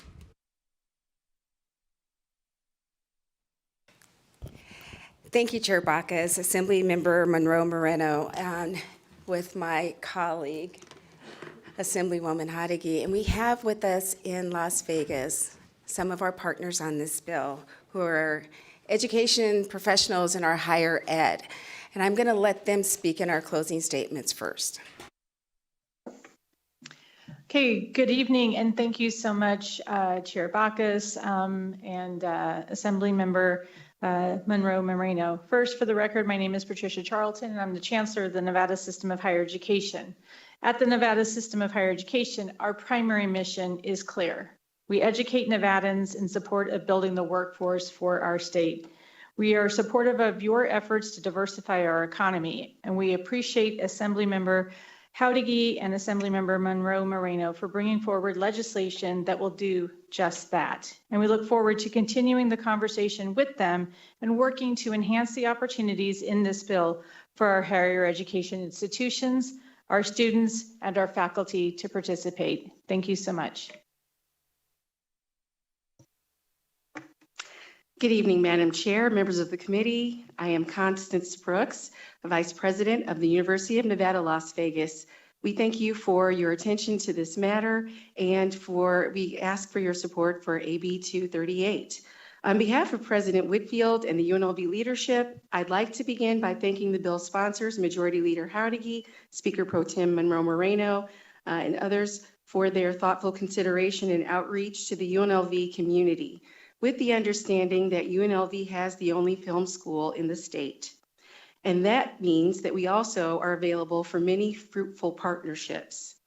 I also want to thank and acknowledge legislators who have supported film tax and its expansion throughout the years in prior legislative sessions. Then Senator Aaron Ford in the 2013 and 2015 sessions, and Senator Roberta Lang and former Assembly Member C.H. Miller, whom we've heard from today, who has a background in movie production, as they have sponsored legislation from 2023 that has created the momentum for this very conversation today. I echo the comments of those who spoke before me. The expansion of film tax credits serves as an opportunistic mechanism for economic diversification, workforce development, educational partnerships, and targeted community engagement, all of which are central to the mission of UNLV. We look forward to participating in ongoing discussions as the bill progresses, in particular, those that may yield the potential for more partnerships and learning opportunities for our students. We are grateful for the commitments of Warner Brothers Discovery, who are actively engaged in supporting the UNLV Film School through paid internships and other efforts. It's evident that they support and value UNLV. With this legislation, we see a myriad of opportunities for UNLV and our sister institutions within INSHE, as well as our K-12 partners. And I'd be remiss if I didn't thank the Dean of the College of Fine Arts at UNLV, Dr. Nancy Usher, who is with me here today. I'd like for her to stand. Due to time, she's unable to speak this evening. We thank you for your time. Thank you. Thank you, Council. Good evening, Madam Chair Bacchus, Assembly members, distinguished guests. My name is Clarissa Cota, Vice President of External Relations, Campus Operations at the College of Southern Nevada. On behalf of CSN and our President, Dr. William Kibler, we are here to state that we are so excited about the diversification of our economy and the efforts to bring this new film industry to Southern Nevada. Since 1971, the College of Southern Nevada has grown to be one of the 5th largest colleges of its type in the country, serving over 30,000 students across 3 campuses and multiple sites. CSN is ready to support this new film industry, as we are very proud of our videography and film program at the College of Southern Nevada, which constitutes with some of the most state-of-the-art programs of its kind in the region. Currently, we have about 481 students currently majoring in programs within the film industry. These students are preparing for real jobs in the film industry. CSN is the largest producer of these college graduates in Southern Nevada, pursuing jobs known in the film industry as below-the-line positions. Below-the-line positions are skilled technicians and film industry practitioners who operate the cameras, design the sets, perfect the lighting, edit the sound, among other things. Since 2014, students in our program have been nominated for 105 Student Emmy Award nominations and have won a total of 57 Student Emmys Awards, the largest number of Student Emmy Awards in the state and region. Our graduates work nationwide, and it would be wonderful to see many more job opportunities for them right here in Southern Nevada. CSN is proud of our Emmy Award-winning film program, and we look forward to continuing to produce career-ready graduates ready for entry into this very exciting film industry. Thank you. Chair Bacchus and committee, Assembly Member Monroe Moreno, I just want to say thank you. It's been a very long evening, a very great dialogue. I appreciate the questions that you all had. It can only help make this bill better. My colleague and I came into this building together in 2016, and we knew that we were elected by our constituents to represent our district, but we also knew that we were here to represent the state of Nevada. We know that there's been tax credit legislation that has come through this building before, oftentimes those projects were in Northern Nevada and we did not see the benefits in Southern Nevada. When we started this conversation, and it didn't start last week or 6 months ago, it started a few years ago, I was very much against tax credits, but very much for the industry. We had to get this legislation right for this state. And as a fiscal leader in this body, the numbers had to be right for this state.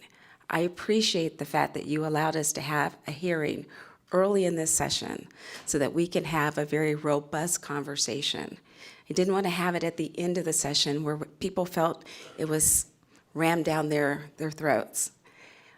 This is important for our state. We've heard from the union leaders, from business owners, from nonprofits, from the talent that we have in this state of what this would mean. But you've also heard from our partners in higher education. I'm a mother of an educator, a special education teacher. I understand what's lacking in our classrooms. But I also understand that we as a state, we have to look at other revenue drivers for our state. This is one of those revenue drivers. And when I say one, at some point we're going to have to grow up and have a real conversation about revenue. But this is one of the revenue drivers we can bring to our state that starts with our K-12 kids, giving them an opportunity that they may not have had before. I'm proud of this piece of legislation. I'm proud of the work that we've done. And I'm really proud of you guys for going through this tonight. So thank you, thank you, thank you. And I think we got this right.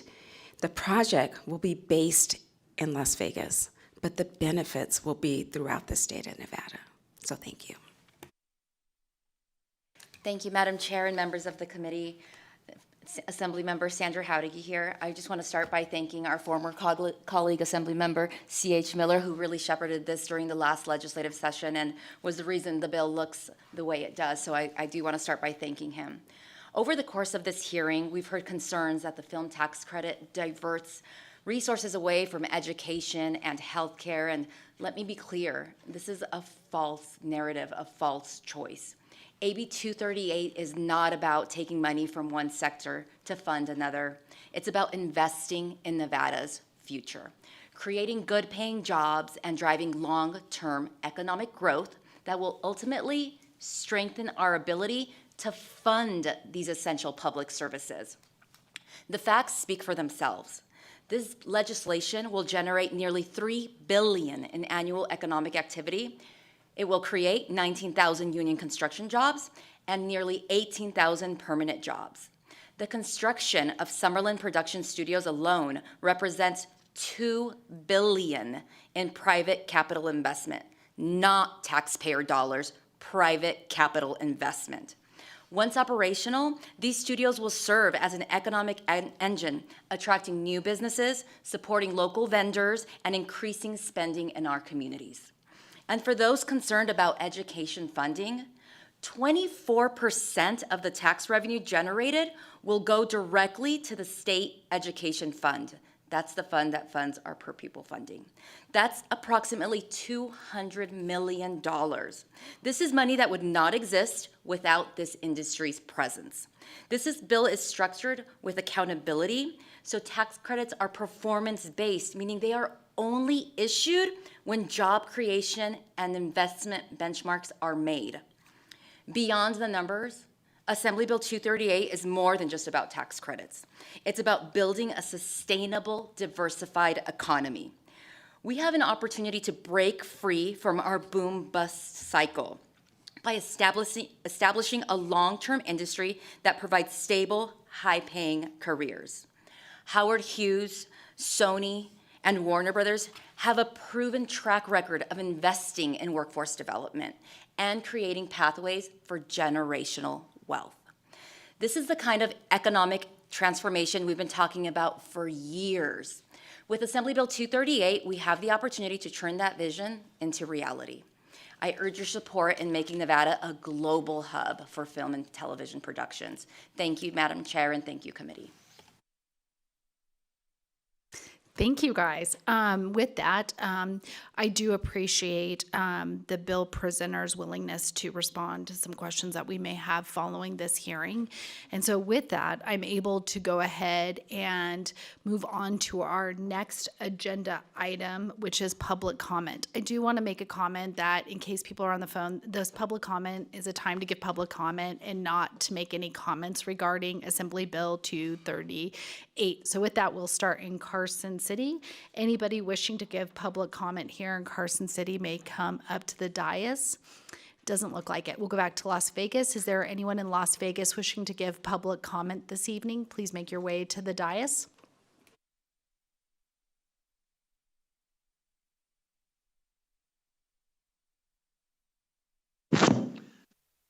Thank you, Chairman, Chairperson. I really appreciate this opportunity to sit here and say my neutral comment or public comment. I had a nice thing prepared here. Sir, can you state your name for the record and remember this is public comment? Thank you. My name is Christopher Francois Burris. The public comment I want to make is to thank you, Chairman Backus, and all the members of the 83rd Nevada Legislative Session for all the work you're doing on behalf of the people of Nevada. That's pretty much it. Thank you. Thank you. Nice public comment. With that, we'll go to the phone lines. AVH, is there anyone on the phone lines wishing to give public comment this evening? If you would like to provide public comment, please press star 9 or raise your hand in the Zoom window to take your place in the queue.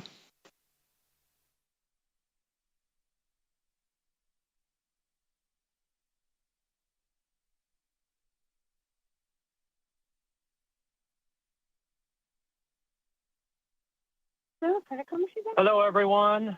Cyrus Hojati, Cyrus Hojjaty.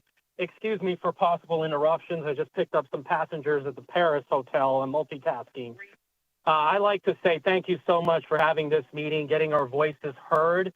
I don't mean to complain, but I did hear some applauses in the support testimony, and I was told once that applauses are not supposed to happen during meetings. So I just want to make sure that things are fair. And regardless of what bills or whatever we have going forward, please represent all of us. Don't pick and choose. Majority of you actually don't do that, and I appreciate that. Some of you have town halls every 2 weeks. You know what I'm talking about. But yet again, all of our issues have to be addressed. Let me give you an example. I was driving from the airport heading to the Paris, and there's a median, a flex lane in the middle, and it should have been upgraded. It should have concrete barriers. It should have planters. And then some POS was driving in the opposite lane. It was in the wrong lane. He thought it was actually a flex lane. And guess what? I nearly hit him, and I honked at him. And this is the kind of challenges that we have to go through every single day. It's unbelievable, very frustrating. But hey, you know what? We're the ones that keep the state running revenue-wise. My passengers and myself are paying taxes. Drivers, even limo drivers, we make more than teachers do when you include all the tips. But anyway, thank you so much. Sorry about my frustration. It was just such hectic out there. Thank you. Yield my time.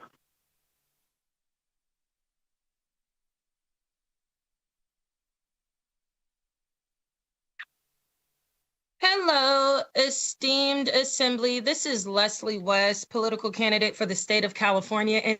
And I just wanted to say thank you guys for welcoming myself and my family to the state of Nevada during a housing crisis in the state of California. And this is the only place where me and my daughter were really able to stabilize. You guys are doing a great job as far as just diversifying and staying cohesive, you know, collective efforts towards a collective goal. And it has truly inspired me to go back home and help figure out what's going on there. It's hard to live in the desert. Now, I'm from California. I'm used to the water. It's something that I greatly miss. And I'm not seeing Californians coming out here being able to progress in the ways that Nevadans have. But I will say that I have learned so much from you guys individually. Assemblymember De Silva, Bucks, you guys are truly an inspiration, and keep up the good work. I'm watching you.